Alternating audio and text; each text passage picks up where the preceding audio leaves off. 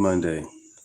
Check this out with me. This is, I think, Trish, Ryan, or Reagan, I'm saying. But just check it out with me. Like and subscribe. Happy Monday. Wow. We got a lot going on. Did you guys catch the No King stuff? I mean, you want to talk about stupid. I was like, oh my gosh, if I have to watch any more of this, it's a bunch of boomers like trying to relive the 60s. And they're out there trying to do everything that they can to basically, in my estimation, like undermine this presidency. That's what they want to do. I get it. But let's just be really honest. Like if you were a king, they wouldn't have been able to do any of this to begin with. So it's like, guys, get over yourselves. Get over yourselves. We can talk about that a little bit later, but I want to start on the good stuff because I'm telling you, more indictments are coming. More indictments are on the way. Kash Patel means business. I'm not kidding. Wait until you hear what he just said. Wait till you hear what the president just said. Meanwhile, Adam Schiff, I have a feeling, just a little inkling, he may be next in line. And you know who we have not talked about for a while? And you love the way I say her name now, don't you? La Monica MacGyver. Oh my Happy goodness. Monday. Thanks for joining in. Monica. Appreciate She it. can't raise any money at all. I mean, she's got big legal bills for this. Oh, yeah. But it's a problem. A really, really big problem. Poor LaMonica. Can't say I feel that bad for you. Anyway, we're going to get into all of that. Welcome to the show, everyone. Great to have you here. Please make sure you subscribe. I actually put Thanks for the joining in. Spotify show Like and as subscribe. well in Happy the Monday. live chat because we're doing great over here, and I'm thrilled, and it's a testament to you guys. We're up over 1 million, like 1.1 million. I can't believe it, right? It's amazing. It's amazing what the truth will do. How people just keep coming because they want to get something that's outside the mainstream media. Well, over on Spotify, we just started that a few months ago, and I'm posting the show there, and I could use Thanks for joining in. Happy so Monday. if you get a chance, go over, subscribe, and hey, maybe even rate. 5 stars only, please. Thank you so much. I'm telling you, cash means business. It's all coming out, every little last bit. We are looking at so many different leads on criminal activity by those who are in positions of power. And we're not going to stop until every single one of those is fully exposed. The documents are provided either to Congress or the courts of law and make every referral we can to the Department of Justice. These indictments that you've seen and the ones that you're going to see coming up here in this near future are just the beginning. But I have to remind the audience one thing. Everybody's like, it's 7 months. What have you guys been doing? Thanks for joining in. Happy Monday. This diseased temple of corruption. Now it's over. Yeah, you better believe it's over. And I like how he calls it the disease temple of corruption, because effectively that's really what it is, right? Well, he's exposing all of it. He and Dan Bongino together, along with Pam Bondi, Lindsay Halligan over in the Eastern Virginia. We're going to talk about her because Thanks for joining in. Appreciate it. Rid of all of the perceived corrupt attorneys who didn't Thanks for want to the move like. Thanks for the various like. indictments, because they got friends. Didn't Dan tell us the other day, who the heck needs a friend in Washington? You need a friend, you go get a dog. And we are there to do a job, and we're going to keep doing this job, which is exactly, the president is supposed to be distant from this. He is distant from it. He's like, I'm letting them do it. But, he knows what went down. He knows how he was targeted unfairly in, frankly, a total violation of his civil rights. How you doing, it wasn't Erica? just him. Thanks for joining in. Appreciate it. Book is number 1. He came on Happy the show Monday. the other day. We talked about Like this. and subscribe. Why is his book number 1? Because it wasn't just him and his family, but anybody who was associated with the MAGA movement, and you didn't have to be working for him. You didn't have to be running the campaign. You didn't have to. I mean, if you were a journalist, of course, look, it goes with the territory. I get it in my business. But if you were an everyday American, you were at risk. If anybody saw your Twitter, if anybody saw your Facebook, if anybody knew that you supported Trump, you were basically persona non grata, and that was encouraged. And that is why Americans are angry. It's why they helped elect him again, and he won. So you can do all the no king stuff you want. Guess what? He won the Electoral College and the popular vote. So make America great again. He means business. Cash means business. Dan means business. Let's listen in to his interview with my friend Maria over the weekend. All of these indictments caused Obama the other day on a podcast to say that right now democracy is being threatened. Yeah, I know. He says that all the time. He's the one. Thanks for joining in. By Happy Monday. on my campaign. He started it. Obama spied on my campaign. And he did it knowing it was illegal. He knew it was illegal. But he started the whole thing, and there were a lot of dishonest people, and I suspect they'll be caught. Thanks for the likes. They're Thanks for gonna get subscribing. caught. Appreciate it. That's what's been promised here, okay? So if you were a dishonest person, I'm almost quoting Dan here because I've played you guys the clip before and I want to show you something new from him. But he went on Fox about 8 weeks ago, maybe 10 weeks ago at this point. He said, look, if you were a dishonest politician, if you were doing things that you shouldn't have, we're going to find you and we're going to hold you accountable. Because you know what? No one should have to go through this. Like what actually happened is so bad, whether you're talking about Russia, whether you're talking about, the Hunter Biden laptop, that was just misinformation, disinformation. We've shown you the emails, right? The emails between Brennan and Mike Morrell, the deputy director at the CIA, unbelievable stuff, all created the mind creation of Anthony Blinken, who was Biden's top guy, went on to become Secretary of State. He didn't get a peace deal done in the Middle East, did he? No, what did we see under Anthony Blinken? We saw an eruption of a war between Ukraine and Russia. We saw a disgusting pullout out of Afghanistan with soldiers, American soldiers being killed in the process. Just unacceptable. Dan Scavino, you know Dan, he was actually on with Lara Trump, Eric's wife, of course, over the weekend. And he was saying, you know what, things are different this time around. Totally different because this is Trump 2.0, baby. Get used to it. The differences are absolutely incredible. We're not being attacked every day or investigated every day. The head games they played, they wanted to silence us.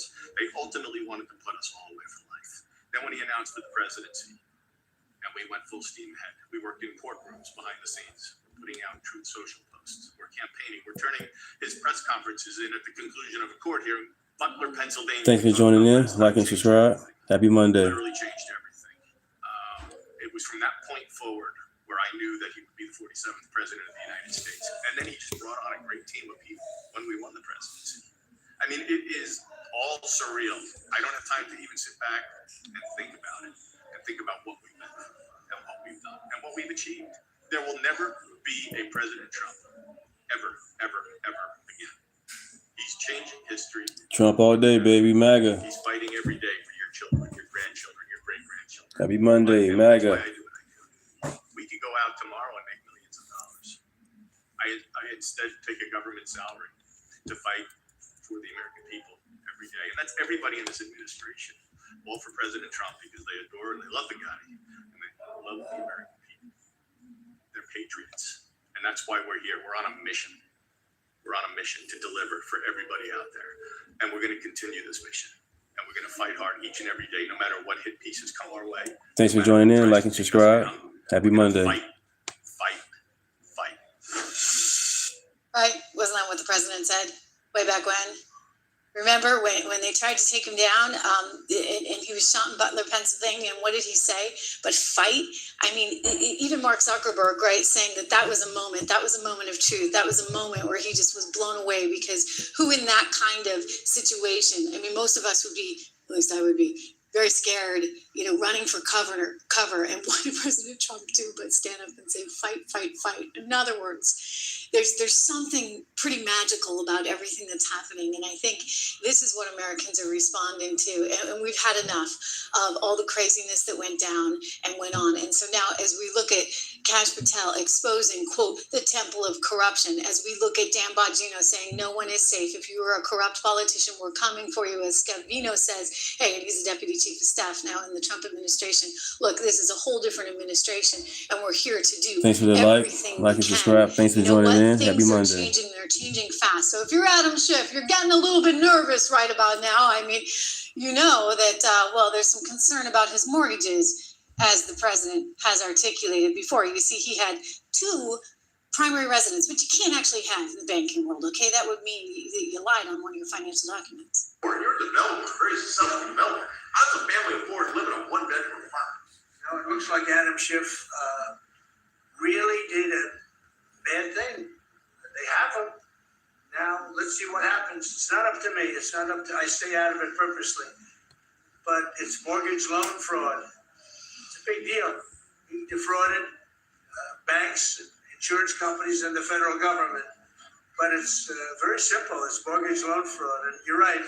That's a lot of people to live in a 1-bedroom apartment, right? But he put it down. But he has a lot of other things far worse than that. So, Adam Schiff, they have him 100% on mortgage fraud. Now, If it was anybody else in this room except you would have no problem. But anybody else in this room, you'd have a problem. I'd have a problem. Of course, because you can't actually have a couple of primary residences. And just for the record, take a look here. What primary residence means in lending, it's the residence that you live in, okay? So you can't have two of them. You can have a second home, and that's a secondary mortgage. Thanks for joining in. That's kind of like the vacation home. You have the Thanks for primary joining in, home, Hank. and then, hey, if you get an income property, that's something else. Letitia, I'm looking at you. Right? Norris, thanks for joining in. Primary home in Virginia when you live in New York, and you can't. Thanks for the likes. Thanks for subscribing. Virginia, that you're then using as a rental property, which you then listed on another set of documents as a rental property, so an income property. Those all come with sort of different rates because they involve different sets of risks. So poor Adam Schiff, he's out there saying, well, How you doing, Nate? I actually feel bad for him. Happy Monday. When this is all said and done, I don't feel bad for Like him and at all. subscribe. I mean, don't sit there Thanks and for tell me joining you didn't in. know, buddy. I mean, for goodness sakes, you're a lawyer. You're now a you senator. guys I'm think? assuming there's like some brain cells. I mean, I realize they're limited, but you got something going on upstairs. You at least ought to have people around you, advisors that are smart enough that you shouldn't be signing on to two primary loan documents. I mean, who the heck does that? So if Thank this is you. all true, and Yep, this is happy what is Monday. being alleged, and FHFA and Bill Pulte have all come forward and said this is what we see. So if this is the case, wow, Adam, I don't know what to tell you, buddy, but you're up one creek without a paddle, and you're looking at federal prison. They have committed massive political crime. I hope they're looking at Shifty Schiff. I hope they're looking at all these people. And I'm allowed to find out. I'm allowed to, I'm in theory the chief law How you doing, enforcement James? officer. But I have a very good, talented group. This is about something else. But I hope they're looking at political crime because there's never been so much political crime against a political opponent as what I had to go through. They raided my house in Florida. It was an illegal raid. They raided illegally my house in Florida. Thank you. They went Thanks for the through like. Thanks for subscribing. the drawers of my young son. They went through all of the cabinets and drawers of the first lady. She walked in, she said, wow, what happened? Because she's very meticulous, and this wasn't so meticulous. If you guys want to support the As she channel, looked into the drawers, and she saw everything a mess. It's what they did. if you want, ain't no against the problem. If person that not, just got out of office. And then you look at these corrupt all people. good. You look at Hunter Biden. You look at the signature as an example, the UNOPEN. appreciate you guys joining in and subscribing. Appreciate it. I'm left and right. The commission. He's got a lot in there. He's talking about what Shifty Schiff did, right, with the indictments. He's talking about what happened at Mar-a-Lago with the raid on his home. By the way, Biden had them for years, intentionally had them, knew he had them. And, they were just all in the garage next to his Corvette, as he was fond of saying. Anyway, and then you think How you about doing, Russia, Dan? Russia, Thanks for Russia. coming in the It goes show. on Thank and you, on and man. on. Like and subscribe. The Thank you. level of, Jamie, thank perceived you. corruption, and I'm just going to say corruption because we know certain things, right? We know about the Russia stuff. We know that Tulsi How you doing, Cowboy? said Thanks for that joining in. Barack Obama and gathered subscribe. everyone into his office in December before the handover of power. Happy Monday to because they were so everybody. horrified that Donald Trump won. Yeah, it's the How cool could that channel be? here, And so man. They decided to go with this Laid opposition back. research that Hillary Clinton's campaign had paid for via Perkins I'm Deontay from Coie. Chicago, And live in they went Rockford. with that, and they created an entire narrative to the point where James Comey, who's now been indicted, was calling up his Columbia University law professor friend, the guy who was on the payroll as a consultant for the FBI, and he told him the whole thing so that he would go out and plant the story in a mainstream media newspaper, where they're not asking any questions. And the next thing you know, you get a special investigator, a special prosecutor, all into the Russia thing. I mean, it's really kind of unbelievable. And now they want to turn around and say, "Oh, we knew he was going to do this. He's just." Thanks for the likes. Thanks for joining in. Happy Monday he's to akin everybody. I saw signs in Germany in 1939 that just made me just so disgusted. He's akin to Hitler. Are you kidding me? Somebody who slaughtered 5 million Jews, and you actually want to say that about Donald Trump? Are you kidding me? I mean, do you have any idea how disrespectful that is to the world? I mean, here's a man who comes along and says, "Hey, let's enforce the law, let's enforce the border," which actually Democrats wanted to do until he came about. And suddenly he's being equated with one of the most horrific, demonic figures in history. Are you kidding me? But this is the only hand they have to play, you see, because it's all coming out. So this is what Adam Schiff was saying. He was warning, he's going to do this, that, and the other. You bet he is, Adam. Sorry, shit. He can't do the job. He won't protect the public. He will misuse the resources of the Bureau. He will weaponize it against the president's political opponents rather than protecting the safety, the public safety of the American people. I'm sorry, you're the one who was stupid enough to go out and allegedly get 2 primary residences. You can't do it, Adam. It doesn't work that way, for goodness sakes. There's a price to pay for mortgage fraud. Alleged. Shall we say? We'll see. Because I expect that indictment any day now coming out of Maryland. Meanwhile, again, they're saying what they're saying. Oh, this is just a weaponization of the government. No, it's not. You want to talk about who weaponized the government? We know who weaponized the government. Oh, yeah, we know. What about the other names that Donald Trump listed off yesterday in the Oval Office? Thanks for joining in. Yeah, look, Like and subscribe. Thank you guys. Happy Monday. We know that there are some investigations already ongoing, but Donald Trump has made very clear that he is directing his Justice Department to investigate his enemies. I mean, he made it clear in a Truth Social post, which is reportedly was intended to be a private message to his Attorney General, and we're seeing evidence of it all over the place, of career prosecutors under pressure to bring cases, whether there is merit or not. That is, as the senator said, that is a crisis of democracy. That's something we've never seen before. Thanks for joining to the channel. Thank you guys. Appreciate it. Like and subscribe. Thank you. It's independent right now. And as Donald Trump himself said, he's the chief law enforcement officer. He said he hasn't been involved in these cases, but the evidence suggests if he's not involved, people close to him at the White House are certainly driving this train. All right, Kim Delaney, and thank you. Again, what do they think happened? You just saw a lower third there about how 30 million phone records were tapped under the Biden administration. In 2023. What were they doing in 2023? Oh, they knew he was going to run for president, you see, and they wanted to map the MAGA movement. I've got more on that today, but first of all, you've also got Pam's sidekick, Lindsay Thanks for the Lockett, likes. over there. Thanks for subscribing. Thank you guys. Happy Monday. Blown out the whole office. She's firing every person she can possibly fire in the U.S. Attorney's Office, because you have a whole bunch of people that are beholden to the system, so to speak. And by the system, I mean, okay, well, they had their friends. I mean, for goodness sakes, when James Comey's son-in-law is in the office, you want to think that they're really going to be loyal to the president, or are they going to be loyal to James Comey's son-in-law in the quote-unquote system? Donald Trump, never forget this. He's the outsider. He's coming in. They don't like the outsiders. I mean, even if you're going to be a Republican, if you're Mitt Romney, hey, you're part of the club, right? And they weren't so good to him either. Let's be clear. But if they're going to tolerate a Republican, the Republican better be one of them. Thank you guys for joining the channel. Skyscraper building guy, right? Who's been on television before. That's not acceptable.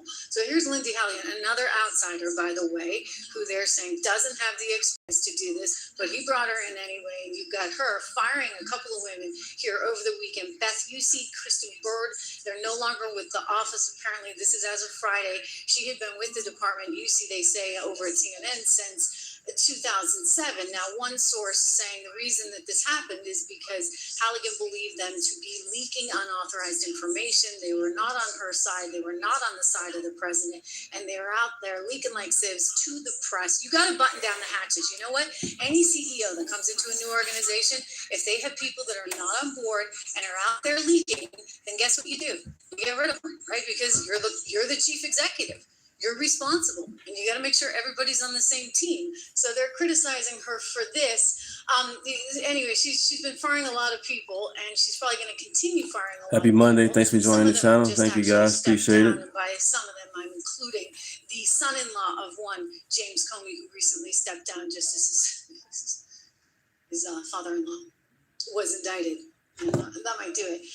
Two other career prosecutors, someone named Michael Benaray and Maya Song, they were fired apparently in the aftermath of Halligan charging Comey. Apparently they weren't on board with that. You have Troy Edwards Jr. He is the son-in-law of Comey. He voluntarily stepped down under the circumstances.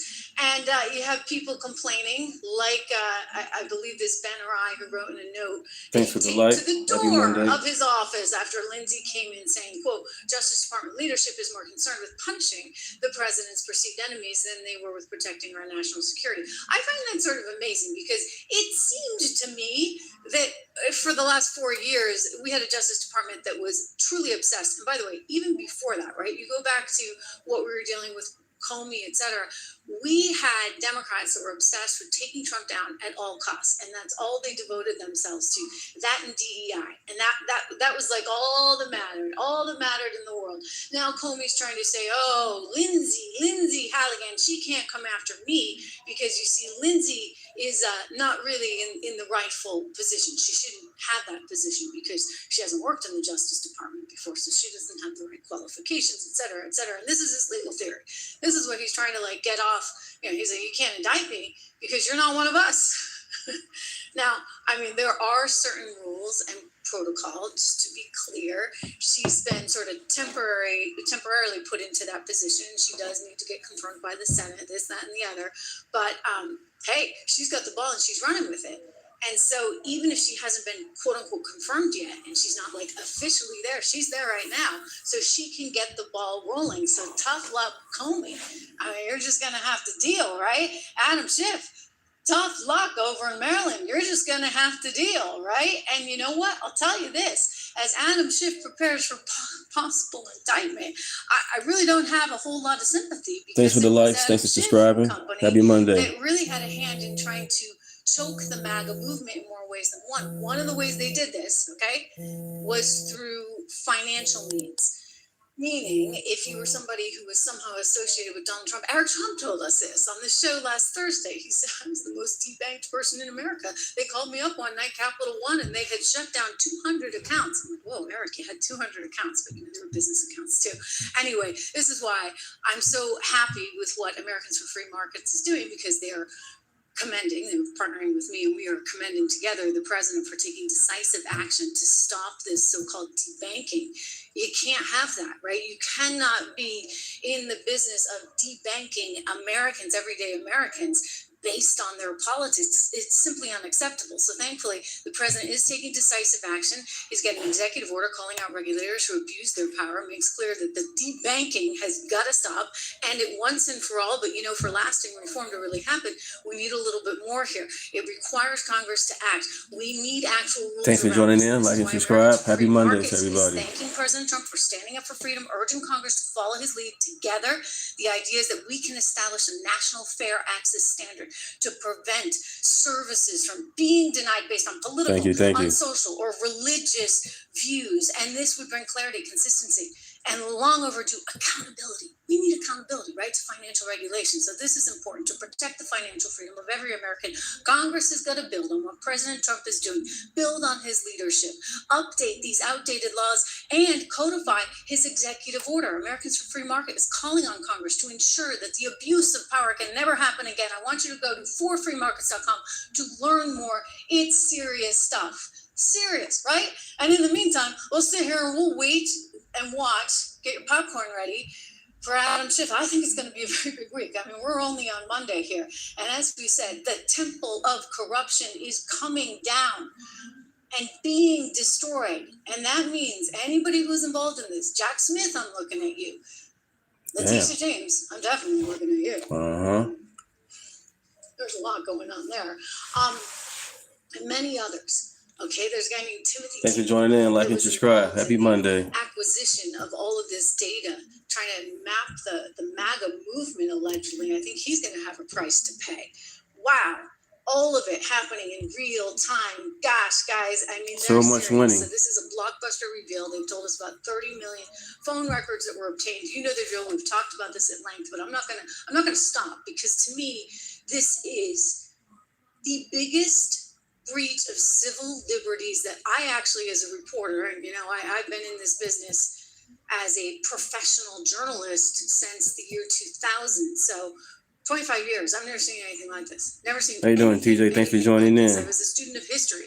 I can go back through the history books, U.S. history. I have not seen anything like it. The closest thing might be the COINTEL movement, where they were spying, the FBI was spying on Martin Luther King, but nothing like this, right? They just blatant gathering as they tried to map out this MAGA movement and like and subscribe. Happy Monday. So we know 8 senators were spied upon. We know a U.S. representative was spied upon. In terms of phone record tolling data that was gathered, the metadata, where they were looking at who they were talking to, how long they were talking to them for, and where they were talking to them from.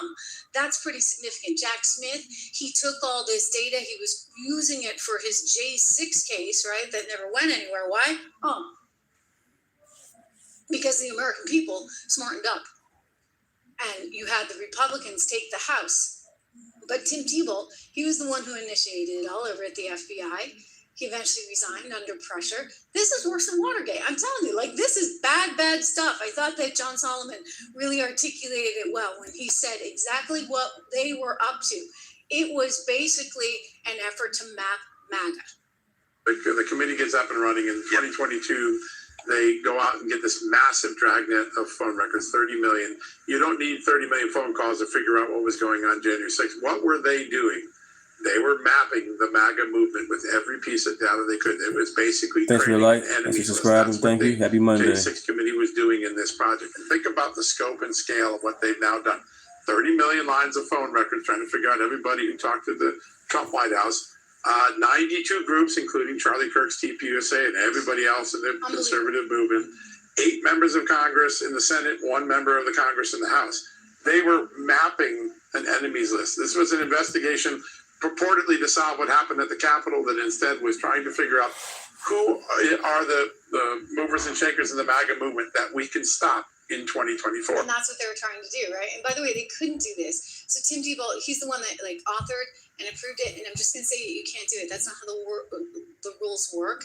They have actually a code there that is in the congressional record. And basically there's a thing called no self-approval. And I think it was actually, is it Senator, I was going to say Lindsey Graham, but no, I don't think it was actually Lindsey Graham. It was, and it wasn't Ron Johnson, Grassley. Senator Grassley actually revealed this because he had the metadata, speaking of metadata, on the original Word document that Tim Tebow created, where they were going after the president as the criminal target. And he's the one who created this document. And then he's the one that, per the records, actually approved it. Now, you can't do that. You actually can't do that at the FBI because they have this thing called the no self-approval rule 3523. Here we go. All right. Section 3523 of the FBI's Domestic Investigations and Operation Guides does not allow for you, if you're the one who investigates, it launches the investigation, you can't actually have self-approval. So, like, what did they do? Did they really violate the law? I mean, it sounds like they violated it right then and there with the self-approval. I'm curious to know what kind of court orders they had on this, whether they had a subpoena, whether they had any kind of national security letter or FISA warrant. I don't know what they had, but I'll tell you, this is not good. And then all of a sudden, it goes away. It goes away because the Americans then elect the Republicans to take over the House. Happy Monday. Thanks for joining in. Like and subscribe. Right, with the committee getting dissolved. And Adam Kinzinger goes away, but he still has these records. He still has 30 million phone records. So what does he do? He takes them back to the FBI because he wants to, once again, destroy and stop Trump. And they're equating him to Hitler or Mussolini. And I'm like, what kind of planet are you people on? Like, you can't, this is what they were trying to do. You see, they took the ball. They said, okay, we'll get J6, so we're going to run with this, and we're going to trample all over everybody's freedom. Again, back to John. Plot gets stopped by the American people in December 2022 because Americans choose Republicans come in, the Democrats get thrown out of the House. A year later, when Adam Kinzinger is no longer a member of the committee, he's no longer a member of the House. He no longer has protection of the speech and debate clause. He's calling up the FBI and trying to give them these records, which, by the way, the FBI would never have been able to get this large a swath of records. It's just too broad a request, right? There wouldn't be a legitimate investigative need for that many records. He's trying to say, hey, I don't know, but let's just get them to you guys. He's making that call in December of 2023, 4 years after most of the cases have already been brought in January 6th. Why is he doing that? He's not doing it for some legislative purpose. How you doing, A? Like and subscribe. Thanks for joining in. For some criminal purpose, because J6 is mostly solved by that point. He's doing it to try to give the FBI one more piece of weaponry to stop Donald Trump from winning the presidency in 24. This is what's so bad. So just to back up for a second, here's what we know. Cass Patel, Dan Bongino, they have fired all the agents that were involved in this. But that's not enough. Let's be really clear. It's not enough because we need to know who was behind it all. Okay, T-Bolt was behind it, but who was behind T-Bolt?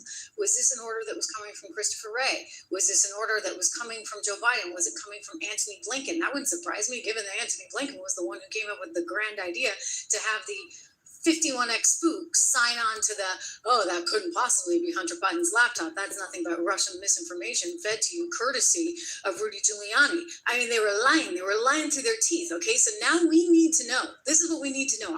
You got rid of the peons at the FBI, right? That decided to go do all this. Thanks for the like. Thanks for subscribing. But we need to know where it originated. Thank you. Appreciate it. Happy and Monday. Look, I mean, it goes all the way back. The trace, anyway, as far as the president is concerned, as far as Tulsi Gabbard is concerned, it goes all the way back to Barack Obama. And this is what we're going to learn Right, more Lisa. and more of as the plot thickens in this sort of crazy situation. Barack Obama, I'd be worried if I were you. LaMonica, I think you're pretty worried right about now because, you know, you're running out of cash and you get some serious legal bills as a result of...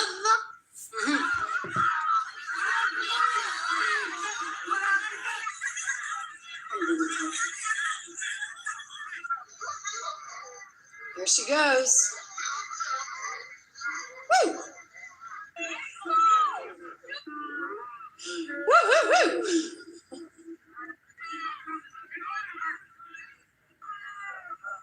Woo! Okay, I'm gonna get my opera voice on. That's like La Monica, right? It's just not Monica. This is my drill, right? Like we can't go by Monica. We're La Monica, the one and only Monica McGuire. Anyway, ladies and gentlemen, she is in a lot of trouble because she doesn't have the money to pay for the legal bills and she's facing like 17 years in prison. This is the latest update. She just disclosed $147,000 worth of new fundraising. Woohoo! Not a lot. Actually, not a lot. You know how I know it's not a lot? Well, take a look at one AOC. Thanks for joining in. Appreciate it. How's that for a graphic? Happy Monday. I like my bar charts, man. AOC $9.6 million in the third quarter versus McIver $147,000. So she doesn't need a lot more money, right, in order to fight this thing. In terms of money in the bank, look at AOC. She's got $11.8 million. LaMonica has $669,000. What's going on, lady? I mean, nobody wants to rush to your defense for this one. So it pays well. You ain't lying. Enjoy Sorrow. This is the moment. This is it. Look, watch. It gets better. Okay, watch. This is more than This is more than being swept up in that. You see that? Like that's what you call a right hook, I think. Whoa. Okay. So this is all alleged. She allegedly assaulted a federal officer. So if this is proven out, and look, hey, you saw the tape, I saw the tape, the jury will see the tape, the grand jury indictment, I'm sure they saw the tape. If this is proven out, she faces... How you doing, Mike? Well, she actually... Thanks for joining in. Like and subscribe. Happy Monday. I don't think that Letitia James, if she's proven to be guilty, will do the 60 years that people are talking about either. I think that, you know, she'll get out for good behavior somewhere along the line, but she doesn't have the money to pay for this right now. I mean, she just doesn't have it. And her brand, you know, new legal theory, I guess she can't afford Abby Lowell, perhaps, the Letitia James attorney. Thank you guys for joining in. Happy Monday. Represent, I believe, one John Bolton. His name is Deunta. Attorney as well. You see him in such as all is. Anyway, new body cam footage revealed, quote unquote, who really ordered the arrest of Newark's mayor. And so somehow she's trying to say, or lawyers are trying to say, that because the DOJ gave them the A-OK to arrest the Newark, New Jersey mayor, that somehow allowed for her to do this. I don't buy it. How does that allow for you to do this? It doesn't. Like, you're not off the hook. I actually don't understand what one thing has to do with the other. Amazing. I mean, if you say, okay, well, you know, it's their fault because they allowed this. They were the ones that said we're gonna arrest the New Jersey mayor, and they've got this on camera. I'll show it to you. You know, Rachel Maddow's like gleeful. Oh, you know, we think we've solved the case. No, you haven't solved the darn thing. So what? They're just trying to get clearance because they know this is going to become a big, humongous issue, and they don't want to go out and arrest the mayor for his disorderly Hey Jones, how you doing? unless they, you know, get some kind of okay. This is the federal government we're talking about here from the higher ups. So here it is. Disregard. No, I'm not a Democrat. Gleeful sort of joy I'm a over conservative. this is going nowhere fast. MAGA. Well, thanks to body cam footage released by a federal court just this afternoon. That was a Democrat, but we now know now that the I'm mayor a of Republican Newark now. was right when he said that arrest did not arise organically from anything that happened on the ground at that ICE facility. He said at the time that his arrest appeared to have been ordered specifically by top Trump officials in Washington. Well, now today we can see with our own eyes that appears to be true. No, I got it. We're taking them right now. All right. Well, let me just.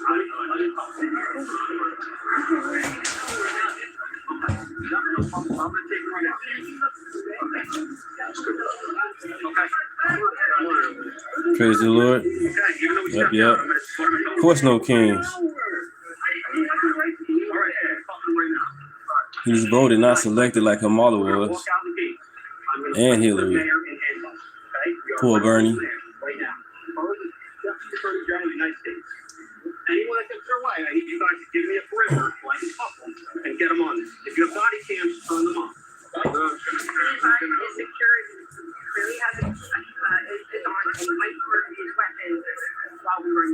Happy Monday again. Thanks for joining in. Happy Monday. Like and subscribe. Thank you, guys. Thank you. For the Attorney General of the United States, so Pam Bondi's like giving them the okay. Well, what does that have to do with anything? Again, I would just go back to she decided, allegedly give someone the right hook. I know what I'm looking at, but I have to say allegedly, okay?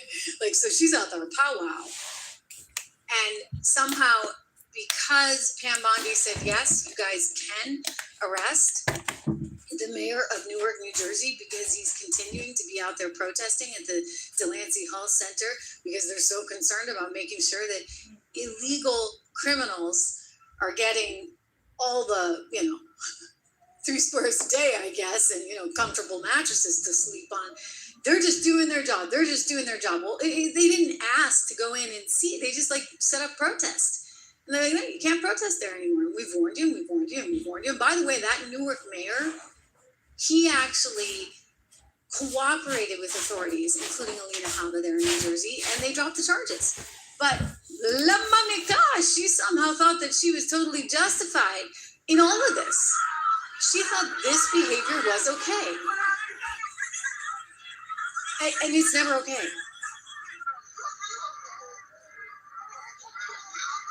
I'm sorry, it's just never, that's not okay. Right. Okay, so at one point you could say, thank you guys for liking, thank you guys for subscribing. Really appreciate it. Pushed aside and she's just that's it. Happy Monday. Now watch this clip. They slowed it down. Boom. Okay, you see that? That's the one that's going to get her in a lot of trouble, and that's the one. Thanks for joining in, Blue. Facing 17 years, and so this idea that somehow she's going to avoid prison based on this tape that says it's fine. Yeah, Obama a piece of shit. He bogus as hell. And that clearance comes from Pam Bondi. That has nothing has to do with the other. And I'm telling you, she probably does need better legal representation, and she's not going to be able to get it when she's only got a measly 147K. I mean, I don't even know if she's going to get reelected. That is not real money. And granted, she's not a superstar like AOC. AOC is raking it in, communist that she is, right? Don't even get me started. Mamdani, boy, we're going to have a lot to talk about. Comrade Mamdani, just disaster in every single way. But before we get to that, I mean, wow, guys, this shutdown, it's getting worse and worse for the Democrats. The shutdown is very clearly being blamed on Chuck Schumer and the Dems. Trump had a thing or two to say about it this weekend. Thanks for joining in. Yesterday on the Romo Show on Thank you for Fox. joining in. Like and subscribe. They have a deal. We have a deal. We just want an extension. And the reason we want an extension is because you can't make a deal with these people. They're lunatics. They've gone crazy. They're crazed people. Trump derangement syndrome. There really is that disease. At first, I found it to be amusing. Now I find it really is. They want $1.5 Happy Monday. Thanks for joining in. For healthcare for illegal aliens. They come into our country. If we do that, it will jeopardize the healthcare of the citizens of our country. So we're not going to do that. Yeah. So he's kind of made it clear. He's drawn a line in the sand. He said, look, give us a clean CR. We can negotiate some more, but we need a clean CR. We're not going to continue on with the $1.5 trillion that you guys put in after COVID, courtesy of Biden, Nancy Pelosi, and Chuck Schumer. Those days are over. It was always meant to be temporary. We're no longer living through that crisis. It's over. I realize you brought every Tom, Dick, and Harry or Jose, Juan, and Yep, USA. Trump the man. How you doing, Anna? Happy Monday. Thank you guys for joining in. Do it. Like we're not gonna pay for that. We just don't have the ability to do it. And so the Democrats are getting hit with this. And by the way, don't take his word for it. Don't take my word for it. Let's go to a poll that CNN is showing about just exactly where the blame game is falling. Here's someone who I've grown to kind of like for his personality, and he talks like Yep, Sarah. Yep. Oh, Thank goodness God for gracious. Trump. That's like something I would say. Anyway, Harry Anton, here he is. That's exactly right. Turns out shutdowns are different. Thank God for most of all. Thank God for common sense. Trump. Take a look here. That's what happened. We speak about Donald Common Trump's sense shutdown. happened. Finally. Net approval rating, we're talking 20 days into it. In 2018/2019, Donald Trump's net approval rating was already falling. The shutdown was eating into his popular support. It was down 3 points already at this particular point. And would like and subscribe to the channel. was very much on like and subscribe to the channel, come please. over to this side of the screen. This shutdown hasn't eaten into Donald Trump's support at all. His net approval rating is actually up a point in terms of his popular support. So the bottom line is this: the first shutdown during Trump's first term, 2018-2019, thank you. was hurting Donald Trump. This one is not hurting him at all. There's no real reason Donald Trump might say, at least when it comes to popular support, I want to get out of this shutdown. What about the question of blame? Yeah, okay. What about the question of blame? Okay, you see here, Donald Trump's net approval rating was down 2018 to 2019. You talk about 2025 as net approval rating is up. It comes down to the blame game, a game I loved to play when I was younger. Blame Trump for the shutdown, a great deal. In 2018/2019, 61%, more than 3 in 5 Americans blame Trump, a great deal for that particular shutdown. You come over to this side America first. That's all I know. That's all I voted for. It's a different I don't need to be challenged. I'll challenge you. Happy Monday. So it's more than Thanks for joining in. Did you like and subscribe? It's less than half a drop. Watch from London. Thanks. Appreciate it. Thanks, Carl. No wonder that Donald Trump at this point Happy Monday. Says, you know what? It's not actually harming me politically. Like and subscribe. In large part because he's getting less of the blame. And he's doing things differently during this shutdown. Yes, exactly right. You know, we talk I'm gonna keep bringing good content to this channel. He wants to be a consequential, influential back. president. Well, if the legislative process is basically freezed up, on Capitol Hill, you may say, well, then he can't actually get legislation through. But that's not how Trump is governing. Baby Wayne, Trump campaigned for how long? The man been on TV for a long time, so I know what I voted for. And what I voted for, he's actually doing it now. So, look at this. 210 executive orders signed by Donald Trump during this presidency. That is the most in a year. You have to go all the way back since Franklin Delano Roosevelt to find a president who signed more executive orders in a year than Donald Trump has already signed this time around. And remember, John, Joe Biden was in the basement all 4 years. So wouldn't be surprised. Did you complain about that? I'll talk about that. This is like so incredible, right? So he's basically saying, on the beach and he was in the basement. I'm going to do everything. You guys shut it down. You shut it down because you won't. I see what my president doing. I see Trump what he's doing. I didn't know what hell Biden was doing. Just so we're all and then the whole auto pen thing. That's crazy. Hakeem Jeffries tells us that wouldn't go actually to illegals. It actually goes to the states, and the states give it to the illegals. In the case of, for example, California, they put $6.5 billion going to illegals for emergency care. So yeah, it does actually wind up leaking through to illegals, and that is his problem. No, it's not what I've seen on TV. It's actually what I've seen in real life, what I'm living. Dwayne. Literally a mess. And those I know Fox News. Everybody keeps saying that Fox News or CNN. It's way beyond that. It's called independent research. All you gotta do is just research your stuff. Stop watching the 10-second content and then that's your news. No, it's way more to that. High-priced drugs. Get a book, magazine. It's a messed up system. I'll tell you. I don't have all Read the answers, Bible. But Conservatives for Lower Healthcare, they've been working hard on this, and you should go check out farmerwindfall.com because they do have some answers, especially when it comes to what you pay for your drug costs. Big Pharma. I know TV and research. This is a laptop you're looking at. This is YouTube. So what you talking about, man? Drug prices. They have already hiked prices on hundreds of medicines this year, while flooding us with billions of dollars in misleading ads for drugs that you may not even need. Right? You get high marketing costs, shall we say?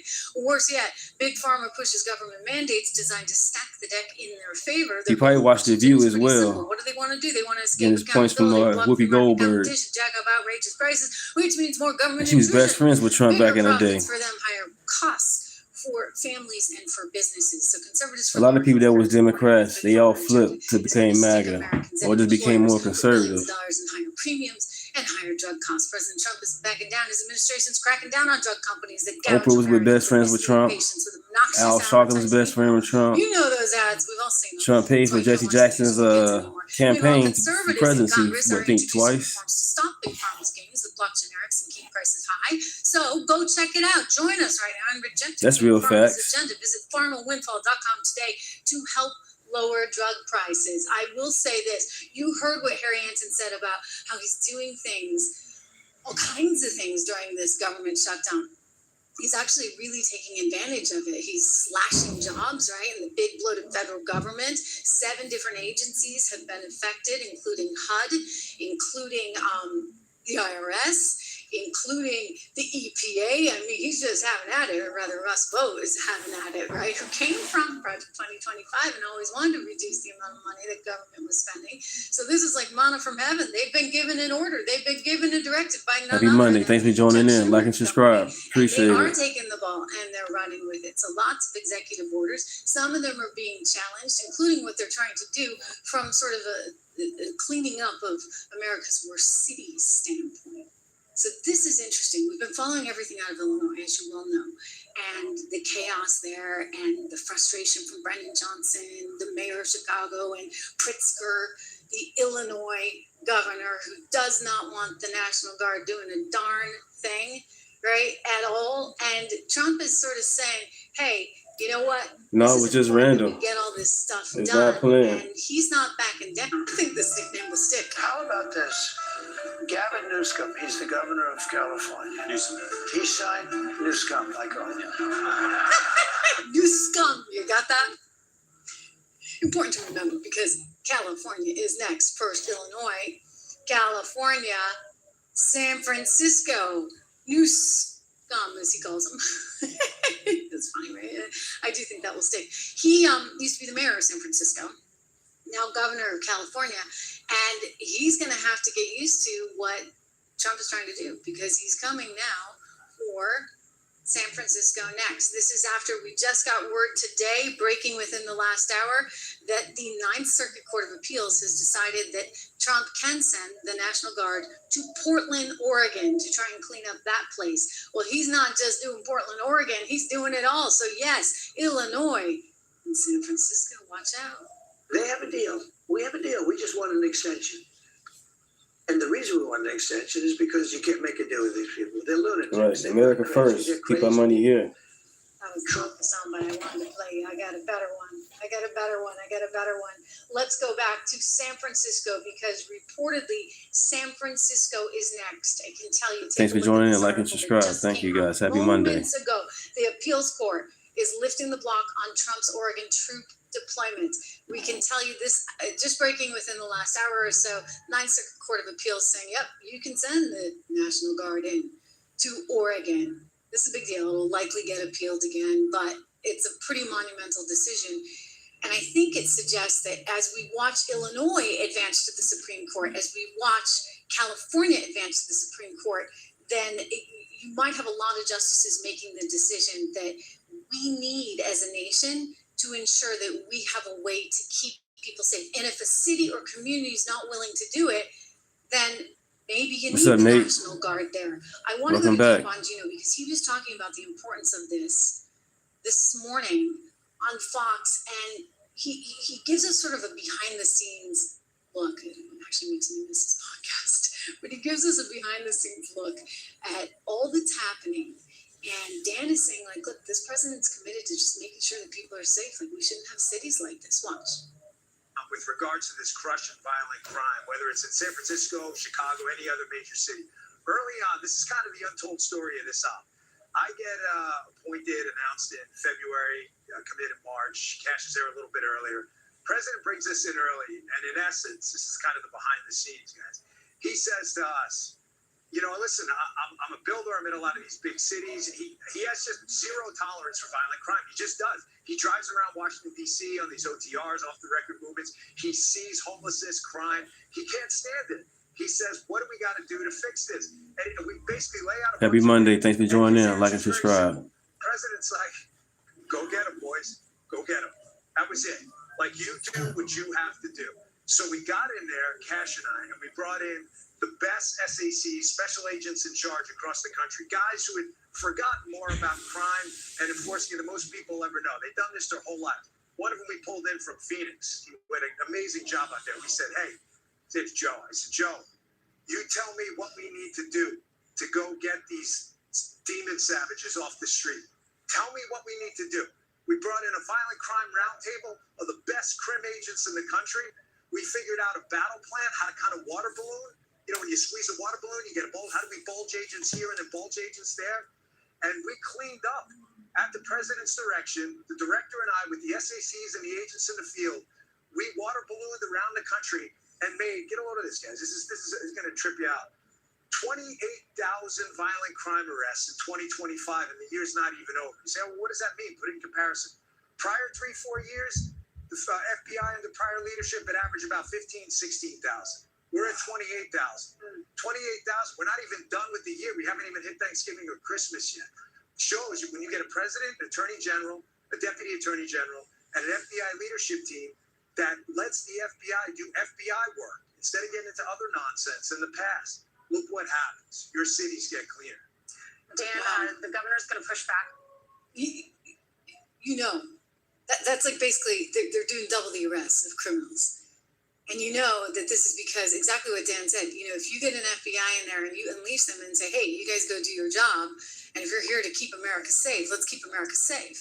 As opposed to being bogged down in DEI and God knows what else, right? Or, I don't know, going after those Catholics that go to Mass in Latin. You know, they're a real threat. Or, those parents that keep showing up at school board meetings because they're upset that their daughter's running track against a naturally born male and losing her first place ribbon and possibly her scholarship to college. God forbid you might actually focus on actual criminals as opposed to what they were focusing on, which goes back to Arctic Frost. It goes back to the 30 million phone records. It goes back to what they were trying to do, which was cut off half the country. Never allow us to speak again. Unbelievable stuff. Listen, the president's not done. He's not done. He's going. I guess you're gonna say Greenmount, Illinois. Believe me, already planning on Oregon, San Francisco, buckle Baker, up. Florida. Gavin Newsom. Yosemite, Kentucky. Let's see. But the governor, who got thrown out Craigville, of his Indiana. family because he's a dope, but the governor, Pritzker, he doesn't want us in. You know, if I were him, if I were a Democrat and I were him, I'd say, come on in. What do you have to lose? And you're going to go to San Francisco next. We're going to go to Thanks for the like. Thank you for the like. I think they want us in San Thanks for Francisco. joining in. San Francisco was truly one of the great cities of the world. How you doing, Kyle? Thanks for joining in. 15 years ago, it went wrong. It went woke. Remember my statement? Welcome back. Anything woke is well, broke is another word. I used a filthy word, but I didn't. No. I took enough heat on that. I won't say it again. But nothing changes, right? But we're going to go to San Francisco, and we're going to make it great. We're going to make it great. It'll be great. Again, San Francisco is a great city. It won't be great if it keeps going like this. He's right. I mean, San Francisco's so bad. I don't know if we have any San Francisco residents in the chat right now, but like, it's astonishing how bad it was and is. I mean, I lived there 25 years ago, and it was bad then. But I mean, my husband was there recently. He's like, you just wouldn't believe it. Like Market Street. Whoa, I mean, Market Street, and they talk about how people go into those like zombie-like positions. They've got a problem in San Francisco, and so apparently the San Francisco Chronicle did an article on this, on how there's drug trafficking that's coming in from Honduras, and they're actually trying to really stop that. You see what the president's been doing, going after some of these Venezuelan boats. A lot of the trafficking goes through Venezuela, so maybe it's coming from Colombia or Honduras and Mexico or somewhere, and it goes through Colombia, through Venezuela, and then up to the USA. And he's like, enough, like it is going to end. And so now the Pentagon's been involved in that one, and it's just awful.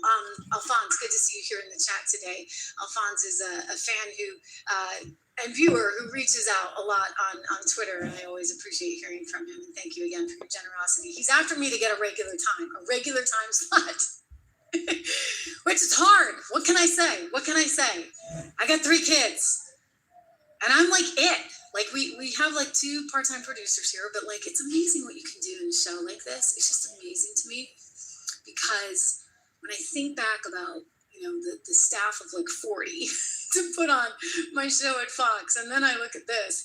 I love it. Like, it's such a freedom. And I have two wonderful folks, freelancers, who work on the show with me. But this is all me, baby. Okay. So Alphonse, I'm working on it. One of these days we're gonna stick to a time. I'd like 2:00. That way I'm home for the kids after school. But my point being, how you doing, Terry? Thanks for joining in. Awesome, Like and subscribe. Thank you guys for joining in. Happy Monday. And you know what? Newscomb, you're gonna have to deal with that. I'm playing this again. I think this nickname will stick. How about this? Gavin Newsom, he's the governor of California. Newsom. He signed Newscomb, like Newscomb, you got that? Wow, good one. Good one, Lisa. So we saw that in the shorts feed over the weekend. Trish with Bocelli. I had to chime in. Anyway, so much going on. I'll tell you, we've been talking about semiconductors and the importance of semiconductors and the importance of us having autonomy when it comes to semiconductors, not being so reliant on Taiwan, which then gets us into a situation with China, as you well know. We've been talking about this for some time at 76research.com. That's my financial research company. You can get the 76 report, use code word $, might give to you $1 for the first 2 months. Then it goes to $9.95. We've had great success over there with all of our picks, so I encourage you to look at the portfolios. All of this is important because Donald Trump is actually doing a lot to onshore. Like, he is doing the impossible. Nobody thought that this could get done. And what do you know? We got Jensen Huang out there, the CEO of NVIDIA, saying, hey, it's happening. I gotta tell you, like, this is super important. Like, if there's one thing that we really need to focus on. How you doing, Elliot? Thanks for joining in. Happy Monday. Did we not, right? Because the supply chain was all messed up. And it's one thing we don't have, like, Clorox or Lysol. That was bad. And by the way, we make those chemicals here, or we at least package it here. Those are American companies, but a lot of the chemicals come from China. And because of that slowdown in the supply chain, like, you couldn't get, I remember being like, hallelujah. This was like months after COVID had sort of come and gone. And I was in a Home Depot and they suddenly rolled out this shipment of Lysol, and I like grabbed two. They're only 2 per person, right? I'm like, woo, I got Lysol again. It's like crazy. Like, why were we so dependent on China for that stuff? So if you think about it for Lysol, that's one thing. But what if you think about it for all the things that power electricity and power your computer and power, your financial records, etc.? That's kind of scary, which is why we need this onshoring of the semiconductor industry. Jensen Huang knows this. He realizes this. And listen to what he said. The White House actually sent out this clip because it's a big freaking deal. And you should be so proud of this president and this country, if for nothing else, for this. This is the CEO of the world's largest, most successful semiconductor company, Jensen Huang. This last week was a historic week. We manufactured the most advanced AI chips in the world, in the most advanced fab in the world, here in America for the first time. All of this started with President Trump wanting to re-industrialize the United States. His terrorist was a pressing agent in making this possible at the speed that we're doing. And now, shortly after less than a year, we're now manufacturing the most advanced chips for AI here in the United States. This is just the beginning of it. With the partnership of the supply chain in Taiwan, TSMC is an incredible partner, a strategic partner for the United States in bringing manufacturing of the most critical sector of technology here to the United States. This is just the starting point. Right, amazing. Thanks for joining in, like and subscribe. And those chips are Thank you. Getting made here. Happy Monday. So it's pretty incredible. People didn't really think this could get done. It takes years to build these fabs, right? And in fairness to Joe Biden, the CHIPS Act that he put in place back in 2021 got the ball rolling on this. But Donald Trump was like, hey, we gotta move this along. And this has been such a huge priority for him. The strength of our tech sector is just absolutely so critical. Justin M., I'm looking at your message there. That's funny. He remembers when there was a run on toilet paper. Oh yeah, there was a run on everything, including that. Necessities matter. Anyway, here is Donald Trump again with Maria. She had a great interview with him over the weekend, and he's talking about how the U.S. now has a 10% stake in Intel, semiconductor manufacturing company. Watch. Well, you've also been monetizing the balance sheet. You took a 10% stake in Intel. That's right. You're taking a stake in Mountain Pass, MP. You know that Intel, I think we're up $40 billion since I made the deal. It's a big deal. I didn't do it for myself. I did it They came in to see me, and I said, He might be an The NPC. United States should own 10% of your company. And they gave me 10%. And Thanks for joining in. Like and subscribe. The stock has gone up so much that they end up making a fortune, but we made $30 or $40 billion. I don't think the question towards you, Elliot. I think it's towards Dwayne. But in that case, it's because we want to get the rare earth refined. Yeah. Okay. So, rare earth kind of matters too. I mean, think about that, guys. It is really, really important. Those rare earth materials matter. Semiconductors matter. Rob and I are actually working on a piece at 76 Research about this. You think about Adam Smith, right? And how Adam Smith talked about the law of comparative advantage, and theoretically comparative advantage should work great. They were thinking about English broadcloth lace. And if the English were better at making the lace and we were better at something else, it made sense to trade. And, they could do that all day long. How you doing, Family King? Thanks for joining in. Happy Monday. Is suddenly critical like and to subscribe. Survival. And in our case, Name Deunta. semiconductors are critical, right, to our very survival. And so that's when the whole Adam Smith comparative advantage thing kind of starts to fall apart. I'm not saying we need to do it on everything, but when you get strategic, necessary industries for the I thought Joe Biden was supposed to be a pedo. They call it, what they call him, pedo Joe. States. I'm glad somebody's thinking about it. Again, the quick shout out to in the shower with his daughter, what she wrote in her diary. Top picks, materials up 85%. We only have 10 to 12 stocks in each of these portfolios, so I do encourage you to take a look at that. What about Hunter Biden and his laptop? But overall, we're just looking at just amazing. They say it wasn't real. I keep saying it's real. On the front lines. Then you got pardoned. And I'm not kidding. Trump didn't pardon none of his kids. By the way, did I tell you we're number 66 and still climbing on the podcast charts? Yeah, amazing. That's testament to you guys. Thank you. And Alphonse, I'm working on this time. We'll get a regular time at some point. But that's why you have to hit the bell. You have to hit the bell because then when I'm live here on this show, and you can always catch the repeat and leave a comment in the repeats. I review Democrat, y'all know what a woman is. Do actually check this thing. Y'all want men's be in women's sports. The other thing I want to tell you about Spotify. So kids cutting themselves. Come on, man. Stop it. Democrat Party. And y'all the party of the KKK. You know that. It's all free. I put it do your in the history. chat. I pinned it to the top. So go check that out. And Democrat Party you guys for everything. wanted to keep slavery going. We will convene again with more. That's crazy. Democratic Party is also the party with the Jim Crow, that BS. Optimism surrounding the ceasefire in Gaza is being tested this morning. In just the past few hours, Israel has announced it will close the Rafah boarding crossing in Gaza due to Hamas's failure to release the bodies of all dead hostages. My mother, my grandma, my auntie, my sister, my mom that gives birth. Today, but claim they don't know the location of all remaining bodies. The decision by Israel is being met with criticism because like and subscribe. Thanks for joining in. Tel Aviv has notified the UN that only 300 aid trucks will be allowed into Gaza tomorrow. That's half the promised amount. But that was all down south with as far as the Confederate flag. That was down south all day. On Truth Social, all 20 hostages are back and feeling as good as can be expected. A big burden has been lifted, but the job is not done, he said. The dead have not. See, a woman, somebody wants to pretend you funny. Oh, you trolling. That's funny. He said. Adam Parsons has more now from Jerusalem. Israel has responded pretty strongly by saying that the Rafah crossing will remain closed. Hey, Dwayne, this is my show, man. I ask the questions, really. What you doing? Indefinitely, but that is a very important.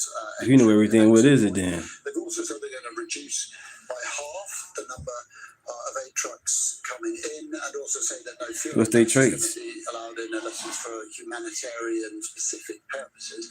These are pretty swinging decisions to take. You probably sniff paint. Whether or not they are a token, or whether these are signs of. You say I'm a bully? How I'm a bully? Change of heart. They're saying this is because of Hamas not I returning. love everybody. I ain't no bully. In both of these cases, so these are both linked to that. Both sides are alleging breaches of the ceasefire agreement. It's almost as if until Donald Trump left town, everyone was feeling pretty good about this deal. Now, cold reality has come to bite, and the fact is that the Israelis and Hamas don't just mistrust each other, they loathe each other. We've also had 45 bodies, Palestinian prisoners' bodies, being returned to Gaza by Israel. no real explanation of who these people are, how they died, where they died. I haven't even come back with names, just numbers. So although this process is starting, it is starting amid an atmosphere of ill will. Israelis appear to have killed. What you mean, black and white people down south would have the flag wave? It's black people right now down south. They got the Confederate flag hung in their yard, in their house. Do your research, man. This is absolutely one person's word against another. You never find. Thanks for joining in. Like and subscribe. Happy Monday. That is the good news, but it is being very sorely tested. And while Donald Trump has returned to the US now, in the past few minutes, he's spoken in Washington about you guys are amazing. the Hamas disarm, I should say, during a cabinet meeting. If they don't disarm, we will disarm them. They know I'm not playing games. Okay, now we did something monumental. I see. That was the first thing we had to do. Above all else, get the hostages back. Now they misrepresented because we were told they had 26, 24 of dead hostages, if we can use those terms. And it seems as though they don't have that because we're talking about a much lesser number.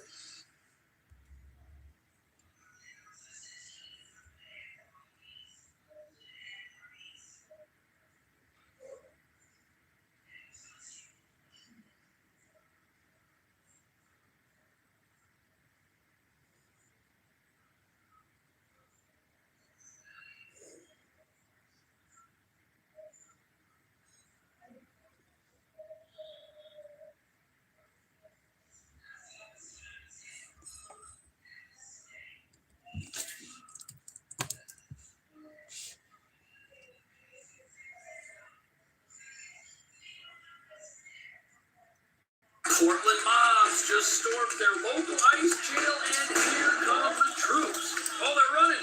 Nope, that guy tripped over a skateboard. Okay, so he's going to jail. His friend just got ejected, but his other friend's going to jail too. Oh, they didn't expect that. Oh, no, they thought they were going to get inside. Right.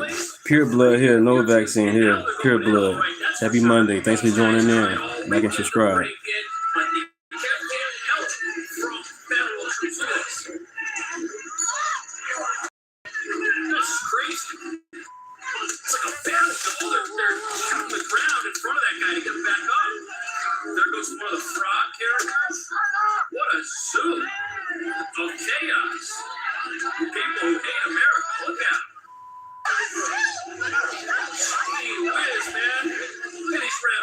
Good one, at least to the right. Good one. This is insane. The number of people getting arrested. Oh, he dropped his water bottle. Yeah, I think they have water in here. Apparently it's pretty nice inside. And now he's going to get to see the inside. Looks like they got her too. And she doesn't want to go in either. This is crazy. Look at this guy. Oh, they got this person. They just arrested that person. Yeah, that's what happens. You want to assault federal agents and you run away. You think these guys aren't going to come get you. Look, these guys do business. Ooh. Thanks for joining in. Happy Monday. Like and subscribe. You've got ordinance going both ways. These protesters are violent. Thanks for staying and watching this with me. Appreciate it. Happy Monday. Smoke grenades like this. Look, see, look, throwing them back at the federal agents. And trying to stop them. These guys do not want to leave. They are not peaceful. Peaceful protesters don't throw things back. And they don't need to be dealt with this way anyways because they just obey lawful commands. Look, see them trying to throw the smoke canisters onto the roof? That's their objective. They're trying to launch them up there where the paintball snipers are to try to get them to leave. It's so stupid. Meanwhile, local police...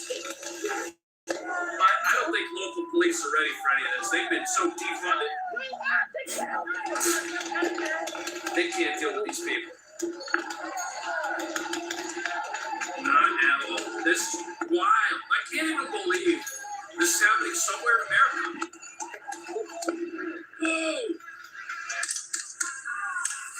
Oh, look, see? Look, they just launched one of those up there on the roof. That ain't peace, man. That is all-out war. And they want to blame ICE for starting stuff when they're the ones that won't leave. Look at it.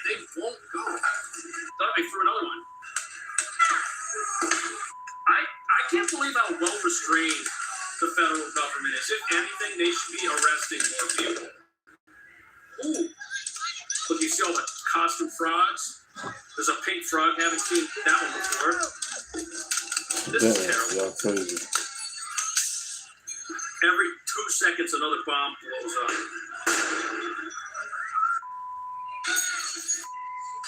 Look at that. And these Antifa people, look, they're trying to rally the resistance. But for what? They're never going to get inside this place. It's all propaganda. They want to make it look like they're out here wearing their Halloween costumes and they're being peaceful. How many times are you going to wear that costume this whole month? That's crazy. These protesters are hilarious. Force as they back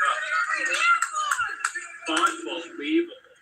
Ooh, that was a big blast. Sounds like some other part of the world where you have an ongoing conflict that never ends. That's what this is. Look, just to get a couple of vehicles, these are the agents trying to go home. This guy's saying he lives here, and he's destroyed his own city. And they go again. They will not stop. It's like Halloween every day in Portland, Oregon, man. Look at that. Look at that. This person's just standing in the smoke. But even when they're not fighting, listen to how they treat the officers. Oh, shoving. Look, just screaming the entire time. Got their pro-Palestine attire. They're here for every leftist cause you can imagine. How militant these people are. They're full of hate. All to protect who? Federal fugitives who don't even belong in America? Look at this guy with his hands up. He's got his hands up like this, and he's walking towards the police. Look, see him walk towards them? See? They won't back up. Wow, there's like several arrests going on. This is so ridiculous. Look, they're gonna arrest, that guy. He's trying to get away. Look.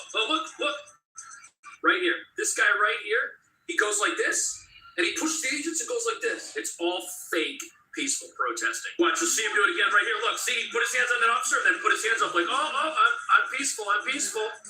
Not at all, man. Not at all. Look, they keep going after him. They're agitating, like deliberately. They need to be making more arrests out here, man. I'm sorry. These Antifa people, they are not going anywhere until they go into a jail. Look at them. Look at them cheering, yelling. And look at this. You can't even drive down the street where the ICE facility is without having to deal with these Antifa traffic people who are just totally deranged. Look at them. Look at these guys throwing themselves on this vehicle. They don't even know who's in that vehicle. They just see a vehicle headed this direction. It's an SUV, and they go nuts. It might not even be an ICE vehicle. They're just totally disrupting their entire environment here. For what? They're terrorizing the law-abiding. Oh, look at all that gas. Wow, you can't even see. Look at it. It's like they're in a cloud of gas, which they brought upon themselves and then blame ICE for. That's how this works. Look at this. Look, they're using their signs to try and fan the smoke up, and they're shooting more of those paintballs filled with a crowd disbursement agent at the protesters. Thanks for joining in, King. Like and subscribe. Thank you guys for joining in. Appreciate it. Yeah, the chat is wild, I see. The chat is wild. Thanks for joining in. What are they going to do next? Look at this guy in his Halloween costume right here, which he's been wearing for 2 weeks, standing in front of this place. Oh, is that more gas? These are the people that want nothing more than to free every illegal fugitive in that jail and in our country and just let the whole place burn to the ground. Speaking of which, watch this.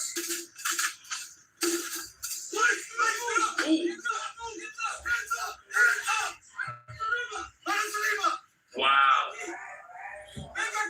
Okay, Lisa. Okay. This is crazy.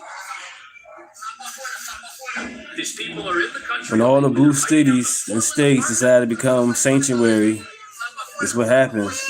And they get all the immigrants out. Now all this chaos. Their family, since this is a sanctuary city, this is where ICE has to go to find these people. And apparently, These folks were part of a group that rammed a vehicle and Damn. then escaped, and they had to be tracked down to this car. Got him. Look what happened to this place. Listen, this is why we have rules. No, not really. You look at the map. Most cities not blue. No, but it's necessary because. No, what you're right. Most cities are blue, but most states are red. How about that? When they're in jail, when they're already in custody, nobody would have to go to a home and arrest anybody. And if these folks would obey our laws and self-deport, this wouldn't have to happen either. For the No Kings March, a demonstration opposing President Donald Trump and his policies. These people think they're peaceful. The protesters flooding the streets of downtown Portland, crossing both the Hawthorne and Larson bridges, shutting them both down to cars. This is the same Antifa people. Right, they don't even live in these places they going to. They don't even live there. I don't know, man. Nobody here looks like they're part of some. Hey, D, man, you got your history and stuff backwards, man. I think you were NPC for real. You trolling. I appreciate it. Thanks for being on my channel. Of course they did. Did you subscribe? Did you like? Really appreciate it. Glad you're here. Everybody, I appreciate you joining in. Vehicle entrance at times. So stupid. Use tear gas and rubber bullets to push them back. Look at all the strobes. People detained by federal agents. Portland police arresting several people as well. Oh, the Portland police were there. Posting on their social media saying they must have told the news that they were coming because they weren't there for any of the footage we just witnessed. But let's hear what they said on social media. I'm curious. Portland police posting on their social media saying the 3 people they detained were I am engaging with them besides just calling NPC. They keep repeating the same stuff. Assault, bias crime, and harassment. Something needs to be answered, some don't. It doesn't do anything because the local laws here I'm glad he's here. actually punish those people, or else they'd already all be in jail. No, they get released. They're always back out. And you know, I realized something very interesting while looking at these riots and this whole No Kings flop of a protest that took place in a whole bunch of cities. You've got 2 components to the anti-Trump open borders movement in this country. You've got the Antifa people who are violent agitators in places like Portland, Chicago, LA. And then during the day at like 11 a.m. when these No Kings things all started, who came out? A quite homogenous group of people who think that they're marching with Martin Luther King decades ago. That's who these individuals are. And you know something? I went to the protest here in New York just to see what it looked like for myself. I put on a disguise so I would look like one of their ilk. I blended right in, no problem. But everyone here looks so depressed. I don't know why they're depressed. They just don't look happy. In fact, I saw a very one-dimensional crowd at this place. These must be people who sit around all day and get all of their information from mainstream cable news, do not entertain opposite perspectives, other views. They have no debate with people who disagree with them. They have no contact with people who disagree with them. And at their protest, which was peaceful, I mean, it's So like this, I live in Illinois. I'm from Chicago. I live in Rockford now. I think that the people that come to this protest and then hear on the news how other protesters Now you tell me about Chicago. Explain that to aren't me. going to be able to comprehend that what happened here I'm 42 years old, so I know what I'm talking about. is different than what goes on in some of these sanctuary cities at 11 o'clock at night. They think the news is lying when they show stuff like this in Portland, and they think it's ISIS' fault because they were just at a protest. They're just like these people voicing their concerns about rights in America, and they think that it really is the federal government who is instigating all of this when we just saw it's these violent rioters. And this whole thing was pretty underwhelming as well. There was no like uplifting message. Everybody's just talking about what they don't like. Nobody out there has any solutions. Anyways, that's what I happen to think. I think there should be more arrests. What do you think? Thank you for watching. I will see you in the next video.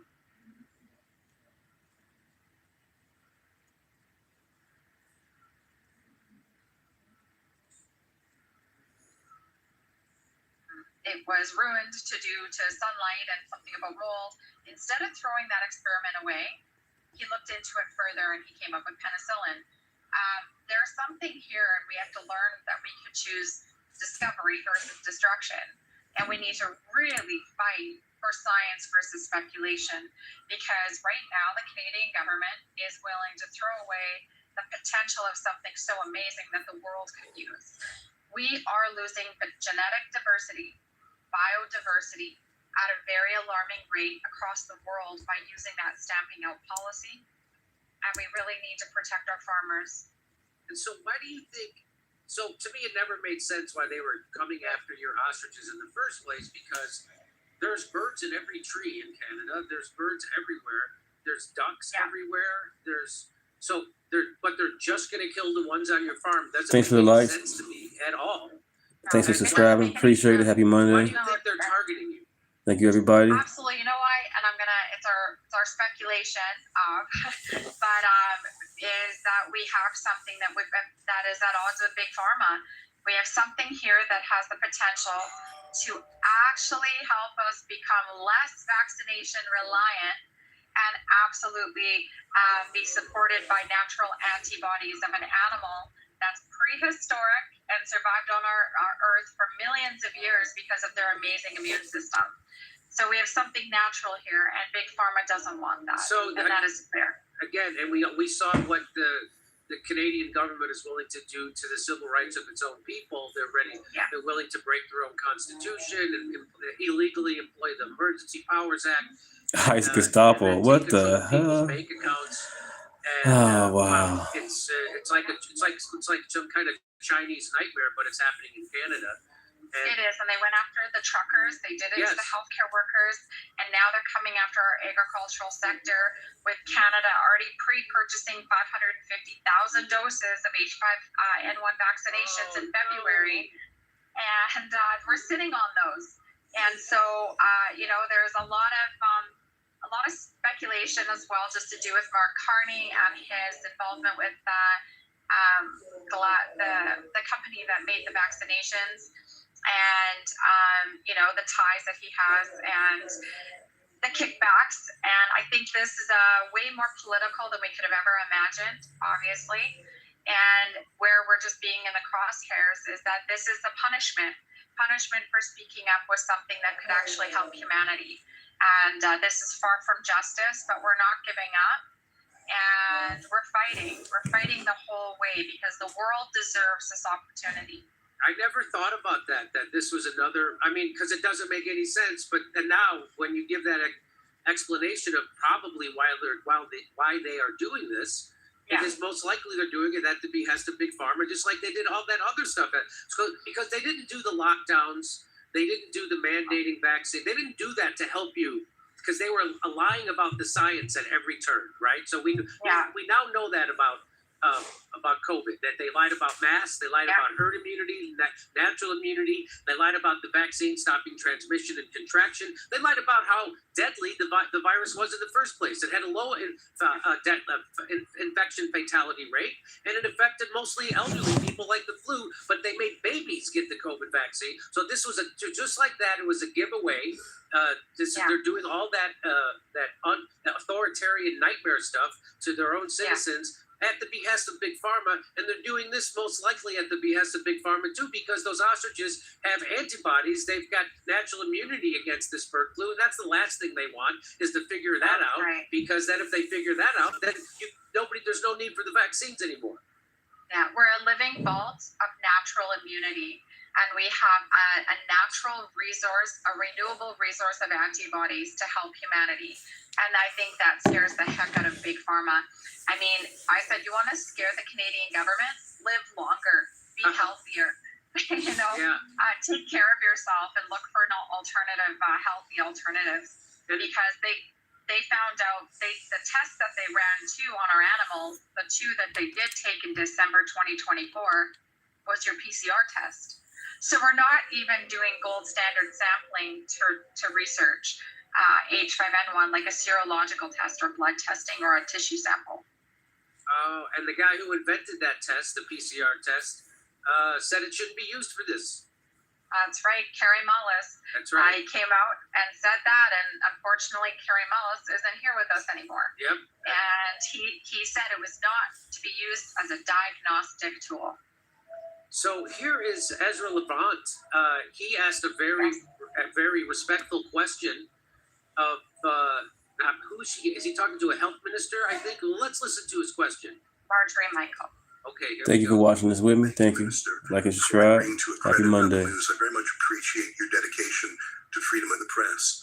So he works for a news organization that this minister accredited, meaning, okay, we recognize you as a legit news agency, and you're allowed to come in and ask questions of the government. So he's doing it, and watch how this turns out. I have a question about the ostrich farm. Now, don't worry, I'm not going to ask about the lawsuit because I don't Okay, no problem. Thank you. Glad you're on the channel. Thank you for being in the chat. Thank you. There was a letter, and I noticed in the statement you talked about Canada-U.S. cooperation. I know that Robert F. Kennedy Jr., your U.S. counterpart, has written. Right, at least they're gonna say Kobe killed him and he died in an accident. It's full of shit when it came to the funerals. The funerals, they got paid for. The funerals got paid. Everybody got paid when it came to Kobe. It was bogus for that. It seems to me that we need allies. You gotta get temperature checks. You gotta get and if you could throw if you was out of town, you gotta tell people where you was at out of town, how long you was out of town. It was just crazy. No skin off Canada's nose. All in your business. Don't you think it would be helpful to have a vaccine passport? That bullshit. That's crazy. trade negotiations? Where's your papers? You can't even go to a nightclub or a movie theater. To have a friend. Next reporter. Merci. Oh, you're not going to answer, Minister? Prochaine question. Merci. I don't understand. Did I do something wrong? Next question. Thank you.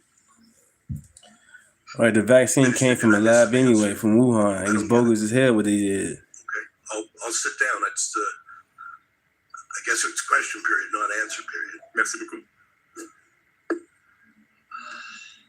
How embarrassing and awkward for all Canadians. How you doing, Sergeant? Thanks for joining in. Happy Monday. The silence that continues Thank to you. Appreciate it. pour out of our government, that we will not address a major issue that has garnered international attention, that the Trump administration has offered the FDA and the NIH to even test these animals and actually look into their antibodies, that the Canadian government would rather respond Thank you for the light. with nothing. Just dead air. So it just again, it highlights the corruption inside the Canadian government. That woman who's the health minister, what's her name? Marjorie Michael. I mean, she might as well just wear a shirt that says "I'm corrupted by Big Pharma money." Thanks, Mr. Sutton. I don't actually work for the people of Canada. I work for the oligarchs, and screw you. And it doesn't matter if it doesn't make sense. It makes sense if you look at it from Big Pharma perspective, meaning we're going to make more money if we kill these ostriches and we don't figure out why they have immunity. Yeah, and that's what natural immunity exists. Antibodies are real, and if we start teaching our young kids and the next generation that they don't exist, we have a really big problem, because that's where our next generation is going to believe that they have to take a vaccination for health. And natural immunity exists. Thank you guys for subscribing. Appreciate it. Trying to get there. Really Thank you guys. Amazing for humanity if we actually use the potential that we're about to throw away.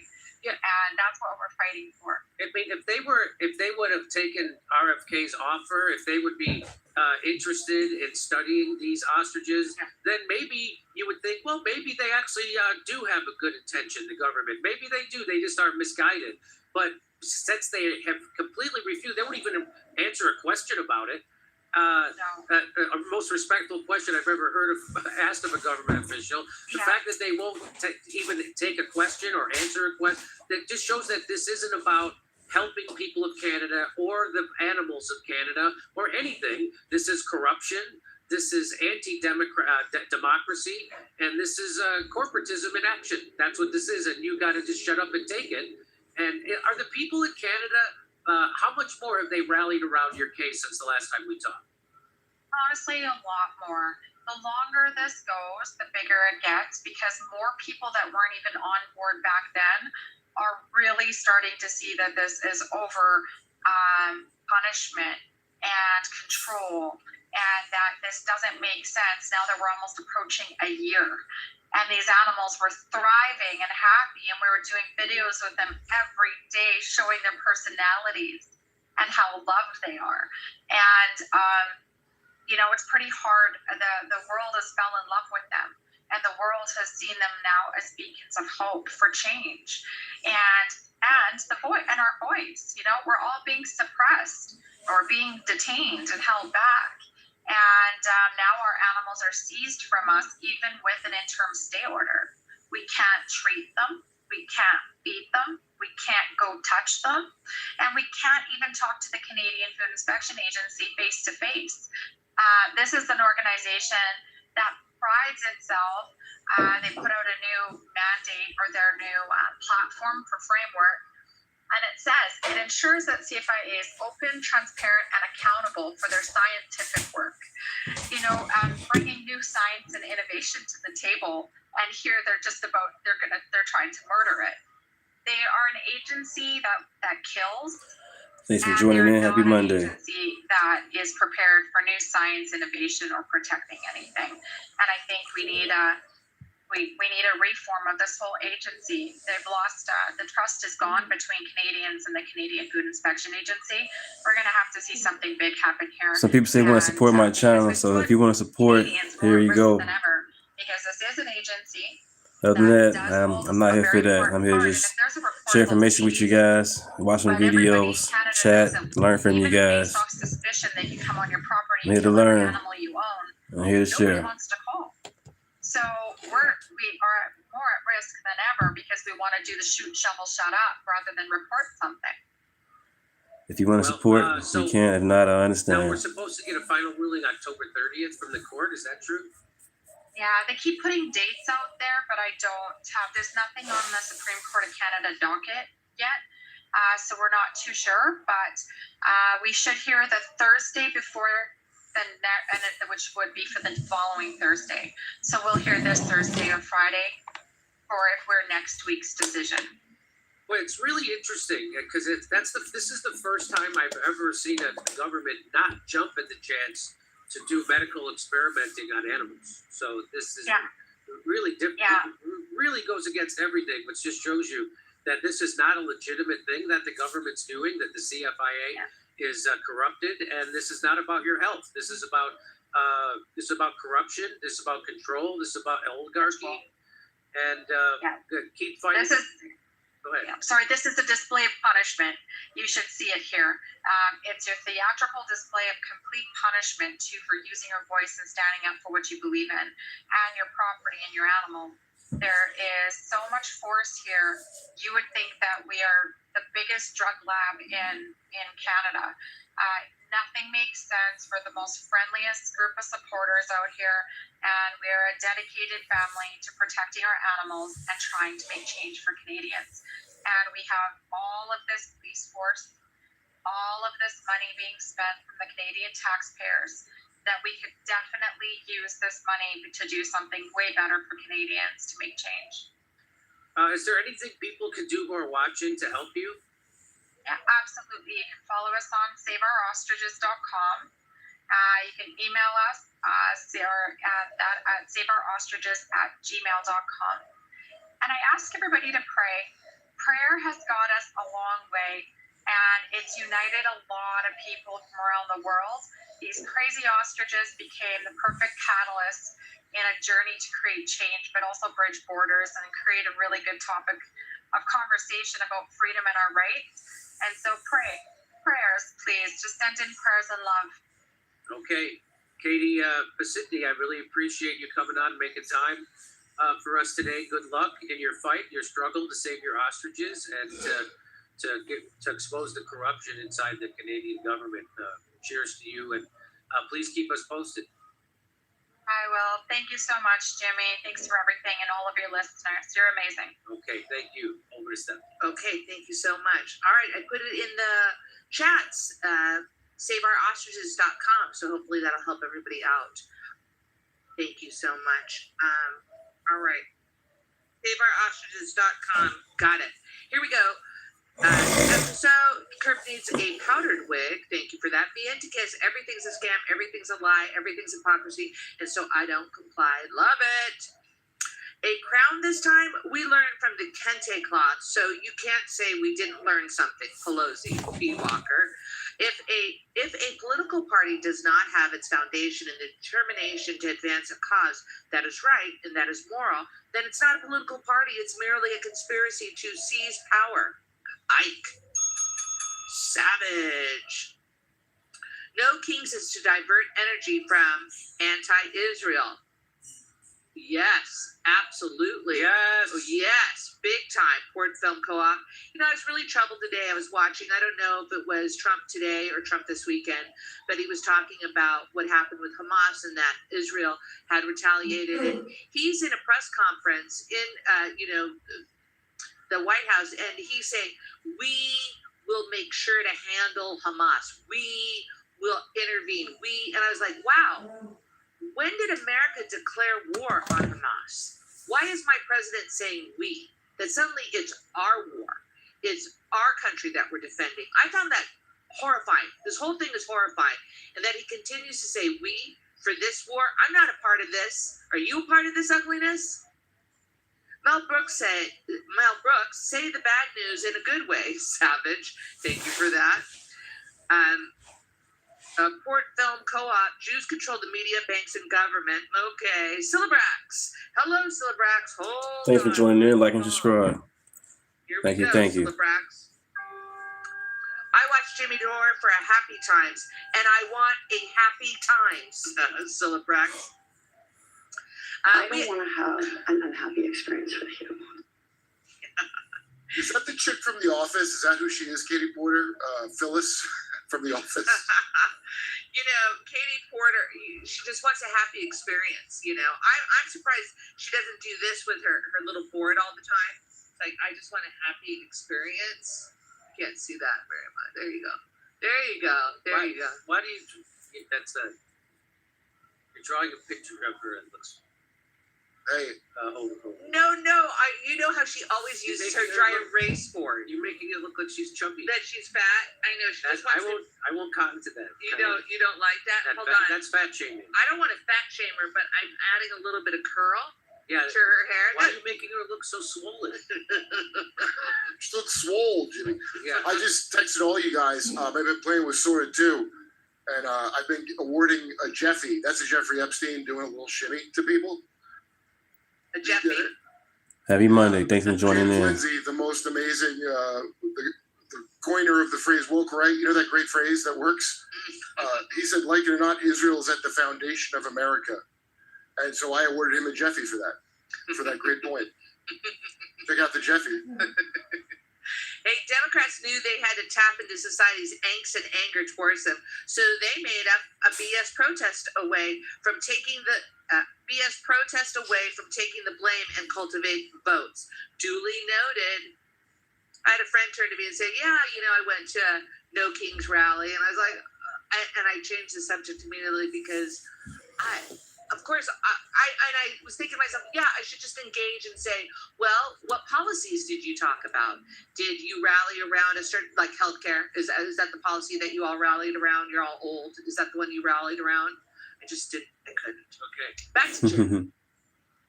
Hey, shocker! Israel has broken the ceasefire immediately. Thanks for the likes. Thanks for subscribing. Thank you guys. Appreciate it. Slaughtering Palestinians. In fact, Israel has violated the ceasefire 47 times since the truce came into effect in early October, killing 38 Palestinians and wounding another 134. Boy, that Netanyahu, he breaks a ceasefire like a 3-year-old breaks your good China. Am I right? Baby steps, Jimmy. They cut down the number of killings. They're phasing it out. Happy Monday. Thanks for joining in again. Thank you. Israel of violating the like and ceasefire subscribe. with Hamas 47 times, killing 38 Palestinians and wounding another 143. These violations have included crimes of direct gunfire against civilians, deliberate shelling and targeting, and the arrest of a number of civilians, reflecting the occupation's continued policy of aggression despite the declared end of the war. Hamas is at odds with Israel. Really? Hamas is funded by Israel. Wow. Anyway, Israel and Hamas have continued to trade blame over breaches of the truce. Israel accused the militant group of violating the ceasefire agreement by failing to return the remains of deceased hostages.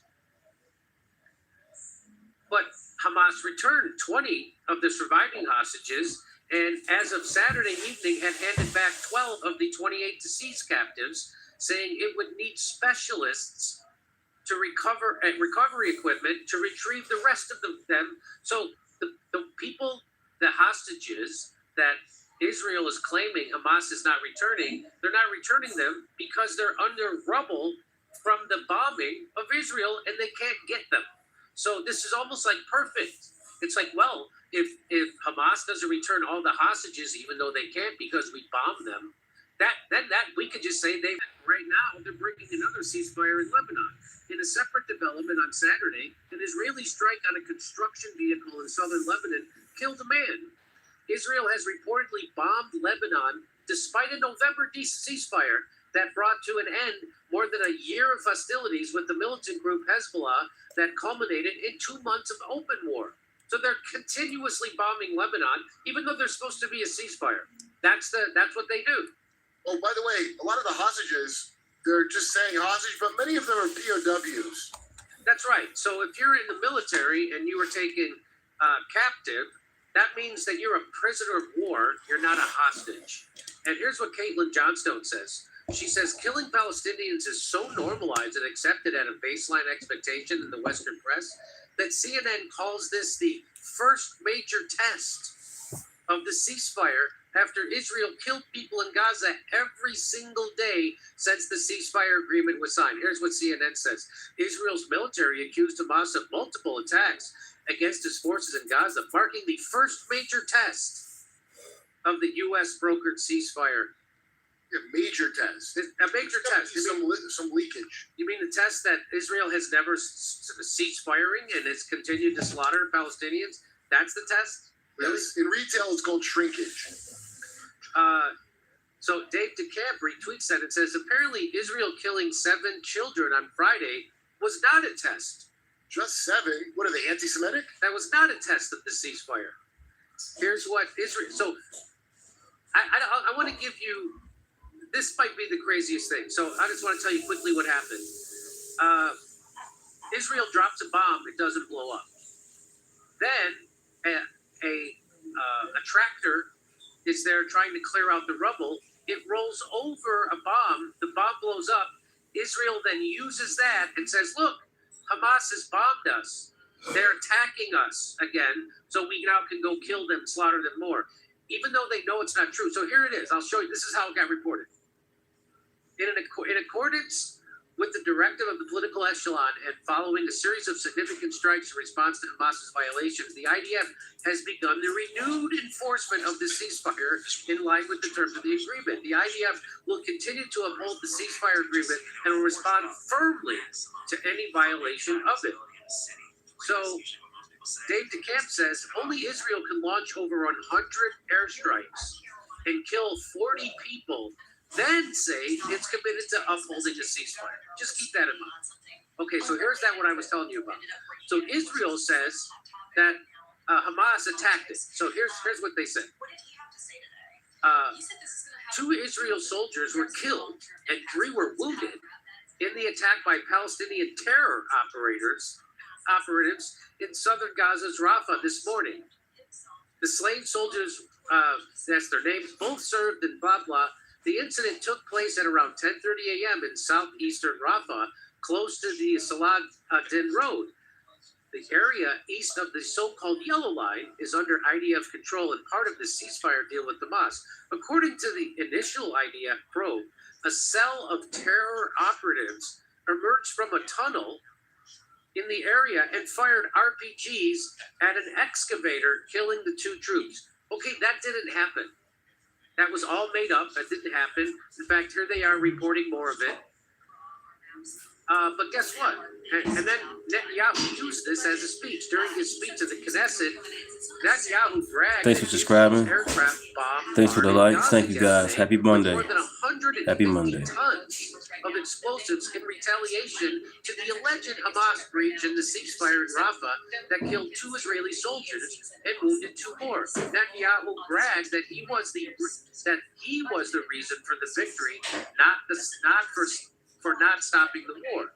So I'll say it again. Netanyahu bragged that he was the reason for the victory for not stopping the war, and he also unveiled that new partners of peace are expected to join. So here they are bombing. So here he is, 100 airstrikes. So there they are bombing them, right? So you can see all the airstrikes. Okay, boom, boom. Okay. Video shows heavy Israeli bombardment of the Khan Yunis on Sunday in violation of the Gaza ceasefire. So here's that. Israel heavily bombarding Khan Yunis. So that's Israel doing that. But guess what actually happened? What actually happened is the incident has no connection to Hamas, meaning the killing of those 2 Israeli soldiers and wounding of 2 others, nor to any operation or clash of that kind. A group of settlers who own private companies for demolishing houses have been continuing to demolish houses for a week. Of what remains of Rafah's houses today, 2 of them were injured, most likely due to an explosive device that their vehicle passed over. So it wasn't Hamas didn't come from underground. Hamas didn't attack anybody. It was the settlers using a tractor to knock down their houses that ran over a bomb that was unexploded from Israel. What's up, TZR? How you doing? The Israeli Welcome media back. imposed a publication ban on the incident, so you can't report on this incident because naturally it wouldn't dare to say that they are still demolishing houses while the truce is in place in front of the world. So they're still demolishing houses in the West Bank and Gaza. Thus, the Israeli army has breached the truce itself. And it was God's will that the self-activating explosive device detonated in the most despicable of the army's tools, the bulldozer crew. So that's what happened. So they were using bulldozers to bulldoze down Palestinians' houses, and a bulldozer ran over a bomb that Israel had planted or dropped there, and that's what happened.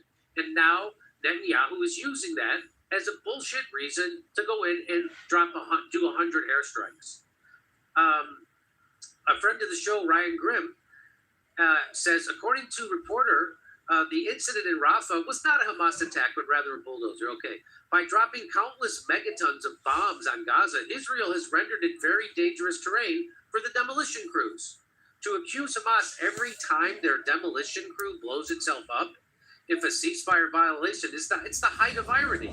The solution to this is to reach a genuine truce and remove unexplored ordinances systematically. So remove those bombs systematically. Don't just say that. Soon after the explosion in Rafah, I'm told by a source familiar that the White House and the Pentagon knew that the incident was caused by an Israeli settler bulldozer running over an unexploded ordnance. That's crazy. Contradicting Netanyahu's claim that Hamas had popped up from the tunnels. After Netanyahu said he was blocking all aid from entering Gaza in response and unleashed a bombing campaign, the administration, meaning the Trump administration, conveyed to Israel that they know what happened.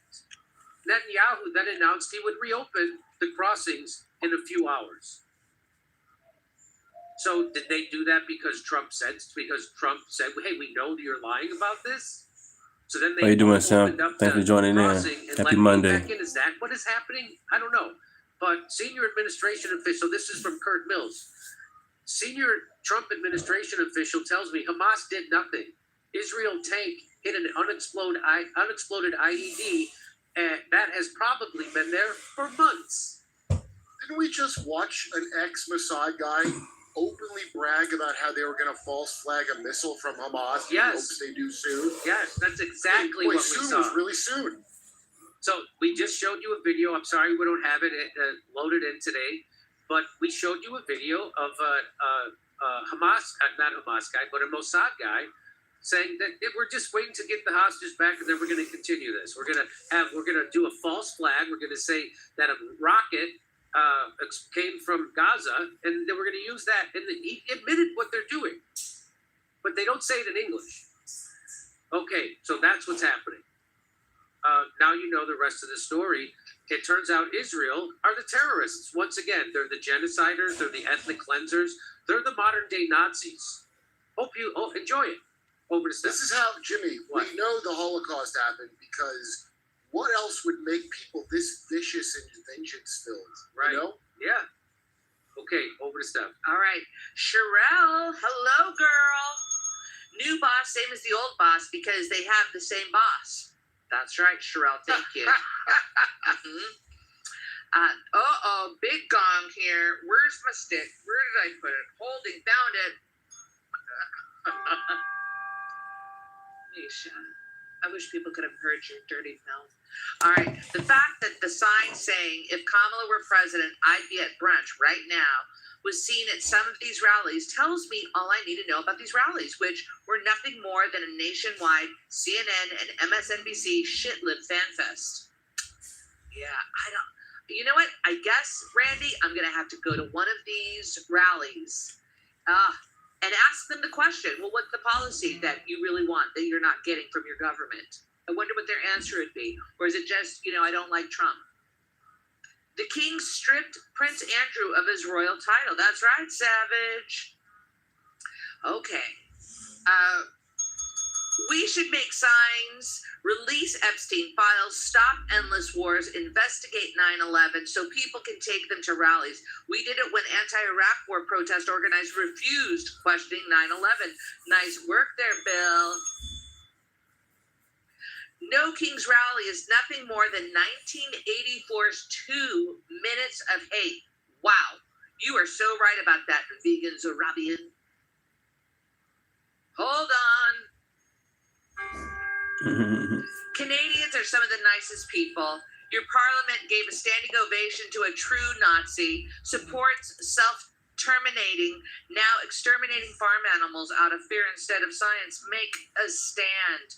And they're doing it. Remember, saveourostriches.com. Crime is out of control in Canada, and 150 cops are terrorizing a bunch of ostrich farmers. Way to go, Canada. Mark, unvaccinated guy. This is intense. Okay. Larry Bird was put down in Canada by Canada for Canada. Back to Jim. So guess what? ICE arrested a cop. Oh, turns out the cop is an illegal immigrant. Here's our news report. You ready for this?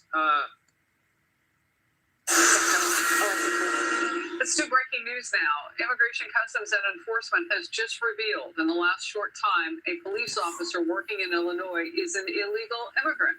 Come on, Illinois, Raduli really? Budjevich works for the Hanover Police Department. He graduated from the academy in August, but he has been living in the U.S. illegally for a decade after his tourist visa expired in 2015.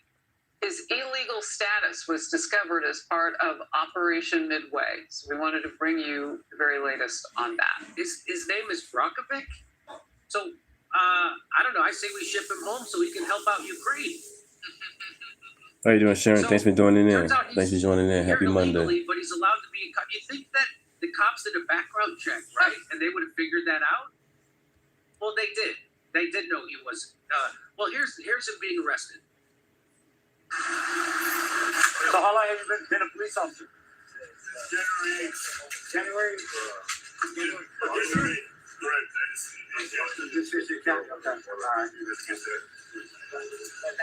Just to confirm that too.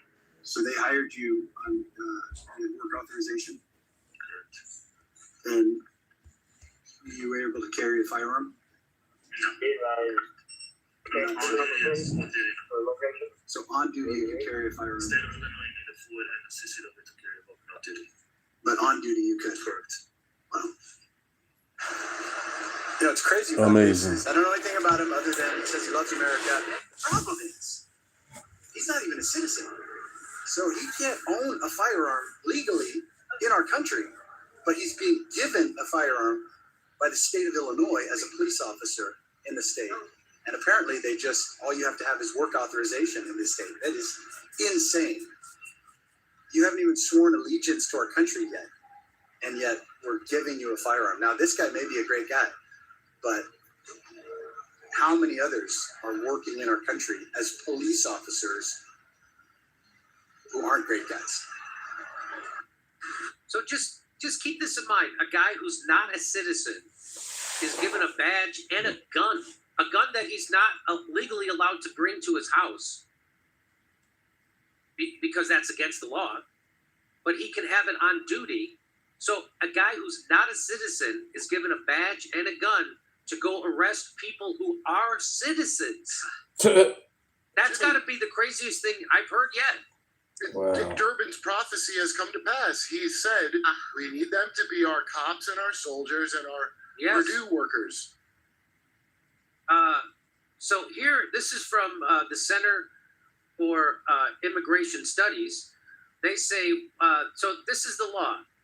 While USC 92.2G5A makes it a federal crime for non-immigrant overstays to possess firearms, there's a loophole in 18 USG 92.5A1 creates an exception for firearms that are issued for the use of any state or any department, agency, or political subdivision thereof. In other words, an illegal alien can carry a gun provided that the illegal alien does so as a law enforcement officer, but that loophole does not solely apply to illegal aliens. So that's the big loophole. So that's the thing. So you can be an illegal alien, get a job as a cop, and then carry a gun, but you're not allowed to take that gun home or buy ammunition, by the way. So here's what the Hanover Park government, which is in Illinois, this is what they said. The Hanover Park Police Department hired Officer Bojovic in January of 2025 in full compliance with federal and state law. Do people really know you're hiring people who are not citizens to arrest people who are citizens and carry a gun, even though it's illegal for them to carry a gun in their house or when they're off duty? Do you think their citizens really are on board with that? Really? Wow. Yes. Before hiring Officer Bojovic, the village confirmed that he was legally authorized by the federal government to work. So he had a work order. So he could work. So they said, hey, let's give him a gun. At the time of his hire, Officer Bojovic presented the village with a work authorization card, which was issued by the federal government's U.S. Citizen and Immigration Services. The card was valid and recently renewed. We also conducted a full background check, including his criminal history, with both the Illinois State Police and the FBI. And so you knew he couldn't carry a gun unless he was on duty. You knew this. So they knew all this.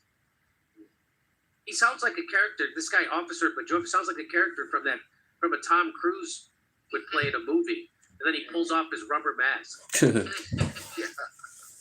So you don't have to be a citizen to oppress actual citizens in the United States.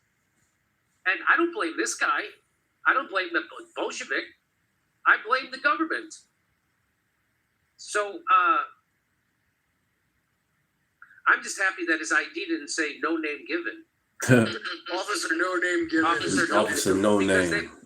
Are those real, Kurt? Yes, those are 100% real. I've seen with IDs that say no name given and they're an immigrant.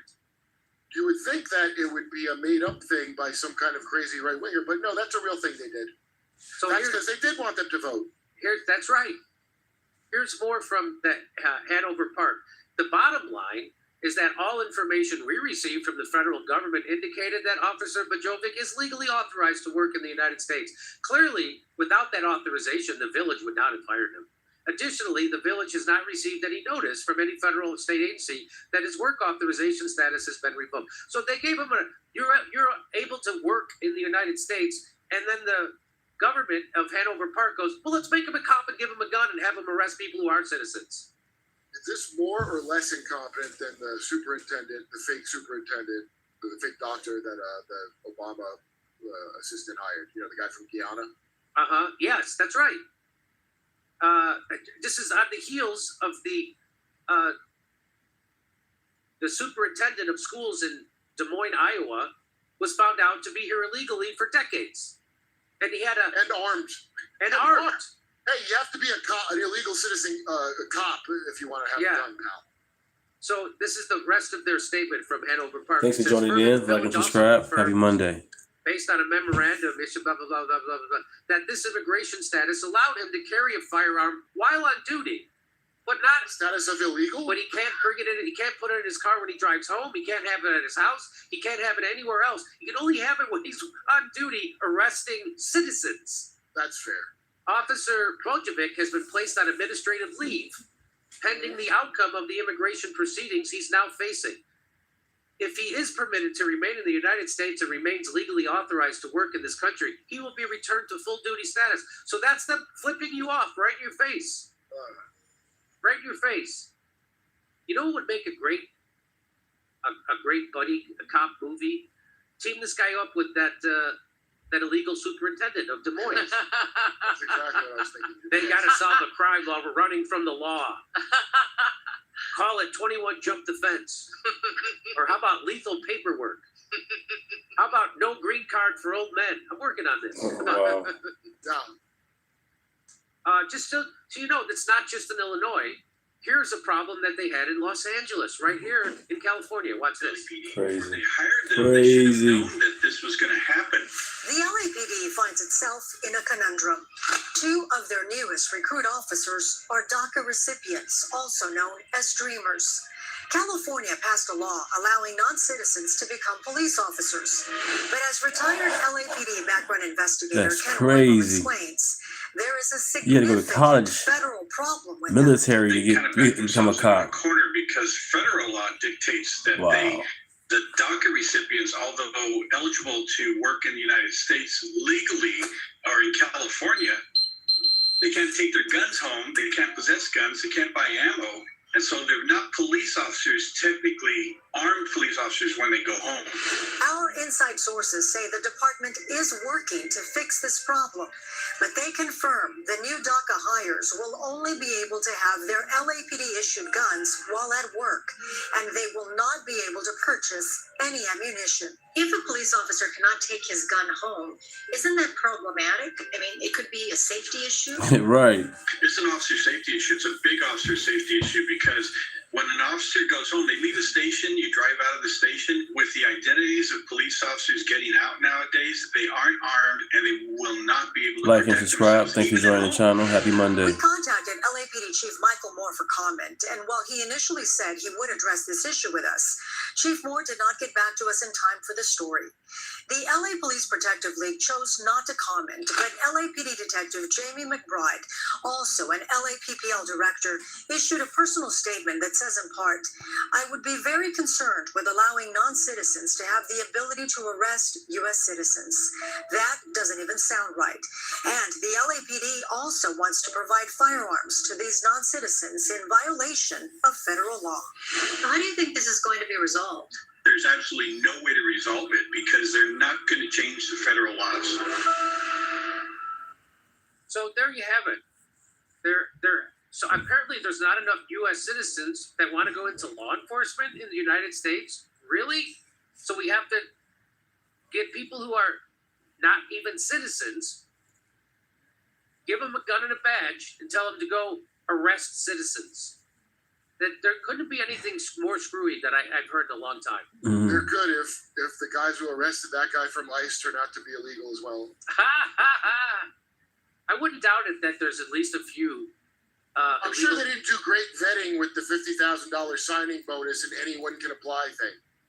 Police Academy 2 covered this. Yeah, so they hired a lot of these ICE agents fly by night. Like they gave them $50,000 bonuses to join ICE, and lots of them were working at a TGI Fridays the night before, and then all of a sudden now. So that's what's going on. And I wouldn't doubt if some of those people were illegal immigrants. So this is great. This again just fans the flame of the people who are on board with what Trump's doing. Now, everybody I know is for legal immigration. Everybody I know is for legal immigration. Everybody. I don't know anybody who's against legal immigration. It's illegal immigration that people are against. And that's why a lot of people voted for Donald Trump, because they had a wide open border and they invited 15, 20 million people to come into our country. And we don't know who they are, where they came from, what their real names are, where they are. Oh, also there's 300,000 missing kids that were let out of those detention centers. Any word on where they ended up? Nobody knows where those kids are. 300,000? So it's the people who are against illegal immigration, which everybody from Dennis Kucinich to Donald Trump is on board with that. And even Bernie Sanders used to say that before he got talked to, before he got his mind right. He was always against illegal immigration. He said it was a Koch brothers plan to suppress wages because that's what it is. Yeah. That's what it is. Happy Monday. Thanks for joining in. For Trump trying to get the people that the Biden administration let flood the country. But that's actually but he's not doing it in the way we thought. You want to do that? You go to a meatpacking place and you arrest the guy who hired them.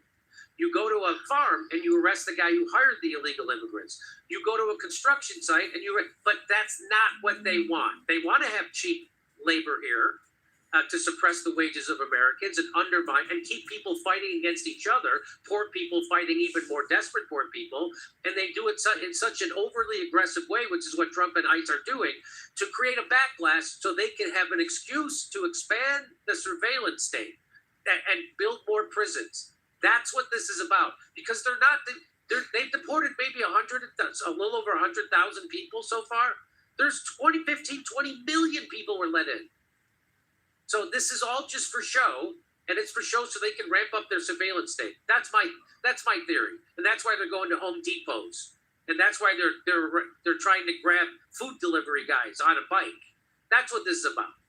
If they were going out, that's why they're deporting college students for writing an op-ed. Anyway, all right, so that's it's quite a story, and they're going to use this to divide us, and don't let them divide us over this, because that's what they've been doing for 100 years, if not more. Thanks for the light. Thanks for the light. Thanks for the channel. Occupy Wall Street and the Tea Party came together to oppose the Like and oligarchy subscribe. on Wall Street. Happy Monday. They immediately implemented identity politics. They called everything racist, sexist, homophobic, and so that was to get people hating each other again, and it worked perfectly. That's what that No Kings rally was about. The No King protest was not a protest; it was a parade, because they weren't demanding anything. They don't actually want to change what the Wall Street's doing, or the war machine's doing, or Big Pharma is doing, or a big oil. They don't want to change anything. They just want you to keep divided, so then you can be controlled. Those No Kings rallies, that was our AstroTurf. They were paid for by billionaires, and they're there to make sure Americans hate each other instead of coming together to oppose the oligarchy. That's exactly what's happening, and so don't let it happen. People on the left, people on the right agree that we should have a strong border and we should get rid of illegal immigrants. That's what Hillary Clinton used to say. Barack Obama used to say that. Chuck Schumer used to say that. Bill Clinton used to say that. If you're here, so videos I'm saying committed a crime, you're gone. And if you're here, I got it on my channel. All these steps to make sure that you could be here. And they used to all say that. They all stopped saying it. You know when Donald Trump became president, so they could paint him as a racist, even though Donald Trump was saying and doing exactly what Chuck Schumer, Hillary Clinton, Barack Obama, and Bill Clinton had been saying for decades. And America fell for it, and now they hate each other. As usual. As usual. Okay. It's time for Rumble. I guess we're going to head to Rumble. I think so. I think it's pretty much time. There we go. I will pin it, ladies and gentlemen, and we will see you over at Rumble. See you then.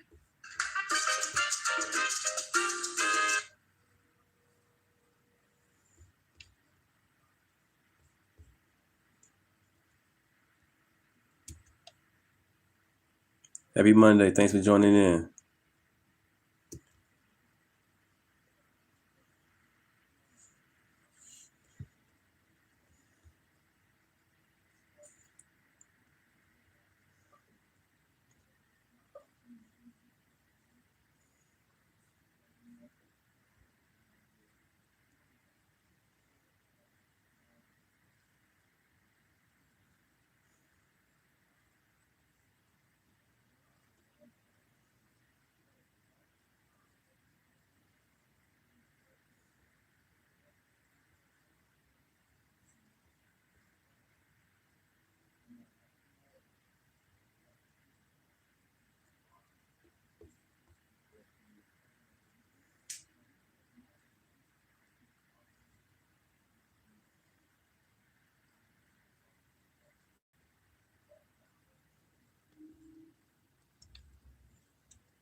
The Blackjack Buffet boss, J.B. Pritzker, leading protests in Illinois for Saturday's No Kings March during the day. But by night, the real agitators in his state came out to play, causing chaos outside that ICE facility near Chicago. At least 30 protesters arrested for rioting. President Trump's not giving up on restoring order, vowing to save Democrat cities. He says San Fran's next and is toying with the I word to get it done. We're going to go to San Francisco. The difference is I think they want us in San Francisco. San Francisco was truly one of the great cities of the world. I can use the Insurrection Act. 50% of the presidents almost have used that. And that's unquestioned power. I choose not to. I'd rather do this. But I'm met constantly by fake politicians or cities that are Democrat run, exclusively just about, are unsafe cities. They're a disaster. And I'm going to save the city. Speaking of San Francisco, billionaire Salesforce CEO Mark Benioff caving to the left, issuing an apology after suggesting that President Trump should send National Guard troops to San Francisco. What's up with this guy, Greg? I think this was weak of him, although he didn't mean what he was saying. They were talking about he would welcome law enforcement because what's happening in San Francisco, as I said earlier in the A block, you can rewind it, great things are happening in San Francisco, mainly because they have more cops, they have better tech, and they're going after repeat offenders. I think somebody asked him about that, and he said, would you welcome National Guard? And he says, I would welcome more law enforcement or something like that. But the fact that he had to apologize is so weak. It is funny, like how we saw night and day with the No Kings and then the stuff happening at night. The media shows the day, it doesn't show the night because the night doesn't fit their narrative. But I do believe that the night stuff is energized by a small pocket of people. Generally, the Trantifa loons are the ones that supply the arms and all this stuff. It's a bunch of losers. I think that if they just targeted these people, put them behind bars, it'd be much easier. I think the big secret, people have to look at Dan Lurie in San Francisco because he's doing a great job. But the thing that the Democrats are going to have a hard time with is why is there such a big change? It's the deportation of illegals, the Hondurans that have been supplying the drugs to the drug markets. Drug markets are still kind of there, but it's like night. It's a big difference. They still have to deal with the low clearance rates because of that stupid Proposition 47. They still have to deal with that, but at least there's a Democrat mayor doing something, and it's very Trumpian. Jessica. Dana, do you think San Francisco's the next battleground? Well, no, I don't necessarily think so, partly because of the leadership that's there. If you think about Muriel Bowser, that wasn't really a battleground. Muriel Bowser, the mayor of D.C., was like, you know what? Actually, I could use the help. Thank you very much. And there was also a profile this weekend of another Democratic mayor in the Wall Street Journal over the weekend about the Houston mayor. He's a Democrat, runs a huge city. And he basically is like, why does everybody want to fight? I just want to I love this guy. He wants the scooters off the sidewalks. Ugh. He wants the loud music to stop in the neighborhoods. And he just wants crime to go down. He's not looking to do anything except for cooperate. What? Who decided on the scooters? They've ruined every city. I know, and he wants to get rid of them, so I'm for that. And I wish that, so I don't know if San Francisco's mayor, he might be a little bit different than Muriel Bowser, but because he is taking actions in order to already make things better, he could actually say, look, here's a blue city that's working. You could follow my lead if you wanted to, like in Chicago, where they're not. On Benioff, I'm frustrated that I see so many people like the one we talked about last week, Abigail Spanberger down in Virginia. Spanberger. These are Democratic leaders who principally know what they're thinking, and Benioff is an extremely successful businessman, and he happens to be a progressive who said what he meant in the moment. And his staff and his consultants are so concerned that he doesn't know what he's doing that they make him issue this groveling apology that makes him look weak. And he's not a weak person inherently, but I don't think that if given a second chance, I don't think he would have done that. I think he would have said, I stand by my words. I'm in a safe city. They have a huge conference there. He needed it to be a success. Jessica T. I agree about San Francisco, and an element of what Daniel Lurie, the mayor, is doing there is he does a ton of social media as well. He's running a very transparent administration. He's riding around on the trolleys, showing everyone what's going on, and he doesn't do a lot of external media. He does it himself, so he can speak for himself. I hope that he'll do more interviews because I think that he's a great. What are you mad at? Oh, that's a concept. know, doing social. I mean, what? No, like, I'm talking. It's crime, immigration. It's not about social media. Well, I'm just bored by this. That's all. Why did you only get bored when I started talking? No, but I mean, Thanks for the like, like and subscribe. Thank you. Good morning. And some happy Monday. So good morning. Happy Monday. Transparent about everything that you're doing and putting it all out there. And instead of behind closed doors, like, did we have a dead president for 4 years? And you told me that we did. Yep. Anyway, so I get it. Obviously, the agitators at night, it looks very different than what's going on during the day. But you still are not going to change the fact that majorities of Americans oppose deploying the National Guard and that Donald Trump is double digits underwater on immigration. And 60 Minutes had two interviews that I think are really important in this discussion. The first with NYU law professor and the co-editor of Just Security, Ryan Goodman, who talked about the hundreds of lawsuits filed against the government that they've sifted through. They found over 35 cases in which the specifically said what the government is providing is false information, including false sworn declarations time and again. And that's coming up in a lot of these rulings, that what the Trump administration is saying is quote unquote untethered to the facts. And then there was the DOJ whistleblower, the guy who came out, and I know you love talking about Andre Hernandez, the gay hairdresser that you don't care about so much, but this is the guy who was told by a superior that he had to falsify information about Kilmer Abrego Garcia. He said he was told that he had to say he was an MS-13 gang member and terrorist. And he said it's not factual, and I would not do it. And he ended up leaving the DOJ. So they are lying. They're lying in the suits that they're bringing. They're lying in front of these courts, and judges are pushing back against it. So what you're making it out to be is happening on the ground is not the reality, and these judges are saying so. Okay, well, he's almost undefeated in the Supreme Court.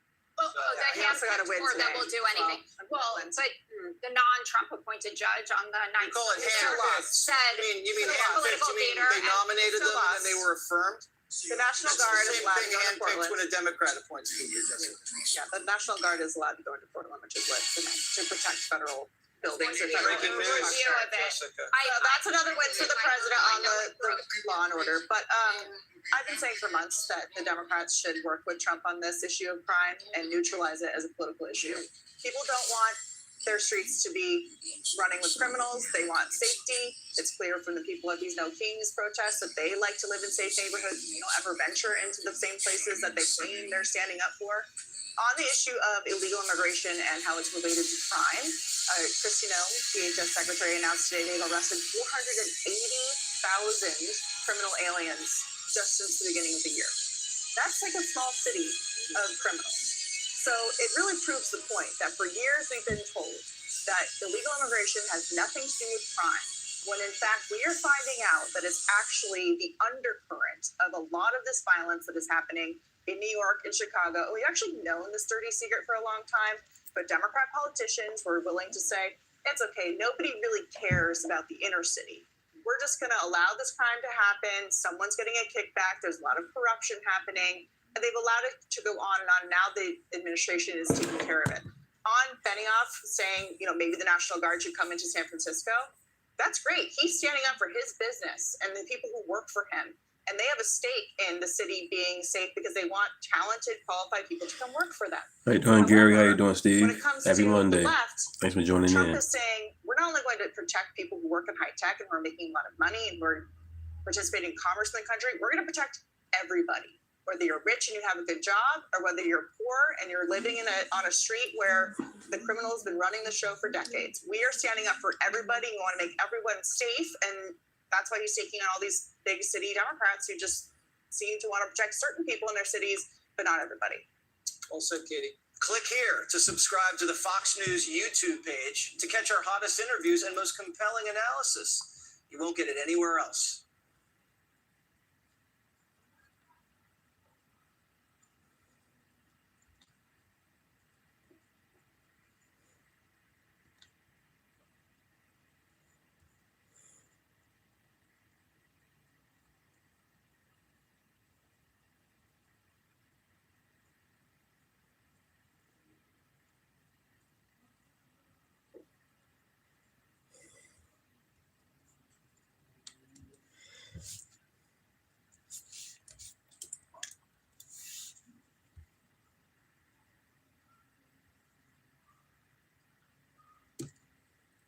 So it's another good team. They win a lot, right? Where is he? Where is that guy? Huh? Good luck, huh? You feel confident?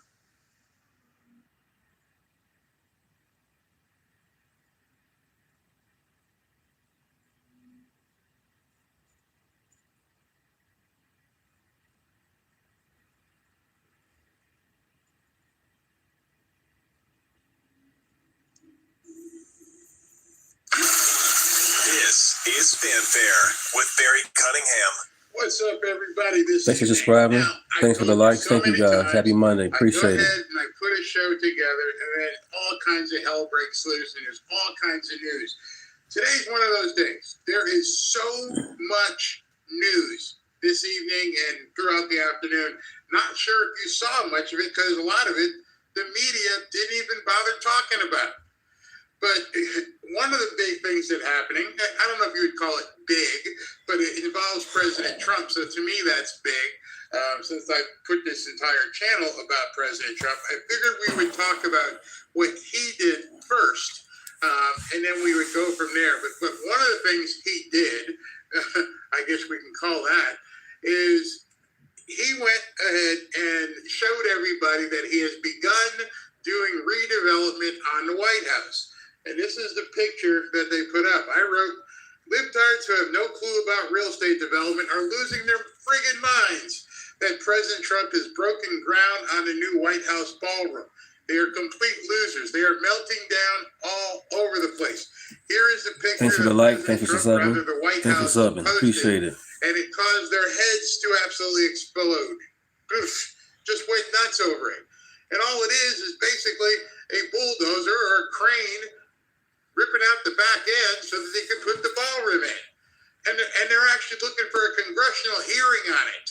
Then possibly we can impeach him because he did some construction on the White House. Not knowing what's supposed to call you first, but in any event, this freaked them out. These people really have nothing. President Trump posted this so that people would see what he's doing. I am pleased to announce that ground has been broken on the White House grounds to build a new, big, beautiful White House ballroom, completely separate from the White House itself. The East Wing is being fully modernized as a part of this process and will be more beautiful than ever when it is completed. For more than 150 years, every president has dreamed or dreamt about having a ballroom at the White House to accommodate people for grand parties, state visits, etc. I am honored to be the first president to finally get this much-needed project underway with the most important part, zero cost to the American taxpayer. Not costing anybody anything. What's up, XXX? How you doing? Being privately funded Happy by Monday. many generous patriots, great American companies, Snowstorm, how you doing? Happy Monday. with his own money out there. Thanks for joining in. This ballroom will be happily used for generations to come, President DJT. And they haven't a problem with it. You don't believe me? Go look. These people are crazy. Absolutely crazy that he's improving the structure. Something that people have wanted for 150 years. He's getting it done at no cost to taxpayers, and they're losing it. I guess they lose their mind anything he does. Anything that he does, positive or negative, is reason to try and impeach him. As he's building out a ballroom so they don't have to cram into these small spaces to do things. The White House wasn't designed initially to have these big state dinners. And so when you're bringing in heads of state, you want it to look regal. I can't imagine. I've never been there, but I could imagine the Saudi castle and what that must look like. And so he's rebuilding it. And they're like, he's demolishing. Well, it shows you how little they understand about real estate. In order to build something, oftentimes you got to break something. That's just how it is. Unless you're buying dirt, there's probably an existing structure that you have to break. You got to demolish it so that you can build it back up. But they're all wigging out right now. Absolutely bat poop crazy. Never seen anything like it. I've seen people go crazy over some of the stuff he's done. But going nuts over a demolition for the redevelopment of another wing of the White House? Why would you ever have any problem with that? Well, that's because they have problems with everything.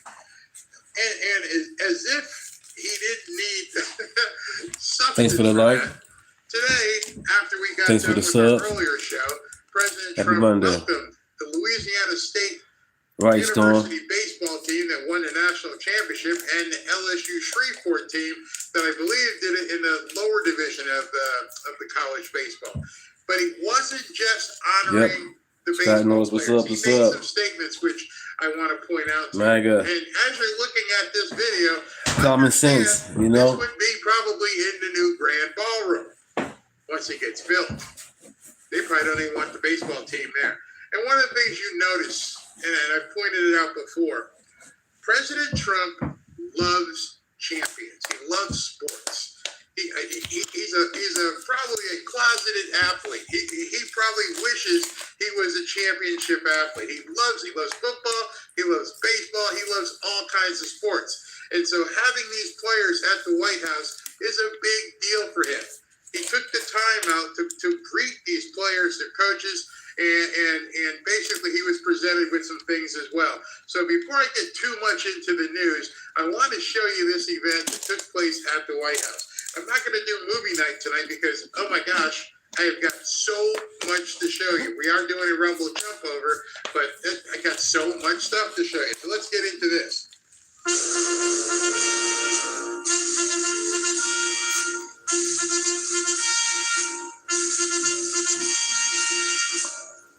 Ladies and gentlemen, the President of the United States, accompanied by LSU Tigers head coach Jay Johnson and LSU Shreveport Pilots head coach Brad Neffendorf.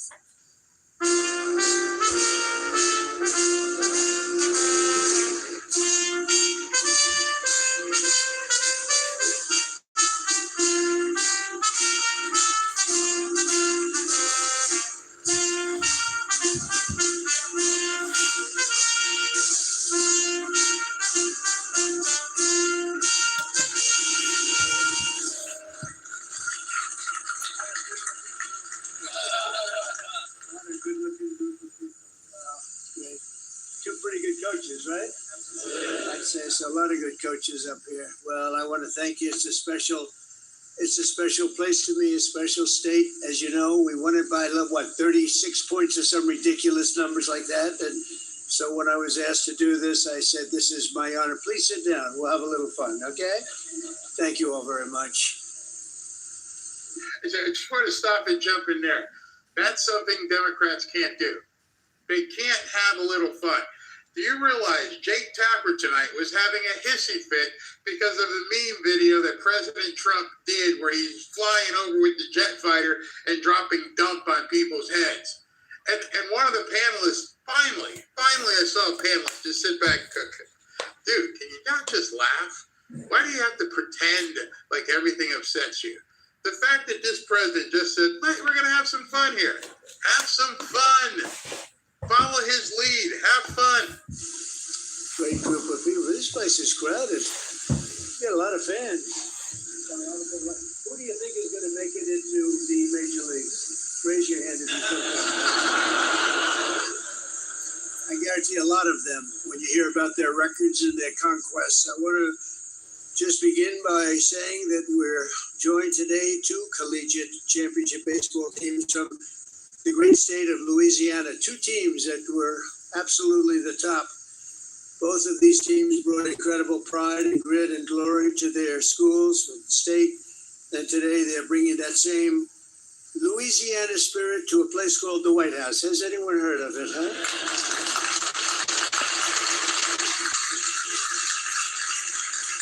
You know, we're building right behind us. We're building a ballroom. They've wanted a ballroom for 150 years. And I'm giving that honor to this wonderful place. I think we should do it. This was the ballroom. And this room holds 88 people. And the new one will hold 999 people, which is a difference. I say 999 because I didn't want to crack 1,000. I didn't want people to get concerned because that's getting big. But we're going to have, we'll have the most beautiful ballroom in the country. It's going on. And for those that are interested, we got to get back to baseball. But you see the gold drapes? That's a knockout panel. We knock it in, you go, that comes out, and then you have essentially glass and exactly in the decor of the White House. I didn't know I'd be standing here right now because right on the other side, a lot of construction going on, which you might hear periodically. But that's a knockout panel, and that goes right into the ballroom, and the ballroom's going to be beautiful. So you'll have drinks, cocktails, everything on this floor, and then they'll say, "Welcome." Thanks for joining in. Happy Monday, Mr. Senators, and you're going to see a ballroom the likes of which I don't think it'll be topped. It'll be the finest. So it's going to be a lot of fun. It just started. I'm like, only this guy, this one man, only President Trump, who could stop an event that he's at. He understands everybody losing their mind on X today and Facebook and all the different platforms. And he's like, by the way, see that back there? That's what you call a panel, blah, blah, blah. And most of the people in the press are like, what the hell is he talking about? Because they have no idea. They have no idea that behind that yellow curtain is a giant hole. Right now, there's probably plywood or something behind it, something safe. Obviously, it's the White House, but that is a giant portal. That is going to be the portal to go into the new ballroom. And he let everybody know. It's like, yeah, it's going to go right through here and everything else, which means he's right there trying to let the press know. I know what you guys are saying about me, but this is going to be fantastic. They got this little thing here where y'all got to cram in, and when you walk through this portal, it's going to be a grandiose ballroom, better than any Hilton. Probably it would rival. How you doing, Real American Mar-a-Lago. Patriot? Happy Monday. Thanks for joining in. During this event to point it out. Absolute genius. Like and subscribe. Absolutely knows how to trigger these nuts. You guys having a problem with it? Watch this. I'm going to tell the world about it right now. And you might hear the construction. It's already ongoing. Love that. And it just started today, so that's good luck. We want the same luck that they had and the same talent. But I'm thrilled to welcome the 2025 NCAA College World Series champions. That's pretty good. The Louisiana State University Tigers. So where are you guys?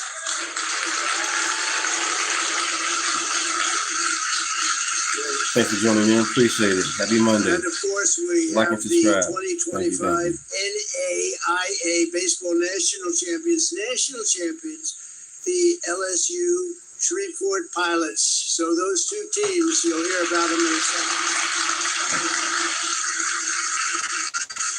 And I want to thank the Tigers head coach, Jay Johnson, who I just met. These are great coaches, who led the team to its second championship win in just 3 years. And also it's the LSU Shreveport head coach, Red Neffendorf, who is the College Baseball Foundation's 2025 Coach of the Year. Not bad.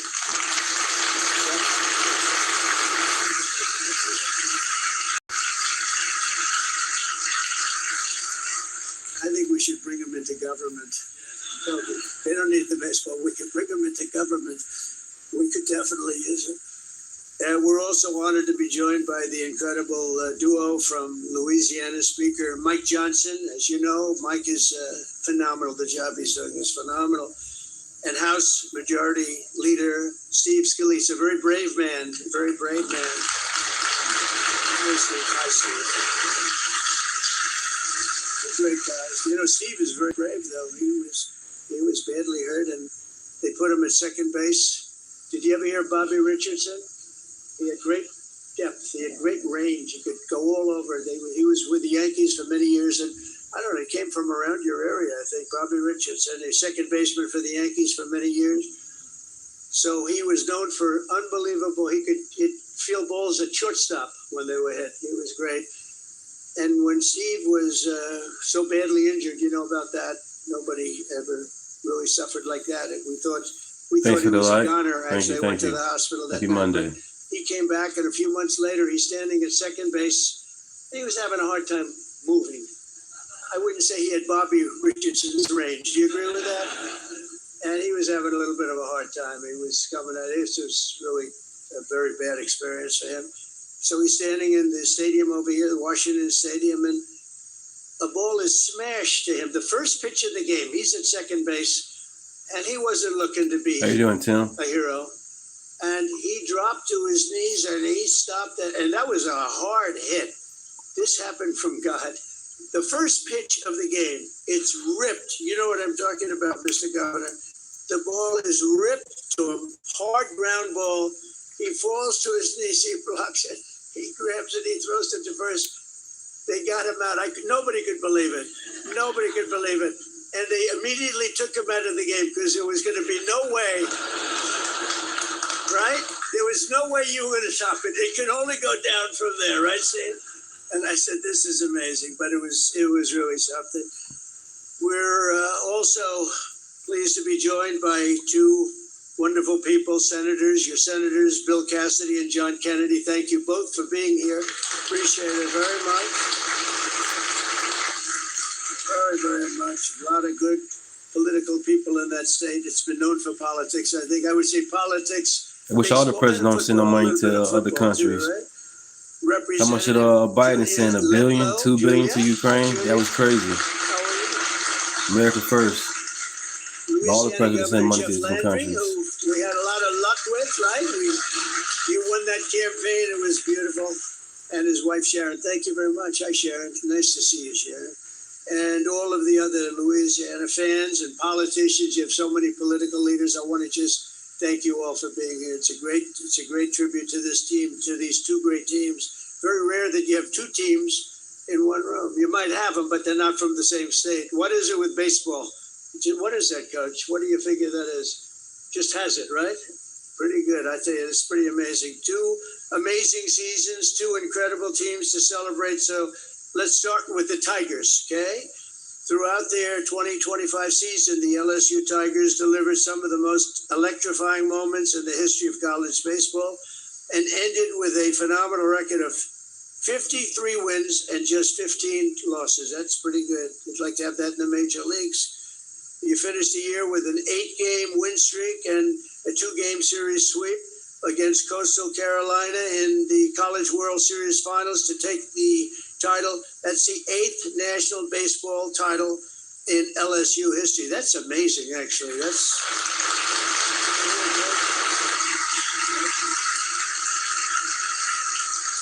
Now, LSU's pitching staff was the best in the conference, leading the nation with 760 strikeouts. Cade Anderson was ranked college baseball's #1 player on the mound. I would like to represent him. I'm leaving the White House immediately. Oh, the money. Oh, somebody's going to make some. Where's Cade? Where is Cade? Where are you, Cade? Come on, Cade.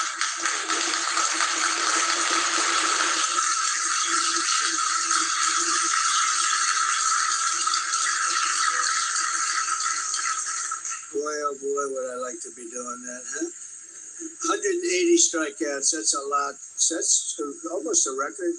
In game 1 of the championships, he pitched a complete game shutout, preventing Coastal Carolina from scoring, even though they had one of the best offensive teams in all of baseball. Even a single run they couldn't get, so it's no wonder he was named the College World Series Most Outstanding Player. Cade, thank you very much, Cade, and it's great to have you at the White House. We like winners at the White House, Cade.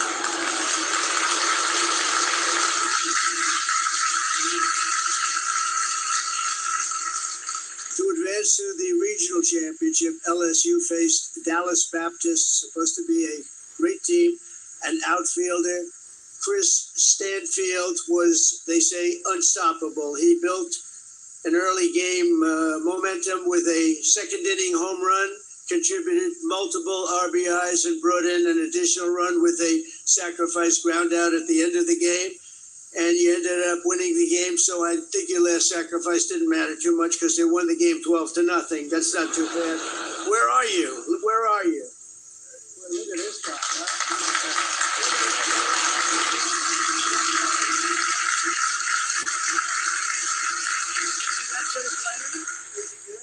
Pretty good, huh? Oh, that's a good team. So to advance to the regional championship, LSU, and if you look at it, LSU has turned out to be named one of the best teams over the last 10 years, according to the experts, of which there are many, but most of them can't play very well, right? Back in Baton Rouge, you had a tense game 1 of the Super Regional West against West Virginia, with a full court in the fifth inning, a full count. In the fifth inning, the bases were loaded, and sophomore shortstop Stephen Milam launched the ball deep over right center field, securing a grand slam and adding 4 runs to the numbers already up substantially. West Virginia began to mount a comeback in the 6th, but Josh Pearson smashed another grand slam over the wall, carrying the Tigers to victory. So, Josh, where are you? And let's see, Malum, where is Malum?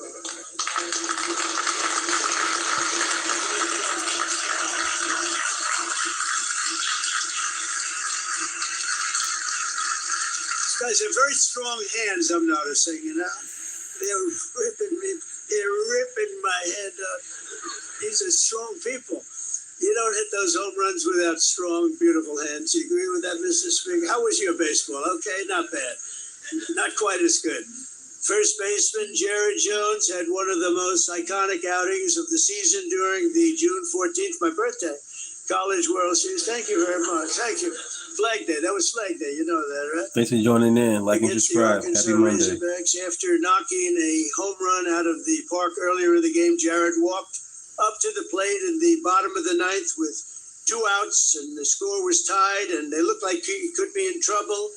And a runner was in second with a 2-1 count. He hit a line drive up the middle, giving the Tigers enough time to rack up a 6th run, sending them straight to the finals, and the rest is history. You know what happened. 10 players of this elite squad are now headed to even greater glory in the Major League Baseball. I think you're going to do all right. I would like to represent every single one. No, I mean, the team must be incredible. Cade Anderson was drafted by the Seattle Mariners, so I think, aren't they playing a big game tonight or something like that? Are you going to be watching that? Yes, I think so. You better be watching.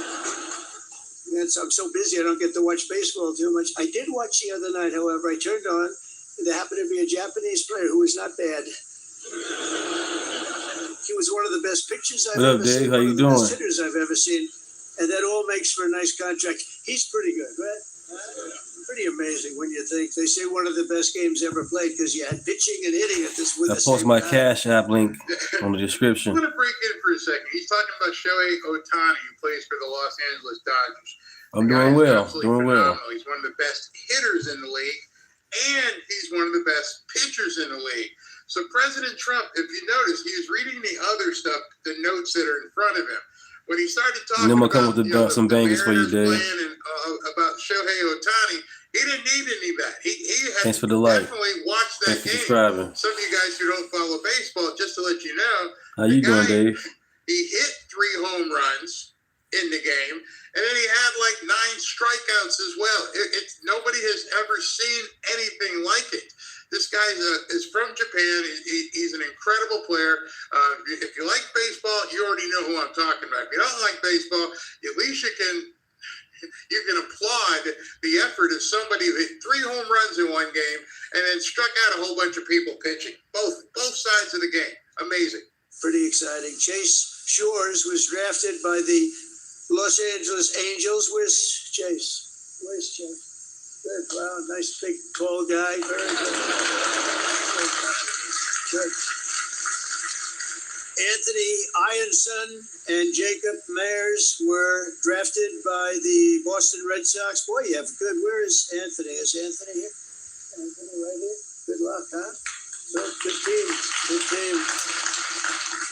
And Ethan Frey was drafted by the Houston Astros. Another good team. They win a lot, right? Where is he? Where is that guy? Huh? Good luck, huh? You feel confident? Good. Daniel Dickerson were drafted by the Milwaukee Brewers. Where's Daniel? Congratulations. Good luck, huh? Good. Jared Jones was drafted by the Pittsburgh Pirates. Good. Congratulations. Yeah. And Cade Woods, who's not present, who wanted to be here so badly, had a problem, was drafted by the Atlanta Braves. That's fantastic. I mean, that's a lot of talent. By the way, we have somebody here who was drafted in another sport, number 1 in everything. He was never drafted number 2 or 3. The great Herschel Walker is here, I understand. Where's Herschel? Come here. Come here, Herc.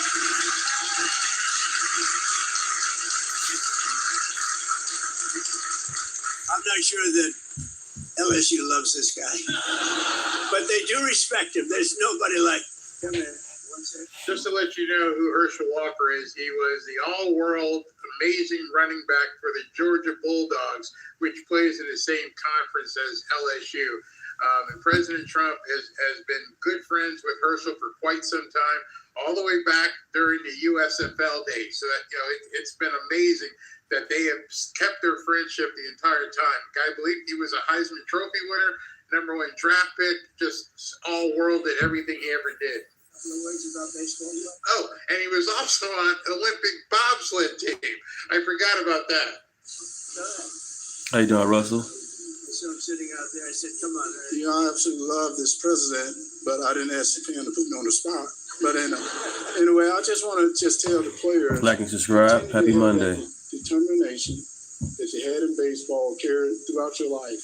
So things may get tough, but remember, you can always get up no matter whatever happens. Get up and continue to fight. All right?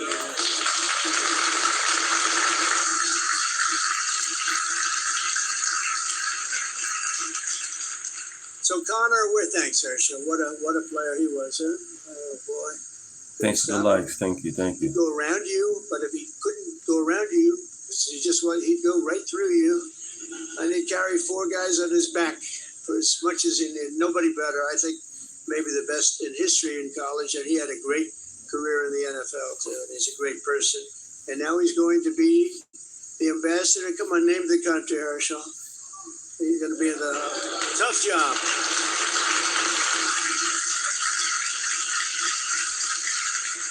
That's a tough job, right? We'd like to have that job a little bit. We're leaving tonight. Connor Ware was drafted by the New York Mets. Connor, where are you, Connor? Boy, that's a hell of a team. And Luis Hernandez will be joining the Minnesota Twins organization. So I just want to congratulate Luis. Where are you, Luis? I've never seen a team with so many people being drafted into the major leagues. It cannot be a bad team. In fact, I think your record should have been better. That's a hell of a record. So we also have a second amazing team with a big win to celebrate today, the LSU Shreveport Pilots. This year, the Pilots became the first and only college baseball team in history to go a full season totally undefeated. You had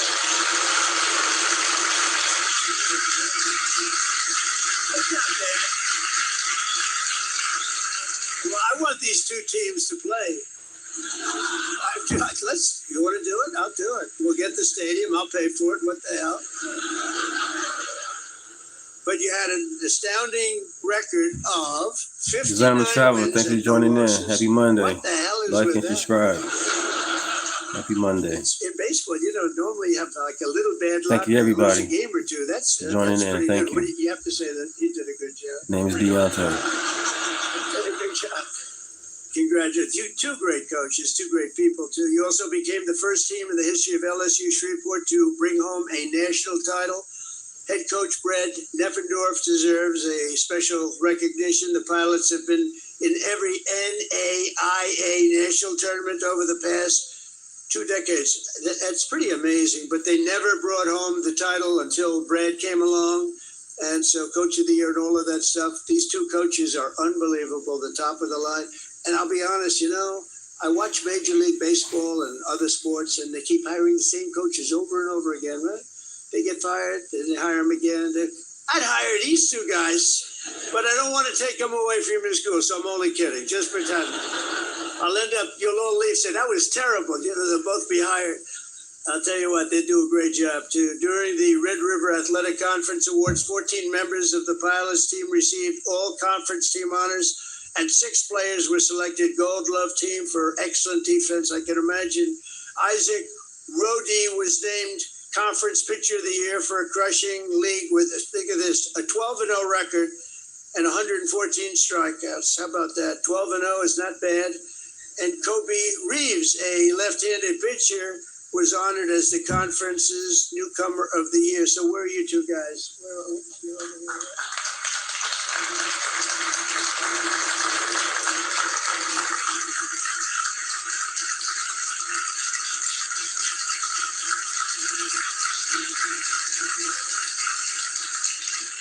That's a fantastic thing. This team fought hard all the way through the last game of the season, the NAIA National Championship against Southeastern University, which supposedly is a great opponent, and your, frankly, opponents quickly took the lead in the first 2 innings, but you refused to fold or quit or do the thing that we used to seeing a lot of people do in Washington. They quit, they fold. We don't fold, do we, huh?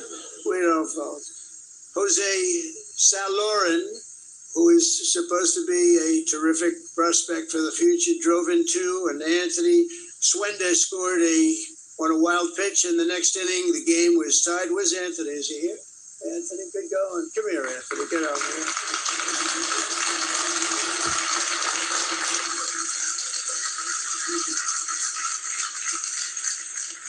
Southeastern pulled ahead again, but the Pilots answered in a thunderous fashion. Home runs by Jackson Searing and Ian Montz, and they say they're tremendous prospects also.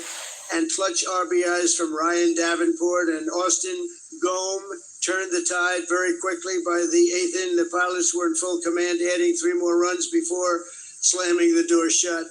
When it was over, the scoreboard read 13-7, and the Pilots were national champions. Wow, that's great, fellas.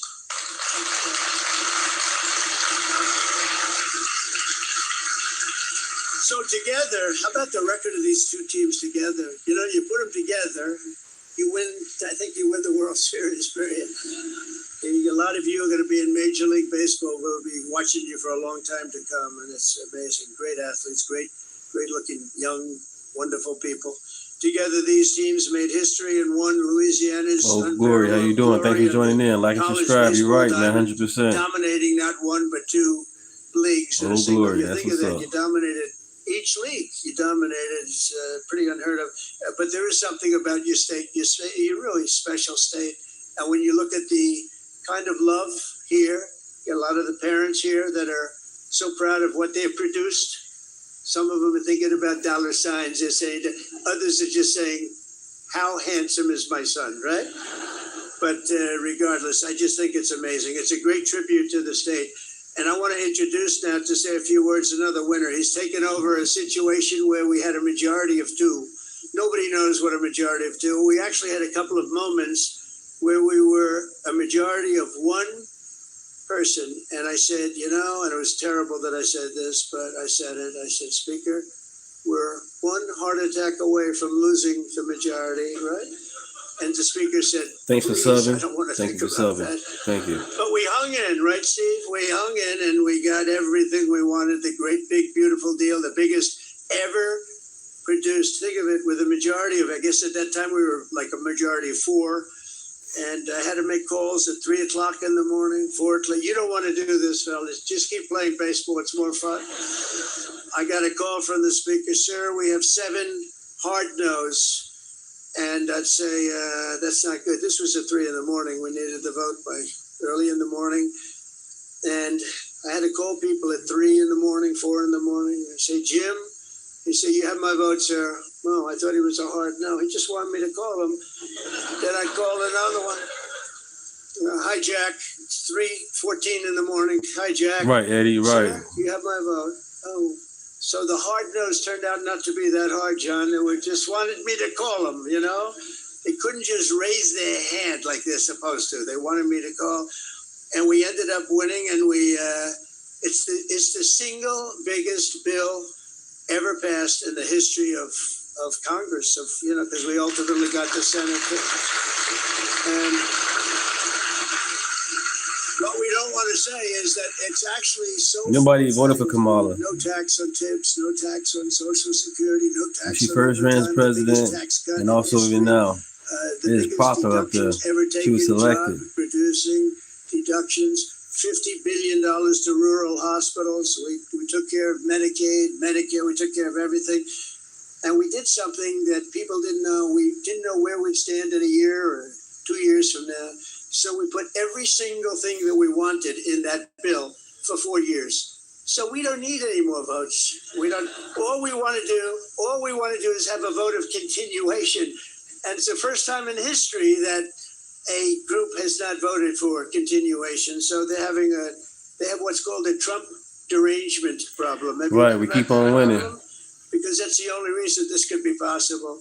But I think we're doing very well. I think they're going to have no choice but to go along because the country is setting records in every way and people want it to continue that way. So we're hoping the Democrats become much less deranged and that we will get the vote pretty soon. And I hear they're starting to feel that way too. They're starting to feel like they really have to do what's right for the country, and they will. But I want to just introduce Speaker of the House, Mike Johnson. He's fantastic. Thank you. Now, before Mike Johnson comes up, well, you saw it, so I don't have to explain it to you. But this guy takes every opportunity to tell you what's going on in the government, how he's winning, how they're being successful. Any chance How you doing, he gets Fish and to go Bread? up in front Thanks of for a joining microphone in. and cameras, he's reinforcing the message over and over and over. It must feel like, if you're Dixon, on the left, you must be what's up? feeling browbeat because he keeps letting you know what he's doing, how successful everything is, and he has to do it because the media won't talk about it. What I'm going to show you when we do the Rumble Jump Over is a couple things I'm pretty sure you didn't see on the national media today. It's a press conference with Kristi Noem, where she talks about all the successes with DHS. And then Judge Jeanine Pirro had a big bust in Washington that she finally got done to people who beat up big balls. So we're going to take that. But right now, let's continue with this.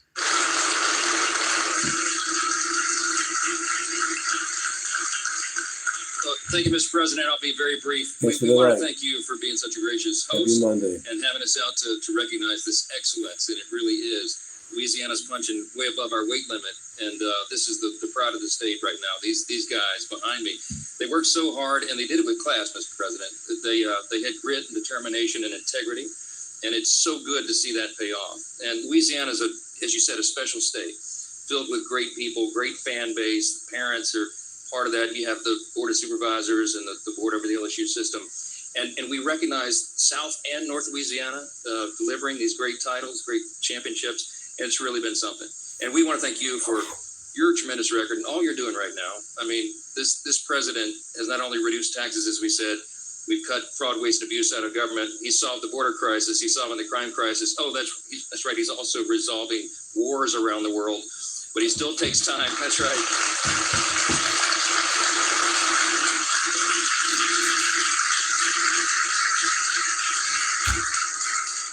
He still takes time to recognize the leaders of the next generation, and that means so much to all of us. I know it does. I have a personal connection to both schools, sir. You know, I'm a double alum from LSU at Baton Rouge, undergrad and law school. My daughter's the same. She's in here with me, Hannah.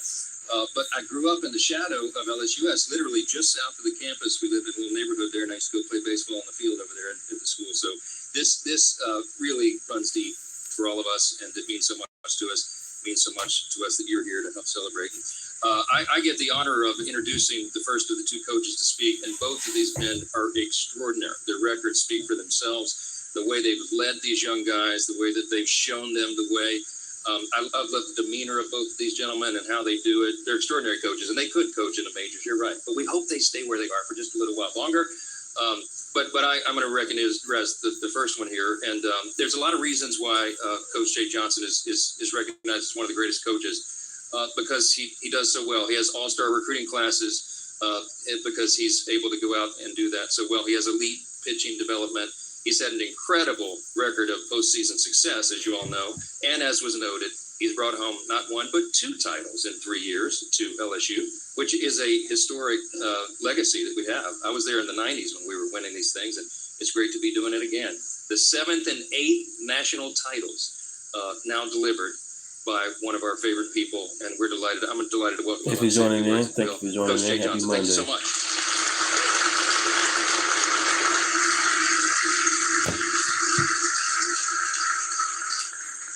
Mr. President, thank you for having us in your home. I think the main thing I take away from you is work ethic.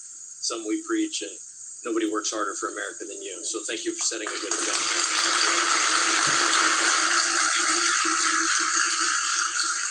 Mr. Speaker, Mr. Leader, thank you so much for getting us here. It's an honor. It's an honor of a lifetime to be in the house of the greatest country in the world. And these guys had to do it on the field to make that happen. But we're here because of your efforts. And to have Louisiana so well represented by you two is outstanding. We are the college baseball capital of the world. Good one, right? Right, shaking imaginary well represented people. in Washington as well.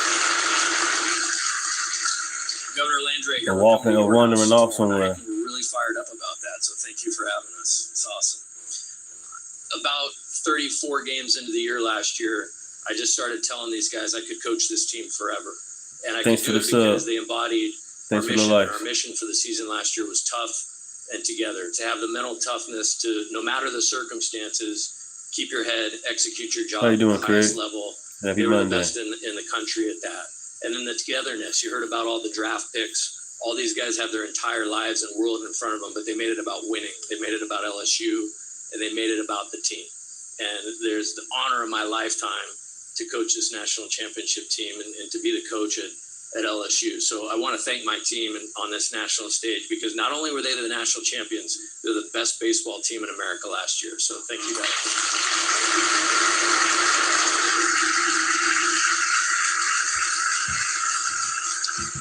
So I thought we did well, but this man did pretty well at 59 and at 0. So I'm going to turn it over to him. Coach Neffendorf, great job.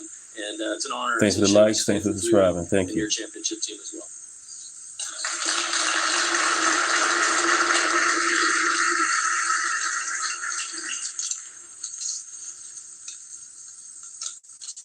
First off, I want to speak on behalf of our university administration, our athletic department, for such a wonderful day, and our coaching staff and our players for which we are recognizing here today.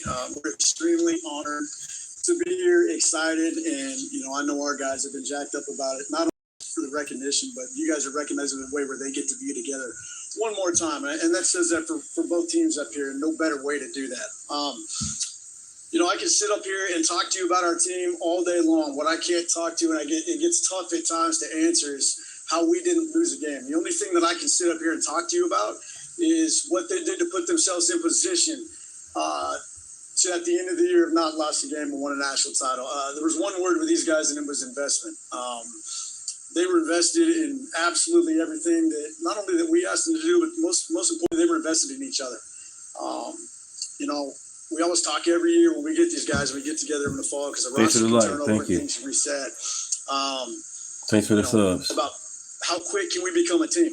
And there's rosters out there that don't become teams. And this group went from a roster to a team so incredibly quick, it made the lives of us coaching staff just that much easier. We just did what we could to get the heck out of the way and let them go.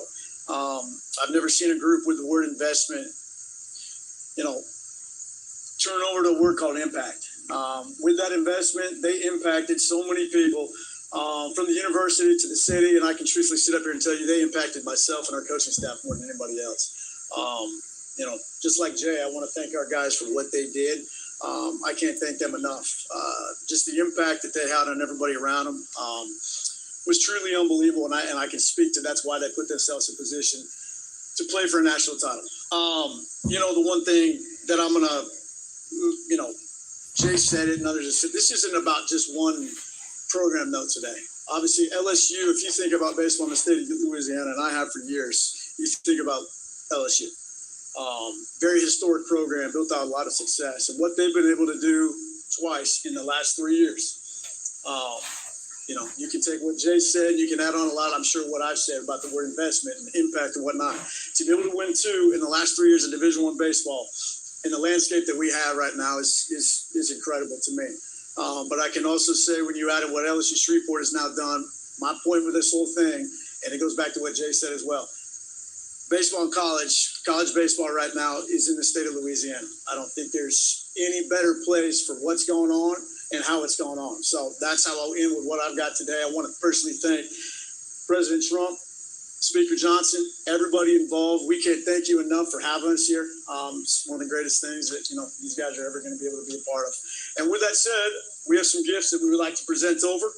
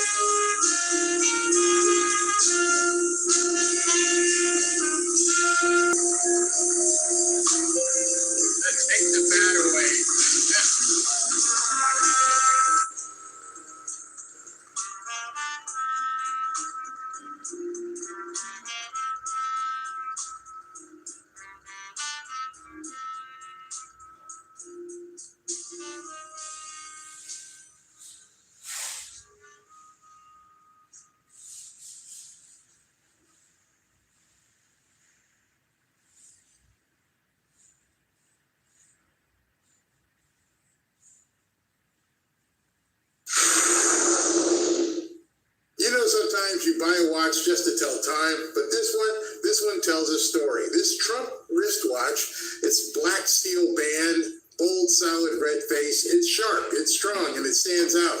But more than that, every time you check the time, it's a little reminder that truth still matters. Thanks for the likes. Thanks for subscribing. Thank you. Appreciate it. All the time, including our so-called media, this watch is like carrying a moral compass that points you back to what's real. And hey, let's be honest, it looks good as well. It honestly goes with everything. Dress it up or keep it casual. How you doing, Nikki? Thanks for joining in. Terry, thank you guys. For others, perhaps it's something you'll hold on to as a collector's item, a reminder of this moment in time that shall pass quickly. And what a time to be alive. Either way, it's not just a watch, it's a statement of what you believe in. It's the kind of thing you'll be glad you got when someone asks, where were you when all of this was happening? You can just point to your wristwatch and say, right here, keeping track. So yeah, sure, it tells time, but it also tells a story. One that represents the truth, and these days, that feels Thanks for the likes, thanks for subscribing. Thank you guys. Happy Monday. Get yours today. On the screen, you see https://themagaaffers.com/BarryWatch. Or check the link in the description and below the video, and you'll get a nice discount just for being a Fanfare family member.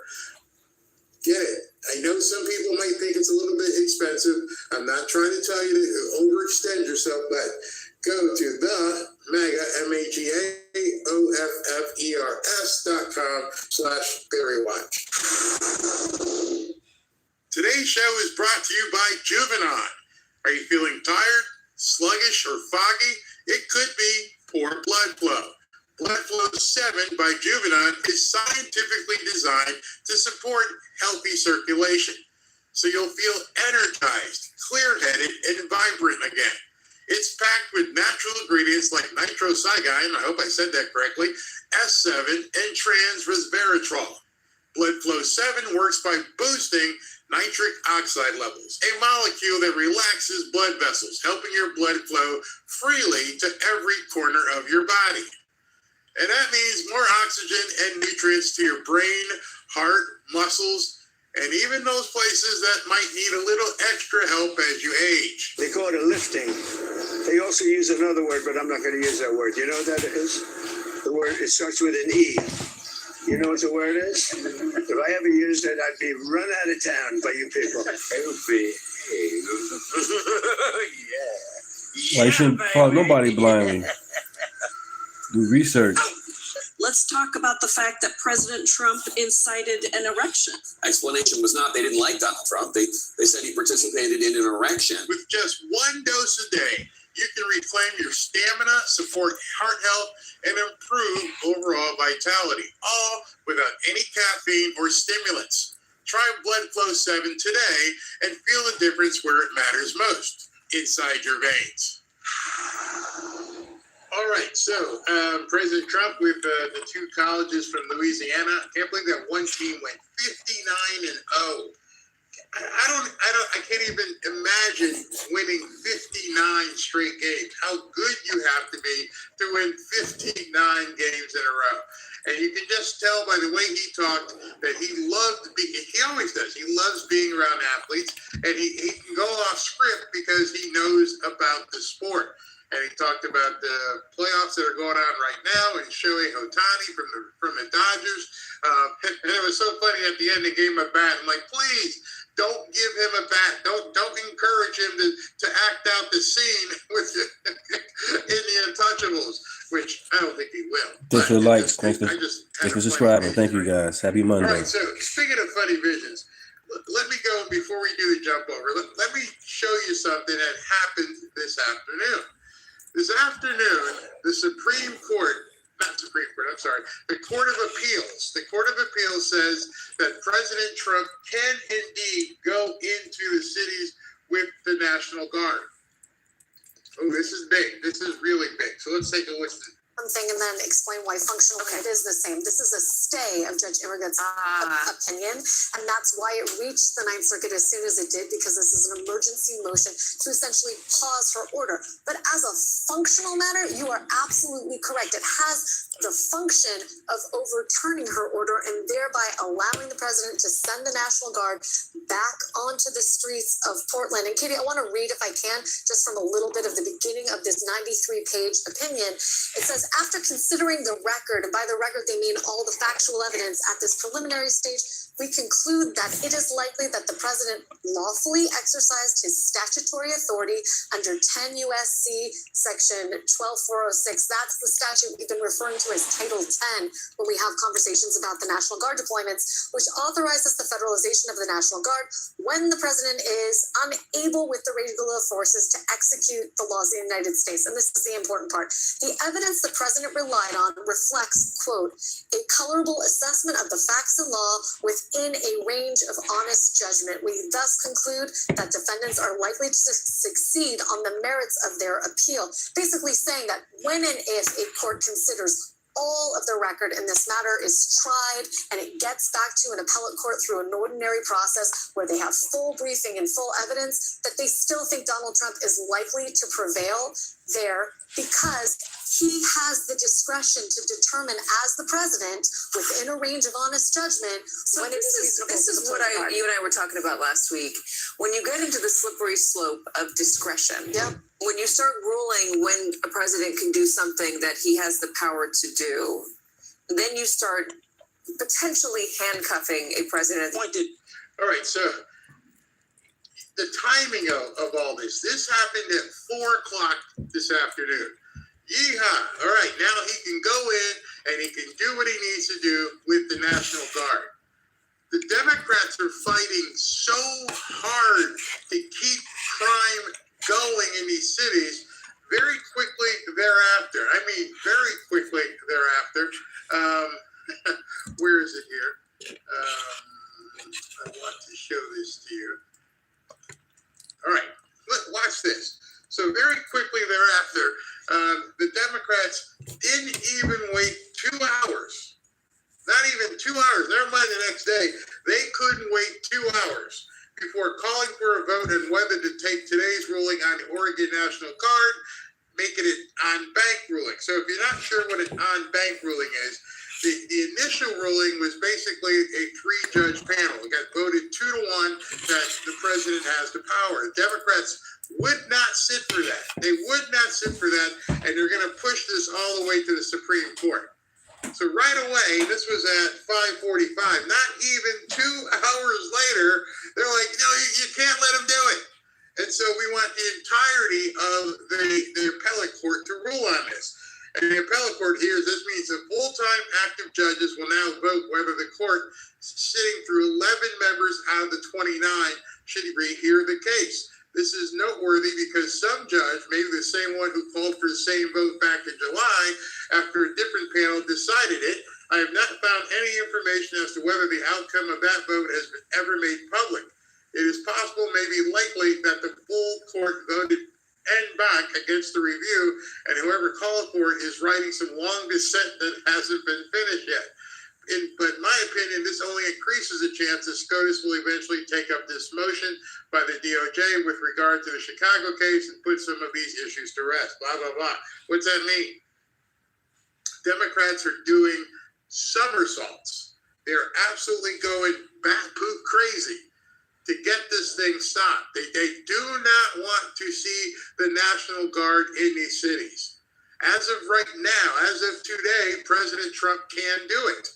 The initial appellate ruling said, yep, he's got the discretion. And as you heard them whining from MSNBC, you're going to hear a second from CNN, they interject all kinds of things into what they would hope the ruling would be. Because they hope the ruling, takes into account emotions.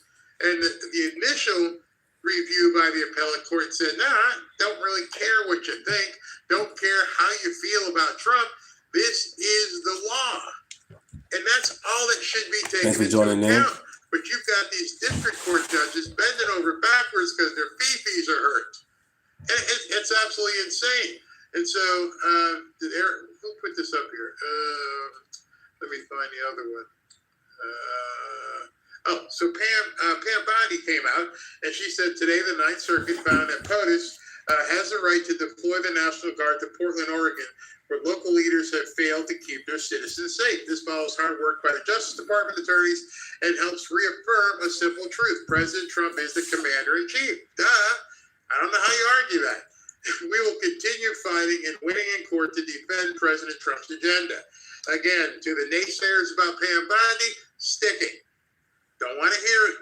I'm over it because she keeps winning over and over and over. And now these people are trying to fight it, and they're going to bring it back to court. Now, I want you to hear what the people at CNN had to say, because this is kind of funny. By him in his first term. So it was all about the law, all about the facts, and her decision was, hey, you can't do it. This court didn't say you can't do it on any factual ruling, but said, hey, we have to defer to the president, and unless the president's patently wrong and you can't substitute your own judgment, the judge didn't do that. Nor should she or he, whoever it was at that time. They're wanting, as you're listening to this, understand that what these people want is for people to interject their emotional fifis. Please tell me he's a dictator or fascist or Nazi or something, but you can't let him just do this just because it's the law. The law is not enough. You see, but they're realizing what this means. If this stands, they're done. It's over. That's why I said today could be the day. Today, indeed, could be the day that we just saw President Trump take this to another level. And here's why. This decision, although it was about Portland, would also be about Chicago and Boston. That's how big this decision is. This is why they're fighting tooth and nail, because if this stands, they're done. It's my argument. I'm sure I've been redundant about it. The judge held a hearing, and at the hearing said, administration, what you're doing is untethered, said the judge, not me, to the reality on the ground. So it's concerning to me because I like decisions that are predicated upon facts and the law. Did you hear that? I like decisions that are predicated on facts and the law. They should be one. The law is it. The four corners of the pages of the law, that should be what dictates this. Not your facts, not my facts, not Joe's facts. The law, the interpretation of the four corners of the law.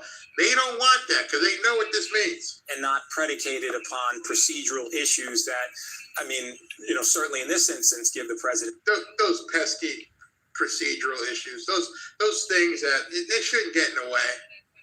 They shouldn't get in the way of my facts.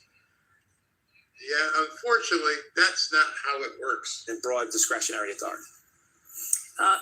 Joey, we only have a couple seconds. How do you see this playing out? Really, we only have a couple seconds. How do you see this playing out for the National Guard in cities?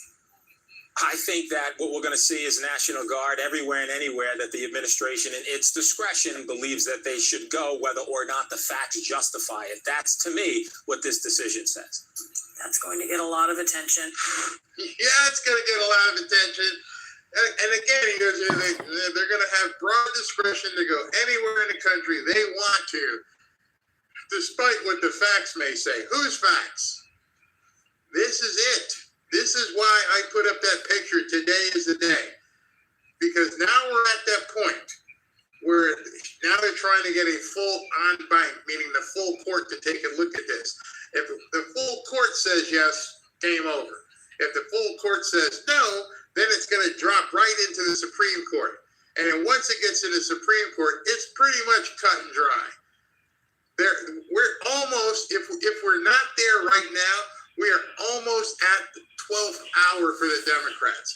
This would be the takeout punch. Once this thing... Happy Monday, Don. Thanks for joining in. Right. Stand with Trump, baby, all day. Or not original, but if the appellate court comes together as a group and says, yeah, we're going to let this stand, he can do what he wants, the Democrats will then appeal it to the Supreme Court where they won't have a chance.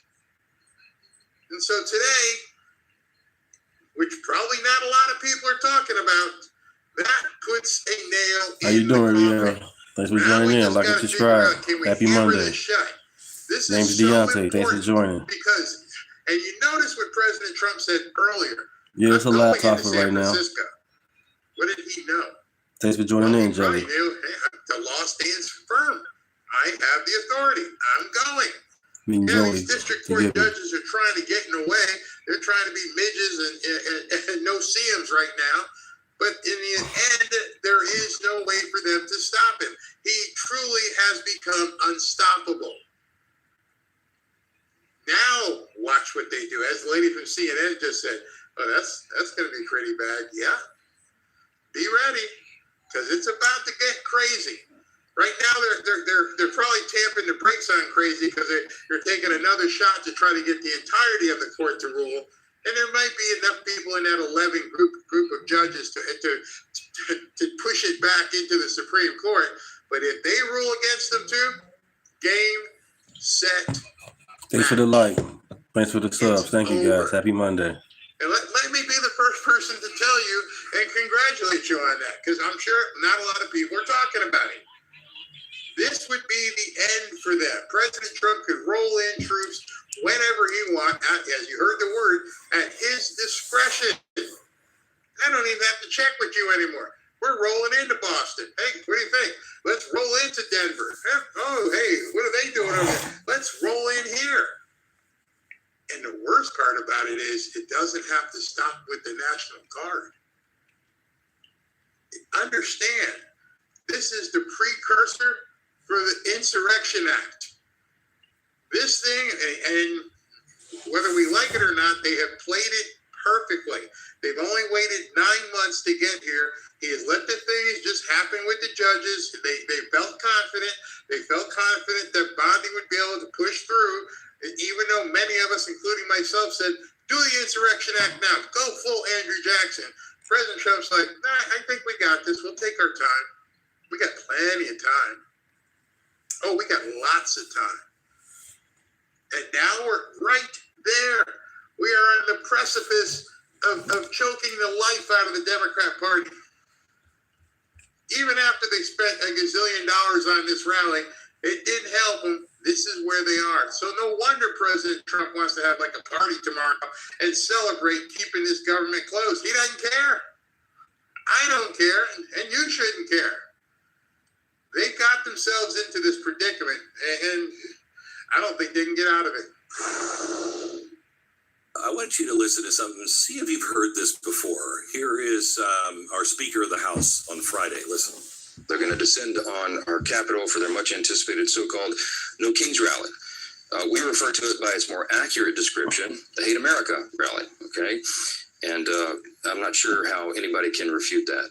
If you think about what's going to happen here tomorrow, you're going to bring together Good morning. the Thanks for Marxists, joining the in. socialists, the Antifa advocates, the anarchists, and the pro-Hamas wing of the far-left Democrat Party. That is the Like I modern described. Democratic Thank you, Party. guys. That's Thank where you. they've gone. Happy Monday. And Hey, stop. hate America. Did you hear this? Have you heard that before? Listen to this.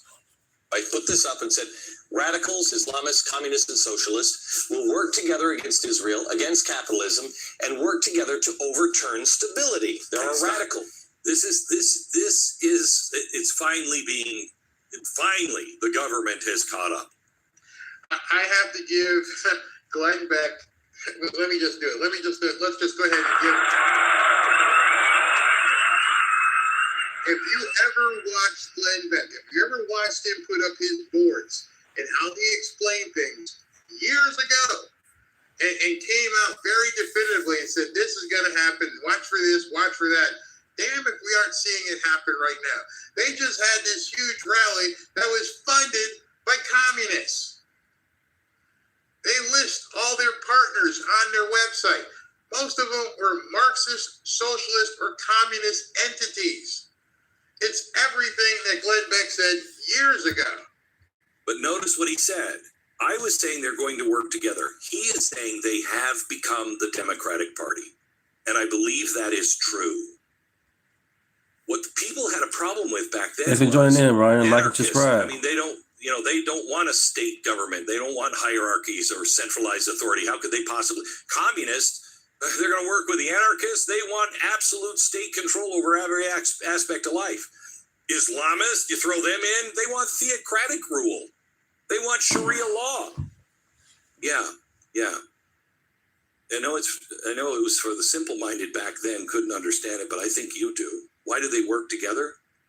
Because they all share one immediate How you doing, Apple? Thanks for joining in. Happy Monday. The existing order. I did a monologue on hour number 1 of today's podcast. I urge you to go back and listen to it. Why is this being funded by billionaires? For the same reason, destroy the existing order. Now, in order to destroy the existing order, they're making their plans. They're being funded. They don't or didn't foresee that President Trump would be able to use the military and everything that comes with the military, which means all of the drones, all of the intelligence, basically being able to mobilize to go after what these people have been planning and what they've been trying to do. They didn't foresee that. They didn't think, number 1, that he'd be elected. Number 2, they didn't think he'd be alive. And number 3, they didn't think that he would ever get to the point where he would dare. Happy Monday. Thanks for joining in. Like and subscribe.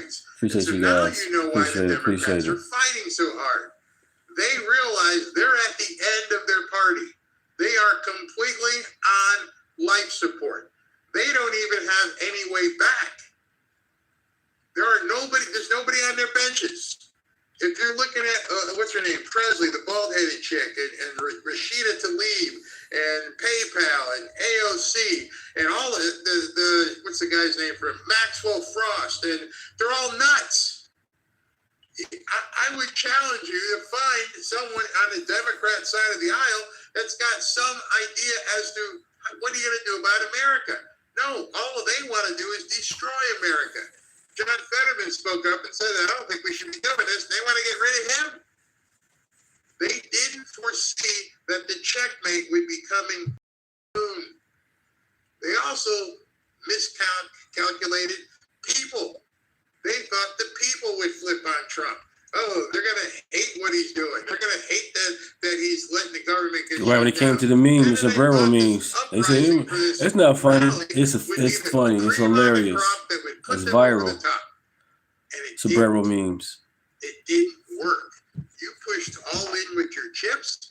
You got called with a pair of twos, and now you're stuck. And then the very next day, not even like 48 hours or 72, the very next day, the court comes back and goes, oh yeah, by the way, he can use the military. They probably waited until after the rally. They knew which way they were going to rule. They waited till Monday to release it. Why did they wait till Monday? Why didn't they drop it over the weekend? Because they didn't want him to go in and stop these rallies. They knew where it was going. Tells me President Trump had a hint where it was going. And now they're trying to stop it any way, by any means possible. Let's appeal to another court. Doesn't matter. It's coming. All of them think they will win in the end, okay?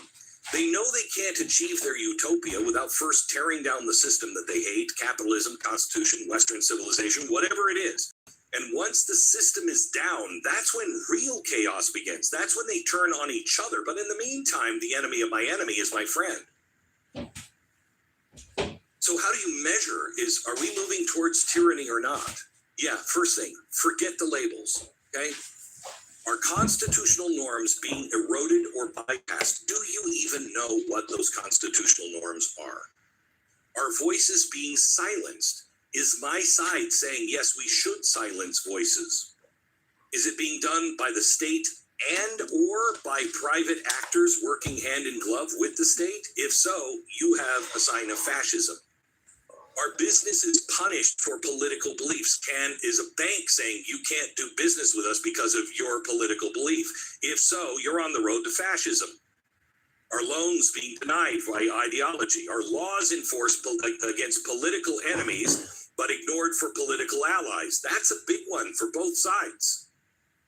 Are public-private partnerships being weaponized to shape behavior or restrict liberty? If the answer is yes, even if people are saying we're doing it for your own safety or for equity or for democracy, Kimball said, Kimball got himself canceled. Nobody watches the show. Law, like arresting drug traffickers or gang members or those people who are entering the country illegally. That's not fascism. Now, see, again, you may Thanks for the likes. Thanks for subscribing. Thank you. Jump over what happened today. See, many of you may not realize everything that's been going on in terms of the law and the law enforcement and what President Trump and his whole administration have been doing, much to the chagrin of the Democrats and the media. They won't report on it because they don't want people to know what's happening. It's what sovereign nations do to remain free. What is fascism is when the government decides which laws to enforce based on politics or race, when it punishes thought, when it merges with corporate power to control the people. Not sure if you guys are aware of this, and I'll let you know. Many times you've heard me talk and other people talk about, quote, the 10 days of darkness. Well, I woke up this morning and I thought the 10 days began today. How many of you know that a good chunk of the internet still isn't working? I didn't know if I would be able to do shows today. It all depends on which node you were connected to. AWS, which is Amazon Web Services, which basically drives most of the internet, unexpectedly went down. People couldn't check their email. People couldn't log into bank accounts. People couldn't do transfers of money. People's credit cards were getting declined. Thank you for subscribing. Thank you so much. Appreciate it. And there was nothing you could do. Now, if that didn't scare you, it should scare you. You should become educated. That's how close we are to everything going haywire. What would have happened if that switch got either broken or turned off on purpose and you couldn't do anything? You couldn't go to buy gas, you couldn't buy food, the stores couldn't ring up cash. We're in a very, very perilous time right now. You cannot at all let your guard down. You better make sure you have food. You better make sure you have gas. You better make sure you have cash. And if you, in addition to cash, that's why I've been pushing gold and silver so much. That's why here in Florida, they made gold and silver currency. You can buy stuff with it. Oh, wow. Didn't know that. Be very, very careful for the next however long period of time. When you're looking at it, did not know that. That's what my time is about. I did not know that it happened in Florida. Chance. There's nothing they can do. There's literally no options for them. That's when things get really, really scary. You see, up until this point, up until today, basically, Thank you guys. Getting there with the subscribers. Getting there. Humble beginnings. That ruling came down at Gonna 4 stay o'clock, humble. and I'm like, Thank okay, you guys. Thank you so much. Happy Monday. Who would have thought that in 2 hours they would run and try to Thanks get for the it thrown subs. out? Thanks for the likes. Thanks for watching this with me. They know if this doesn't get thrown out, they're in deep poop. President Trump has already rolled troops up to Portland. Hey, stop me. I already got it. I'm running. There's nothing they can do. And I really want you to think about this because it sounds like hyperbole. When you're saying that the other side can't do anything, well, number one, they're not even in session. So there's definitely nothing they can do. Just imagine that right now. Whatever they could probably try to muster up, they can't because they're not even in session. That's why they keep screaming, come back to the table, negotiate with us. No, we're good. We're really good right now. We're about to just exterminate you. Please come to the table. Be men and come back and talk. Now, I got nothing to say to you. In fact, I'm going to have a soiree tomorrow and congratulate everybody for not coming back to the table. I don't think enough people in America have realized they're done. How you doing, Shane? What's up? Like and subscribe. Happy Monday. Thanks for joining in. Trump Events 2028. Is going to allow them to get revived. Stay out. I don't care. Don't come back. Doesn't matter. As much as Mike Johnson and John Thune say, all they got to do is come back and sign a continuing resolution. Watch what happens. Let's see if that deal is still on the table in the next couple of days. Because if this watch for it. It took 2 hours for them to appeal. What happens tomorrow if it's in 2 hours, the rest of the court says, you know what, not touching it, Trump can do what he wants. If that happens with the same swiftness that their appeal did, if tomorrow the court says, no, we're not touching this, roll the tanks, bro. Go for it. What do you think's going to happen? They're not in session. There's nothing. Can you imagine? I know many of you played sports. You just saw some baseball players. I played football. You watch football games. You ever been in a position where you absolutely can't do anything? Nothing? Every plan that you look at? No, I can't do that. Can't do that. What do? Cry in the media that nobody's watching? You're done. That's also what authoritarians do. When you say no king, what does that even mean? No king. I bet they can't even tell you what that means. They can't. Well, I mean, somebody's going to No, they Constitution. can't. King doesn't care about a constitution. The king is appointed by God.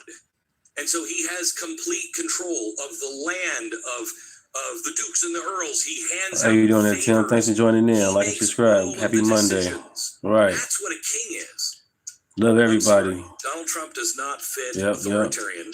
He does not fit fascist. MAGA here, MAGA here. Islamist or communist, and he doesn't fit king. Wouldn't it be funny? Wouldn't it be funny if they begin to realize that the king that they were afraid of, they crowned? And what I mean by that is Trump couldn't do this on his own. He had to have help. The Democrats decided to break bad and say, we're not signing this. We're going to shut down the government, which then essentially gave them king-like powers. They did it to themselves. And unfortunately for them, a lot of people. Mick, how you doing? Thanks for joining in. These enclaves of Chicago and Baltimore and Minnesota, they're starting to emerge. And they're like, wait a second. This feels good. This feels safe. Again, this adds to their nightmare. Those protests, they just don't hit the same way that they used to. They don't anymore. Why? Because we peep game. What up, Mick? These Democrats, we now see what y'all used to do and how we used to fall for it. So now when you do it, it doesn't work. We've already peeped game.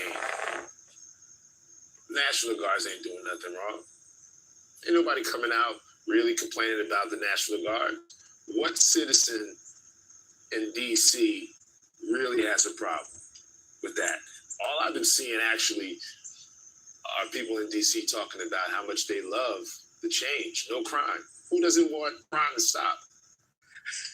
I found this video. I'm like, this dude is. I'm sipping on my gin and juice here in my backyard, chilling, or maybe I'm at the park. I couldn't do this a couple weeks ago.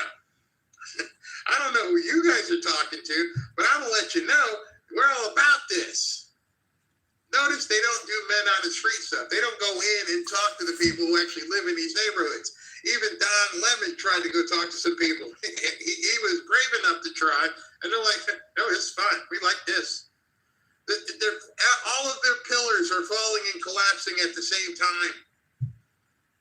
They're losing the black vote, and they're watching it disappear right in front of them as people begin to emerge and enjoy life. Huh?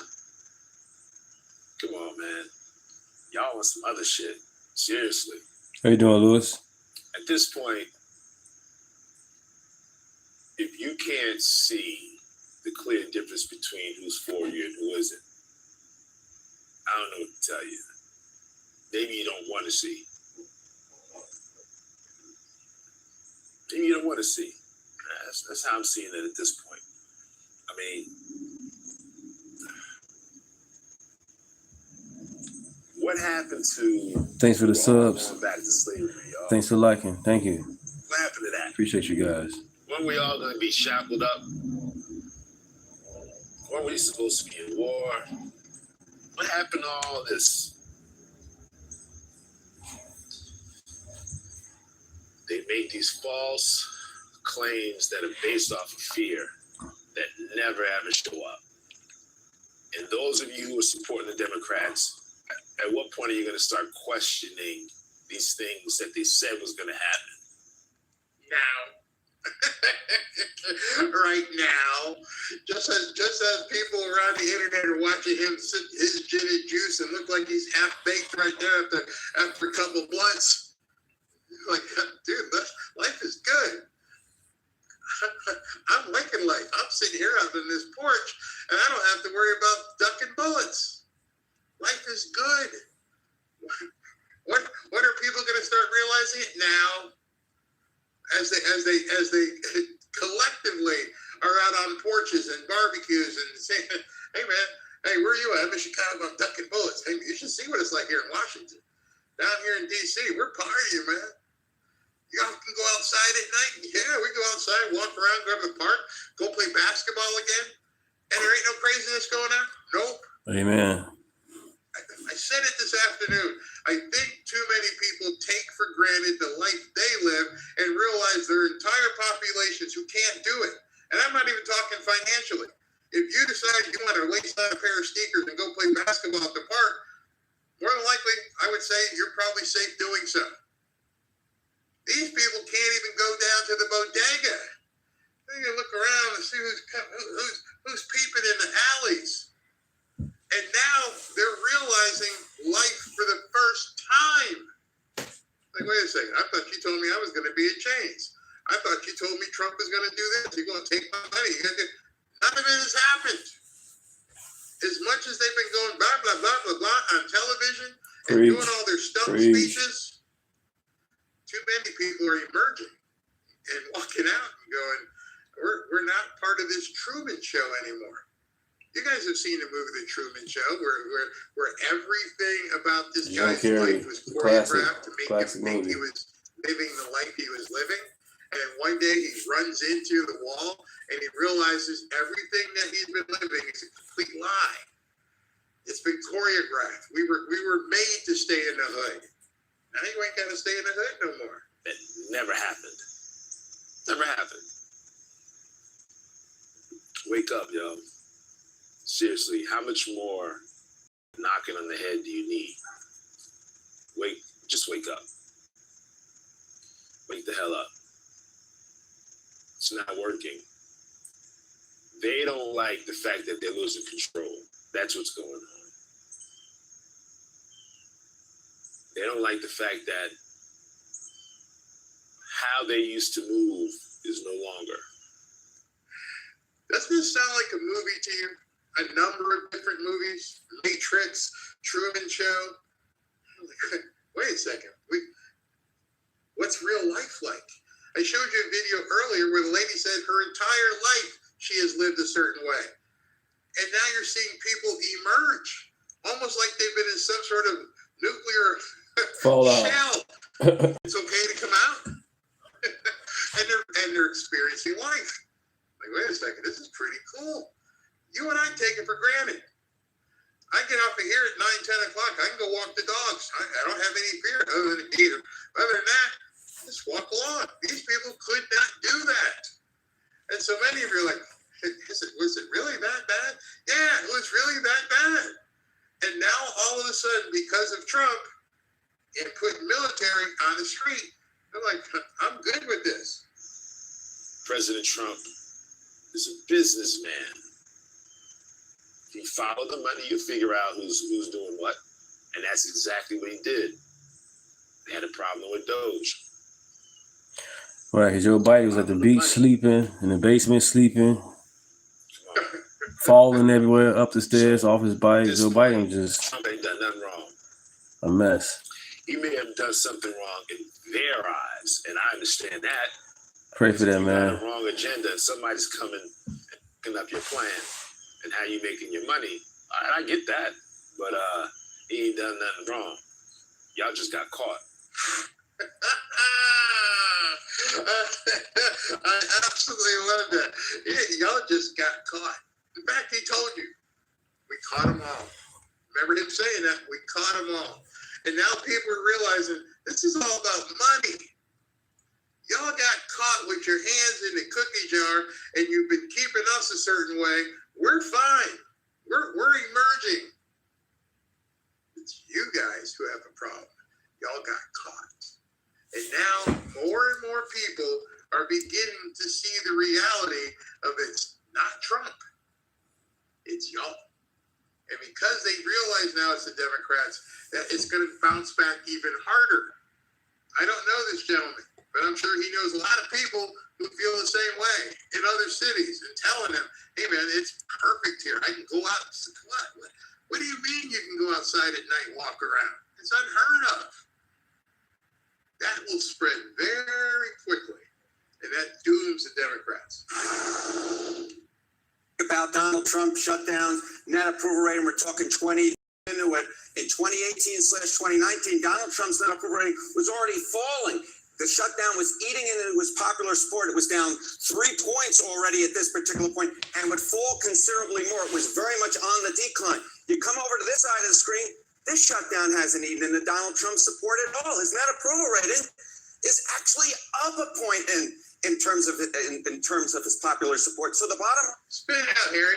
See, I don't put too much credence in polls, but this is their own poll. You would think that they would have shifted it. Joe, Trump's in trouble. He's underwater on the shutdown. And they can't even tamp down the enthusiasm. Almost to their chagrin. Like, wait a second, is this real? Is it really? Is it happening like this? Like, yeah, Trump's popular. People are happy with safety. We don't have to reimagine safety. We want real safety.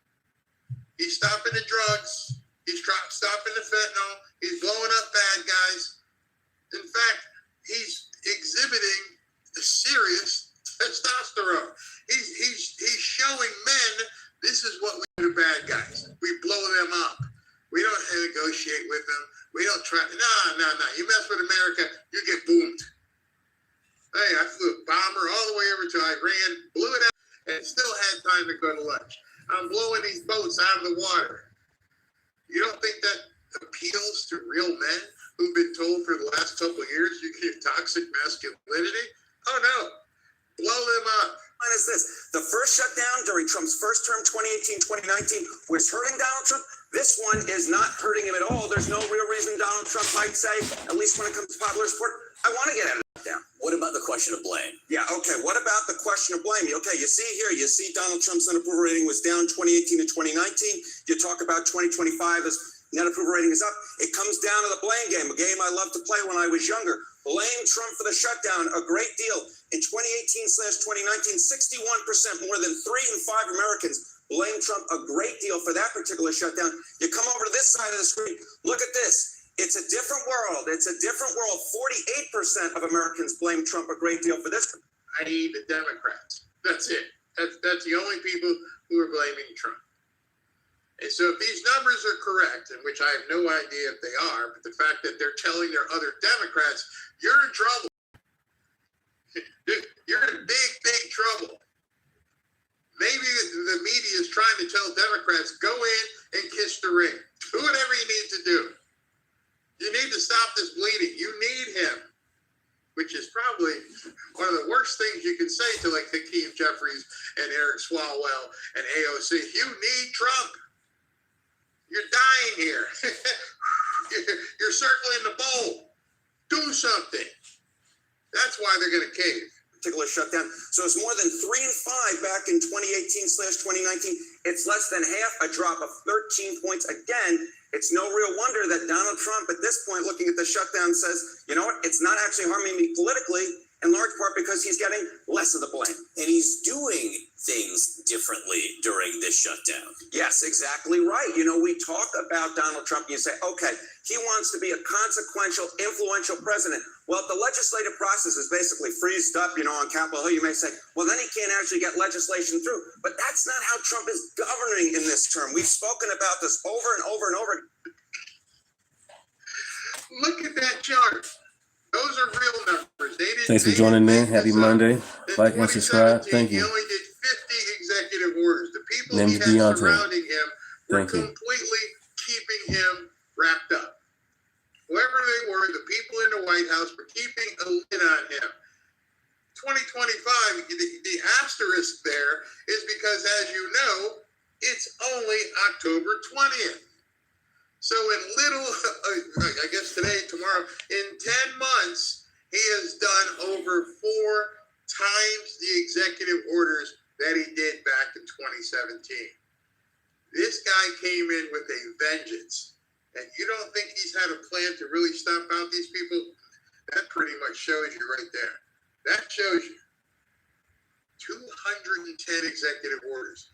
And now what he's going to try and do, count on it, he's going to try and to codify and make a lot of those executive orders actual law.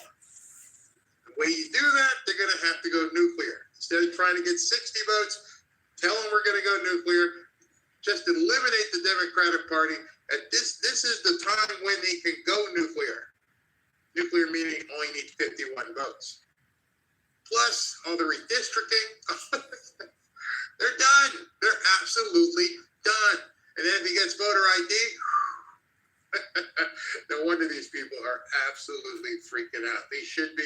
They deserve to be freaking out. All right, so we're going to do a jump over after this and have a little bit of fun with some music. But before that, let me go ahead and check Super Chats because it's crazy. But before I do Super Chats, let me get a few of your comments. I haven't talked to you guys. Tania says Trump is for sure the GOAT. Let's see here. Lori says Trump has the greatest team ever assembled, for sure. Michael. Hey, Michael. How you doing? Trump is the Hulk this time around. I voted for this. Yeah. I don't even think we've seen him unleashed yet. That's coming. That's what I've been worried about, the GOP not getting them codified. That's coming. I believe it. Remember, it's only 10 months in, 9 months in. So we got plenty of time. SB is texting me here. Let me see if I'm missing anything. I didn't jump over yet, so we're still here. Oh, yeah, I got to pull this up. Thank you, SB. There's a story here that SB just sent me that is really, really important. Right here, boom. DC Attorney General, National Guard staying through summer of 2026. So they've extended it in Washington, D.C. Why? Because politically it's a good thing. People are probably telling them, hey, we like this. Brian Schwab's new court filing claims that 2,500 troops plan to occupy D.C. for nearly 2 years. The deployment supposedly ends with America 250 celebrations. Schwab argues Trump's using military as federal police force in violation of the Posse Comitatus Act. His lawsuit calls the deployment unlawful domestic law enforcement. The White House hadn't said when troops will leave. DC's most aggressive legal action against Trump continues with Friday's hearing on a preliminary injunction. Military presence becoming permanent fixture in the Capitol. Yes, that is what's going to happen. Now he's hoping that he can get his thing approved before they do the appellate court. They're panicking. All they have is, please, can some district judge stop him? That's it. That's all they have at this point. Oh, wow. I think you're right, Bizzo. I think Washington, D.C. as a capital should always have a military presence. Exactly. Let's see here. Safety and tourism. You know, SV, you know what you just said there? Safety and tourism. You know what you said there? You said money. You see, I'm pretty sure Muriel Bowser, as much as a lefty as she is, she's been talking to restaurants and hotels and making money. Don't mess this up. This is good. and that changes a lot of minds very quickly when the hotels make money and the restaurants make money and the Uber drivers it doesn't work. You know, the millionaires and billionaires. Millionaires and billionaires open up businesses. Wow. It's all falling apart and they can't do anything about it. You gotta love it. Sue, all they can do is hope that they can sue, keep suing. The first song of the Rumble Jump Over, I'm gonna kind of make fun of the Democrats in terms of their running to file lawsuits and all that kind of craziness. All right, let me put up the window here and we can do this, and then we'll jump over. And I'm gonna take some of you guys way back. Some of you are gonna like, I haven't heard this in a long time. That's what we're gonna do. Hold on, let me just adjust the window here, and we're good. All right. Let me move SV's thing. Let me move that. And if you guys want to start making your way over to Rumble, there is the link, so you can jump over there. All right, so Bukowski feels like Blue Montag. Chapo, President Trump should nominate Hillary as ambassador to Haiti. That would be funny. Bukowski again, construction is good for the soul. Absolutely. If you think I'm lying, go look. These people were absolutely losing it. I mean, absolutely losing it that he was demolishing the back half of the White House.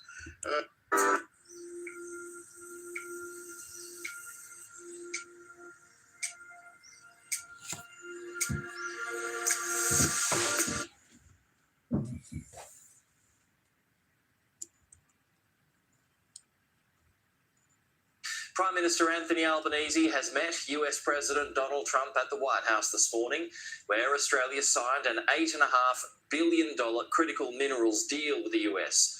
During the mostly friendly meeting, President Trump also seemed to confirm the AUKUS security pact will go ahead. But in one tense exchange, Donald Trump took aim at Australia's ambassador, Kevin Rudd. Here is the meeting. Well, thank you very much. It's great to have the Prime Minister of Australia. Fantastic place. A lot of friends over there, and this is one of them right here. The Prime Minister is, as you know, Anthony Albanese, and he's highly respected. Done very well in. I'm gonna play this video, and after that, I'm gonna get off very popular today, right? It varies from day to day. and be with the wife. With all of us, but I really appreciate you guys watching this with me. Thank you guys for subscribing, watching this with me. I really appreciate it. Submarines, lots of other military equipment. This is about a 30-minute video. Military equipment. We have the best equipment anywhere in the world. Like and subscribe. Thank you. And you got to watch that. Watch that. You're not allowed to break that. That mirror is 400 years old. The camera just hit the mirror. just moved it up here special from the vaults, and first thing that happens, the camera hits it. Hard to believe, isn't it? Hard to believe, but these are the problems in life. So we're going to be here to talk about lots of different things, and we might take a few questions before, but we are discussing critical minerals and rare earths, and we're going to be signing an agreement that's been negotiated over a period of 4 or 5 months. And it was sort of good timing that we got it done just in time for the visit. And we worked together very much on rare earths, critical minerals, and lots of other things. And we've had a very good relationship. We've been working on that for quite a while. In about a year from now, we'll have so much critical mineral and rare earths that you won't know what to do with them. They'll be worth about $2. But in the meantime, we're working with Australia and other countries. They're working with us too. But other countries also on that. But we're really working on anything having to do with military protection, military ships, vehicles, guns, ammunition, everything, the whole thing. We've been long-time allies, and I would say there's never been anybody better. We fought wars together. We never had any doubts, and it's a great honor to have you as my friend. It's a great honor to have you in the United States of America. Please, would you like to say something? Well, thank you so much, Mr. President, for the invitation here to the White House and for showing us around the improved Oval Office, and for what you're doing around here as well, and for the great honour as well of my delegation saying just across the road we could have walked, but they didn't let us. We drove all of 20 metres there from Blair House, but it's a great honour to be able to stay there. We are great friends and we're great allies, and this is a relationship that's been forged in the battlefields of the world. We have stood side by side for freedom and democracy, and congratulations, I must say, Mr. President, on the work that you've done with the Middle East. Is an extraordinary achievement. And on defence, we've already had a discussion about taking it to the next level. Our defence and security partnership with AUKUS is so important for us, and I thank you for the support that the administration are giving as well. You've had the Chief of the Navy here as well, which will play obviously a very critical role with the subs and increasing the security for the region and the world. And our economic relationship is so important. The US has a trade surplus with Australia, as you know, and we can continue to take what is every opportunity to improve the relationship even further and make it even stronger. And today's agreement on critical minerals and rare earths is just taking it to the next level, seizing those opportunities which are before us to take our relationship to that next level, and that we've developed. And Australians love America, and I think Americans kind of like Australia too. We do. And as we go forward, I think that today will be seen as a really significant day in our relationship. So I thank you very much, Mr. President. Well, thank you very much, Anthony. It's an honor to sign this, and we'll do it now. And then we'll take some questions. Some good ones, I think. No auto pen. Okay.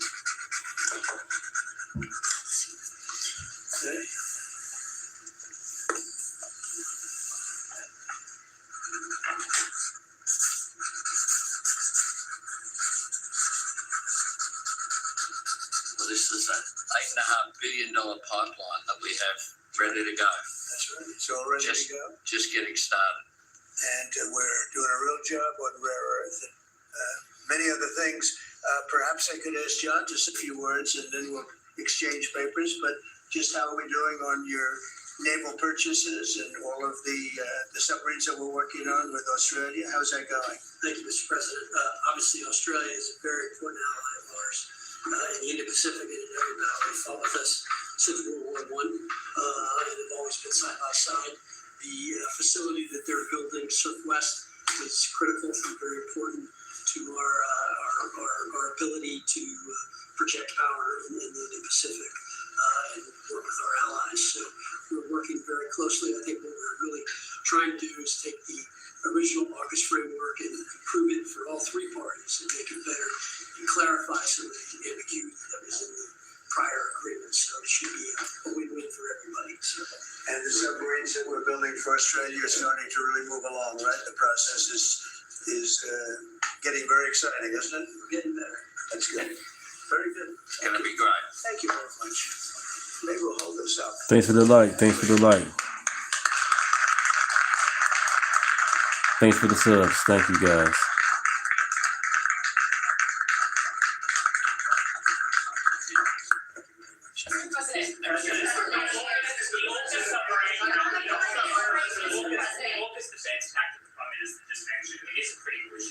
Yes. You haven't really spoken much about it publicly. It was a deal that was done under Joe Biden to sell submarines to Australia at a time when you're not really making enough for your own needs. So can you tell us, have you gotten across the details of the deal?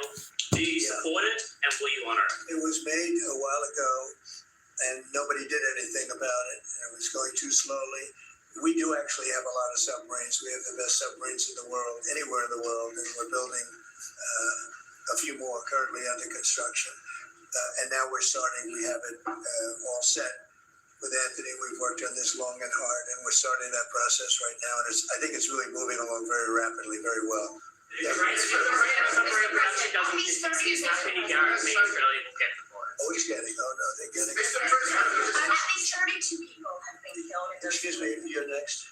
Thank you. Go ahead. China's bad behavior has really only gotten worse since the AUKUS partnership was formed. With that in mind, is the door open for Australia to get additional nuclear-powered submarines or other military capabilities not already in the deal? I think China's been very respectful of us. They're paying tremendous amounts of money to us as in the form of tariffs. As you know, they're paying 55%. That's a lot of money. They never were paying anything over years and years and years. But they were like anybody else. A lot of countries took advantage of the U.S. They're not taking advantage anymore. No, China's paying. Thank you guys for joining in. Like and subscribe. And a Thank you potential guys. 155% come November 1st, unless we make a deal. And I'm meeting with President Xi. We have a very good relationship. We're going to be meeting in South Korea in a couple of weeks, and we'll see what we can do. We have a very good relationship with China, but you know, it's been probably a little bit like your relationship with China. They try and take advantage, but most countries do. I mean, I can say the European Union took advantage, but not anymore. We worked out a very fair trade deal. Japan, we worked out a very fair deal.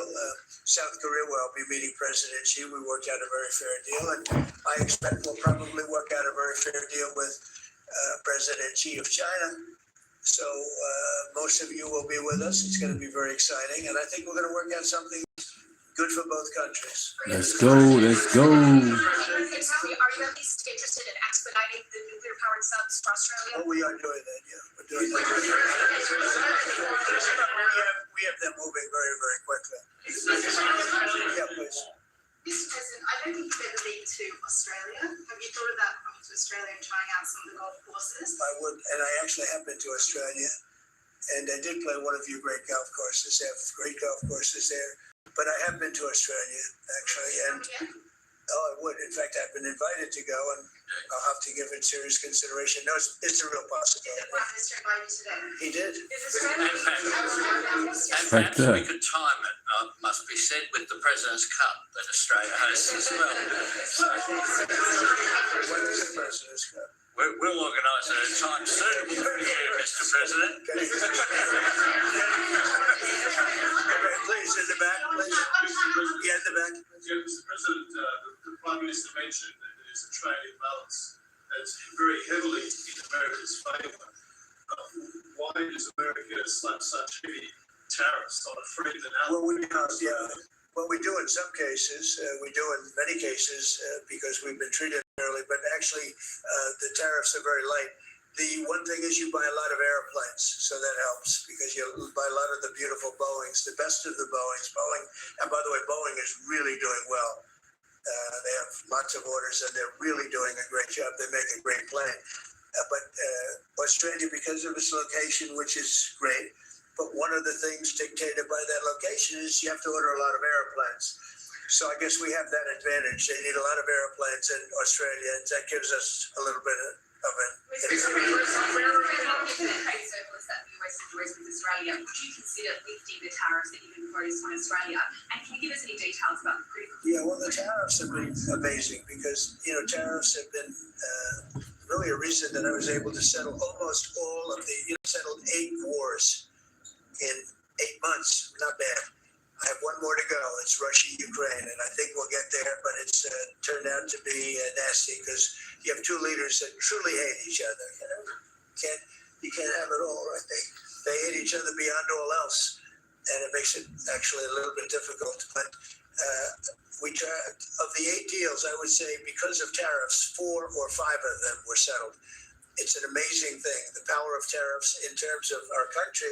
But tariffs have always been used against us. We never use them against anywhere else. And now you have a president that for national security reasons and other reasons is using them. And we've become a very rich nation again and a very secure nation again. But we've also become a nation that used that power of tariffs and the power of trade to settle 5 of the 8 wars that I settled 8. I'm very proud of that. Nobody else has settled 1. I don't think there's been an American president that settled 1. I think there probably hasn't been outside of the 2 countries involved, or however many are at war.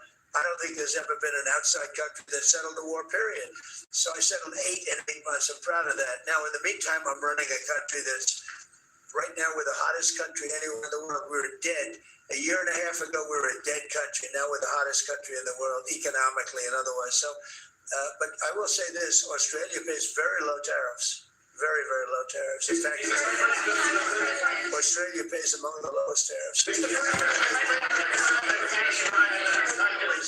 President, there's been concern in Australia that it's taken 9 months to get this meeting. Have you had any concerns with this administration that stands on Palestine, climate change, or even things the ambassador said about you in the past, the Australian ambassador?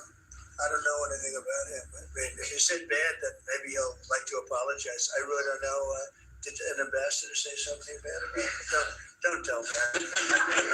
Where is he? Is he still working for you? Yeah. You said bad? Before I took this position, Mr. President. I don't like you either. I don't, and I probably never will. Go ahead. No, you went. Go ahead, behind you.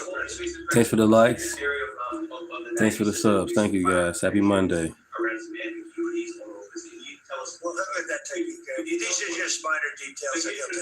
Hello, hello. John, you're going to get that taken care of. Right? There shouldn't be any more clarifications because we're just going now full steam ahead building. Yeah, please. Thank you, Mr. President. Are you now satisfied with Australia's defence investment, or do you want Australia to invest more in defence? Well, I'd always like more, but they have to do what they have to do. You can only do so much. I think they've been great. They're building magnificent holding pads for the submarines. It's going to be expensive too. You wouldn't believe the level of complexity, right, and how expensive it is. They're building tremendous docking because they have a lot of ships and a lot of things happening. And I think their military has been very strong, very, very strong. You just alluded to the violence in the Middle East. What steps is the administration taking to maintain the ceasefire? Well, a lot of steps, and right now it's in the hands of others. We have 59 countries that agreed to the deal. We have a peace in the Middle East for the first time ever. We made a deal with Hamas that they're going to be very good, they're going to behave, they're going to be nice, and if they're not, we're going to go in, we're going to eradicate them if we have to. They'll be eradicated. Damn. And they know that. That's what I'm talking about. They went in. Eradicated. They went in, and No I don't playing believe there was around. a leadership, and they had some rebellion in there among themselves, and they killed some people. A lot of people. But this is a violent group. You probably noticed over the last 100 years. This is a very violent group of people. And Thank you guys for joining in. I got 7,000 viewers. Thank you guys. Like and subscribe. They keep doing it, then we're going to go in and straighten it out, and it'll happen very quickly. And Thanks for joining in. Aeon.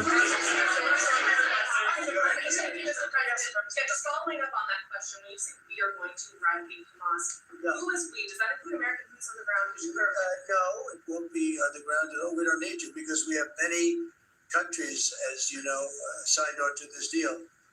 The way I view it, 59 countries. Thank you. Thanks for subscribing. Thank you. Appreciate it. There's never been nobody. Happy Monday to everybody. Countries that 4 months ago didn't like each other, and now they're all aligned together. Enjoy the video. Enjoy the chats. Calling me when they saw some of the killing with Hamas. Saying, right, Jesus is definitely king. Down the cost for our sins. In addition, you have Israel. Yes. In 2 minutes, if I asked him to go in, I could tell him, go in and take care of it. But right now, we have Thanks, dude. We're going to give it a little chance, and hopefully there will be a little less violence. But right now, God, family, country. Hamas has been very violent, but they don't have the backing of Iran anymore. They don't have the backing of really anybody anymore. They have to be good, and if they're not good, they'll be eradicated.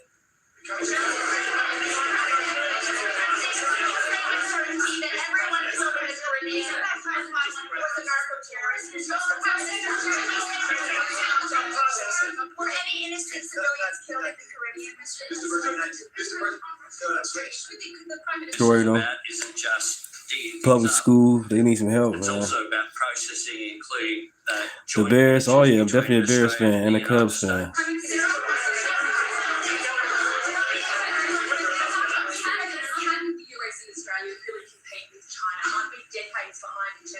No, you've been reading the wrong newspapers. We're not that good. We are way ahead of China militarily. The United States, we're way ahead of them in every form of military, other than they're building a lot Thanks of for the ships. sub. Thank you guys. That started.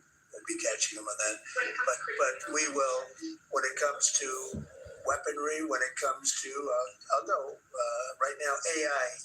The big thing is AI. They're building more plants in this country than anybody ever imagined. We're going to have over $20 trillion of investment for this year. The most we ever had was a tiny fraction of that. As an example, Biden, who's the worst president in the history of our country by far, by the way, but they were less than $1 trillion for 4 years. We're already now breaking $18 trillion of investment in 8 months. $18 trillion. No country in history has ever done that. We're way ahead of China in AI, and we're way ahead of China militarily from the standpoint of the sophisticated weapons. We have weapons that a lot of people don't even know about it. I got them started 4 years ago. I rebuilt the military 4 years ago, fortunately, because Biden didn't do anything but give a piece of it away to Afghanistan. Fortunately, as much as it sounded like it was a small part of what I built, but the Afghanistan giveaway was one of the worst. That was probably the most embarrassing day in the period in the history of our country. But we have the greatest military. We have the best equipment. We have the best manufacturers of equipment. We have the best weapons. When you look at our weapons, and we're talking a lot about our weapons. Everybody wants our weapons. But it's great to be working with Anthony. It's great to be working with the people of Australia because they also, it's a smaller country, but you have done a fantastic job in weaponry and the kind of things. So we do a lot of joint work together. Our militaries work very, very closely together. We've been really an amazing ally when you think of it, right? There's never been any games. We're strongly committed, and they're strongly committed. There are some games with other countries, but there haven't been games with Australia. Where do you come from? Who are you with? Nasty guy. Go ahead. All right, go ahead. On your first time you look at two Australian Prime Ministers, Scott Morrison and totally much different same side of politics as you, Mr. Albanese, different side. Can you tell us a bit more about what it's like to work with Mr. Albanese compared to those? Well, I got along. That wouldn't be fair because, the man at my right. Thank you guys for joining in. Appreciate it. You know that. Happy Monday. Like and subscribe. Thank you guys so much for joining He's doing a in. really good job, and we've had a very good relationship. I don't want to compare one with the other, but I'll tell you, this one is, they really have a great prime minister. Was it a good shape? I'll use it in my ads in 28.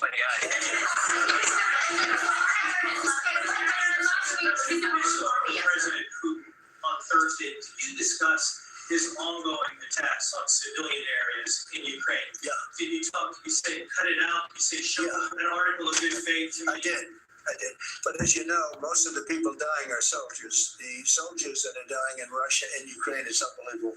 5,000 to 7,000 a week. Can you believe it? And I look at that and I say it's pretty amazing. But in addition to that, there are attacks on Kiev and some of the other places. And it's human lives, but the big number of human lives is soldiers that are being killed on the battlefield, anywhere from 5,000 to 7,000, sometimes more than that every single week. It's not even believable. It's a bloodbath. It's the worst since the Second World War, the worst number of people. And, you know, it doesn't affect us in any way. We don't pay anything because now they pay us for the weapons that they get. The NATO is paying us for the weapons, as you know. It doesn't affect, I guess you could say that's a positive thing. They pay us, but I'm not interested in that. I did straighten it out. Biden gave them $350 billion. Can you believe it? Wow. All they did is get deeper in. It's a shame. Gave them $350 billion. A lot of lives were lost. That's a war that would have never happened to our president. But we do speak about that. I speak about all of the lives, but I do speak about the civilian lives. Yes. The First Lady has done such an amazing job on Ukrainian children who were abducted by Russia. Would you support Senator Lindsey Graham's bill to declare Russia a terrorist state? And you have within your power, the most powerful man on earth. Why don't you just enable Ukraine to finish this war tomorrow? Well, if you knew anything about what you were talking about, you'd be able. You do. I don't think you do. Really. I don't think you do because it's a little more complicated than that. But it sounds easy. We're in the process of trying to make a deal. If we make a deal, that's great. If we don't make a deal, it'll be a lot of people are going to be paying a big price. President Trump, a question to both of you, if you don't mind. So I love his haircut. I'm going to try that. No, I love it. Go ahead.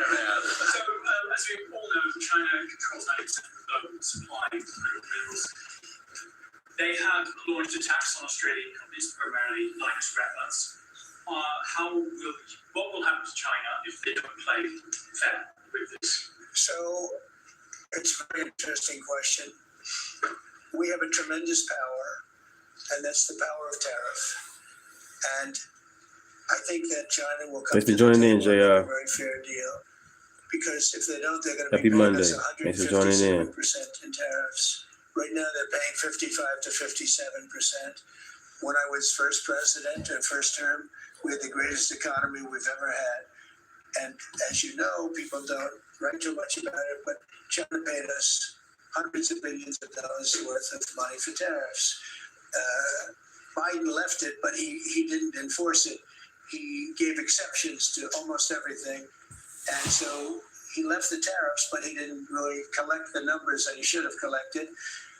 And because he didn't know what the Pack, go. Oh, man. Thanks for joining in. Now the tariffs are much higher in China than they were before. And they're high on other countries, depending on whether or not we like that country or we get along. And that's for national Plan security B. That's a funny name. So I made deals with Japan, I made deals with the European Union, or the whole of Europe practically, but the European Union made deals with a lot of different people. We have a very fair deal for, I will say, Australia's paying a low number. They do have, I'll change it. We have a little bit of an advantage on that one. I told you the advantage we have is airplanes. We sell a lot of airplanes to them, and they need them.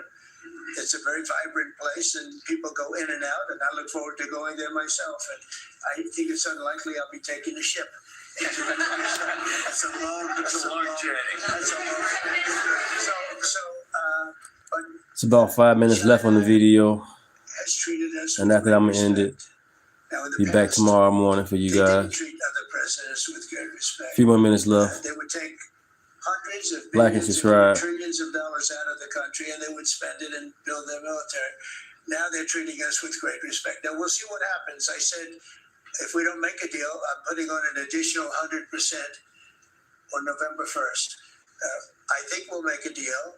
They threatened us with rare earths, and I threatened them with tariffs, but I could also threaten them with many other things, like airplanes. You know about Thank you, airplanes. guys. Thanks for subscribing. Thank you. Parts for their airplanes. We build their airplanes. We do a great job. They're largely Boeings, and we could stop. No, Kings was We awesome. did stop the parts actually when they did the initial threat. That's a big. They closed down over 400 of their airplanes, but we don't want to do that. But we have a much simpler thing. If we don't make a deal, we'll charge them a very substantial How you doing, tariff. Mike? Thanks for joining And in. they'll be paying us hundreds of billions of dollars a year, which you're basically paying right now. We had presidents that allowed China and other countries to get away with murder. We're not going to allow that, but we're going to have a fair deal. I want to be good to China. I love my relationship with President Xi. We have a great relationship. I believe after we leave South Korea, we'll be there No together. problem, Doug. We thought that would be a good place Thanks to for the be. money. Thanks for subscribing, And guys. we're going to be Appreciate it. meeting. I'll be in Malaysia, I'll be in Japan, I'll be in a couple of others. We'll be sort of doing a little bit of a tour. I've been invited to go to China, and I'll be doing that sometime early next year. We have it sort of set, but I think we're going to have a very good relationship with China. And again, they will threaten us with rare earths. I don't think they're threatening us too much right now, but they could do that. But I threaten them with something I think is much more powerful, and that's tariffs. Because at a certain point, they will not be able to do any business with us. At a certain point, if they pay enough tariffs, it's almost like saying, we don't want to do business with you, but it's probably nicer. Saying you're going to pay 158, 157% tariff is a nicer way of saying that we don't want to do business with you. And if they don't do business with us, I think China's in big trouble. How you doing, Mark? I think China is, I don't know that they even make it. I really do. I believe that they're in big trouble. And I don't want them to be in big trouble. I want them to do great. I want them to thrive. But we have to thrive together. It's a two-way street. I think when we finish our meetings, and it's going to be a big deal. I'm meeting with a lot of other countries, but this seems to be the one that people are very interested in. I think when we finish our meetings in South Korea, China and I will have a really fair and really great trade deal together. I want them to buy soybeans. They stopped buying our soybeans because they thought that was punishment. And it is punishment to our farmers, but we're not going to allow that to happen because I made a great trade deal with China, a $50 billion trade deal. And they were great about it. They were doing everything that they were supposed to do. And then when Biden came in, you know, I used to call President Xi all the time to say, thank you, or you're not buying enough. In other words, they were supposed to buy. Biden, do you think Biden never called him? I don't think Biden ever called him. You think Biden lied awake at night thinking about trade with China? He didn't know what he was doing. He was an incompetent president. We had an incompetent president, but you don't have that anymore.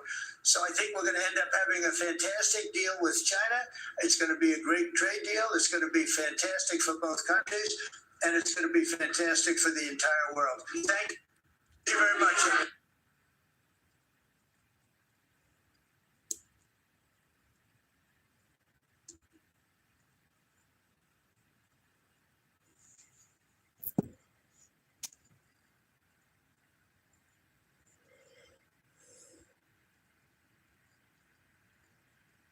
Let's see something. Anything funny right quick? And you got a little funny clip and I'm going to end it. A funny clip. Let's see. Everybody keep joining in. I appreciate it. Appreciate you guys joining in.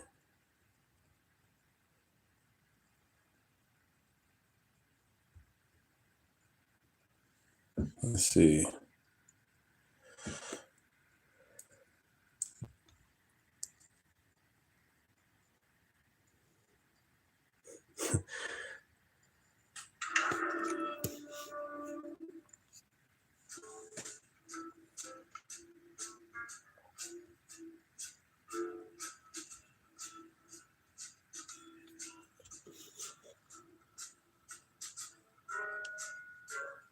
Another thing that's happened, and very few people paying attention, you probably are, which is they demanded JB the Hut.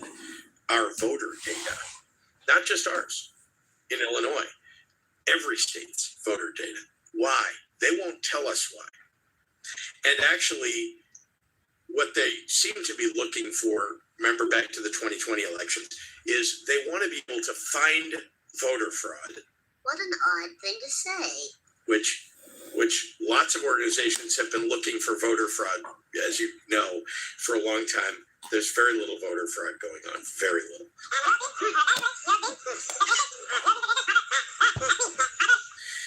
they're calling for all these databases so that they can look through them, and yet they won't tell you when they're going to come up with any conclusion about whatever it is they're looking for.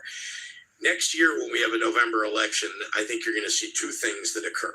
One, you won't have had any results from this mass collection of data, of voter data. And then the second is you're going to have soldiers or people dressed as soldiers at polling places saying we're protecting your voting rights. This is about voter integrity. And then the possibility that they'll be doing what Michael Flynn urged the president to do back in 2020, which is seize the ballot boxes at the polling places so that we can have the military do a fair count. Now, if you put all the things together that are happening right now, that wouldn't surprise me at all. Think about how hard they fought on this issue of whether the election had been stolen in 2020, right? The January 6th riot being an example of that, but lots of other things. And then all of those right, people at January 6th, being pardoned. Jabba the Hutt, JB the Hutt. And ask yourself, do you think what I just said is completely ridiculous? Yes. Yes, I do. What they seem to be looking for, remember back to the 2020 elections, is they want to be able to find voter fraud.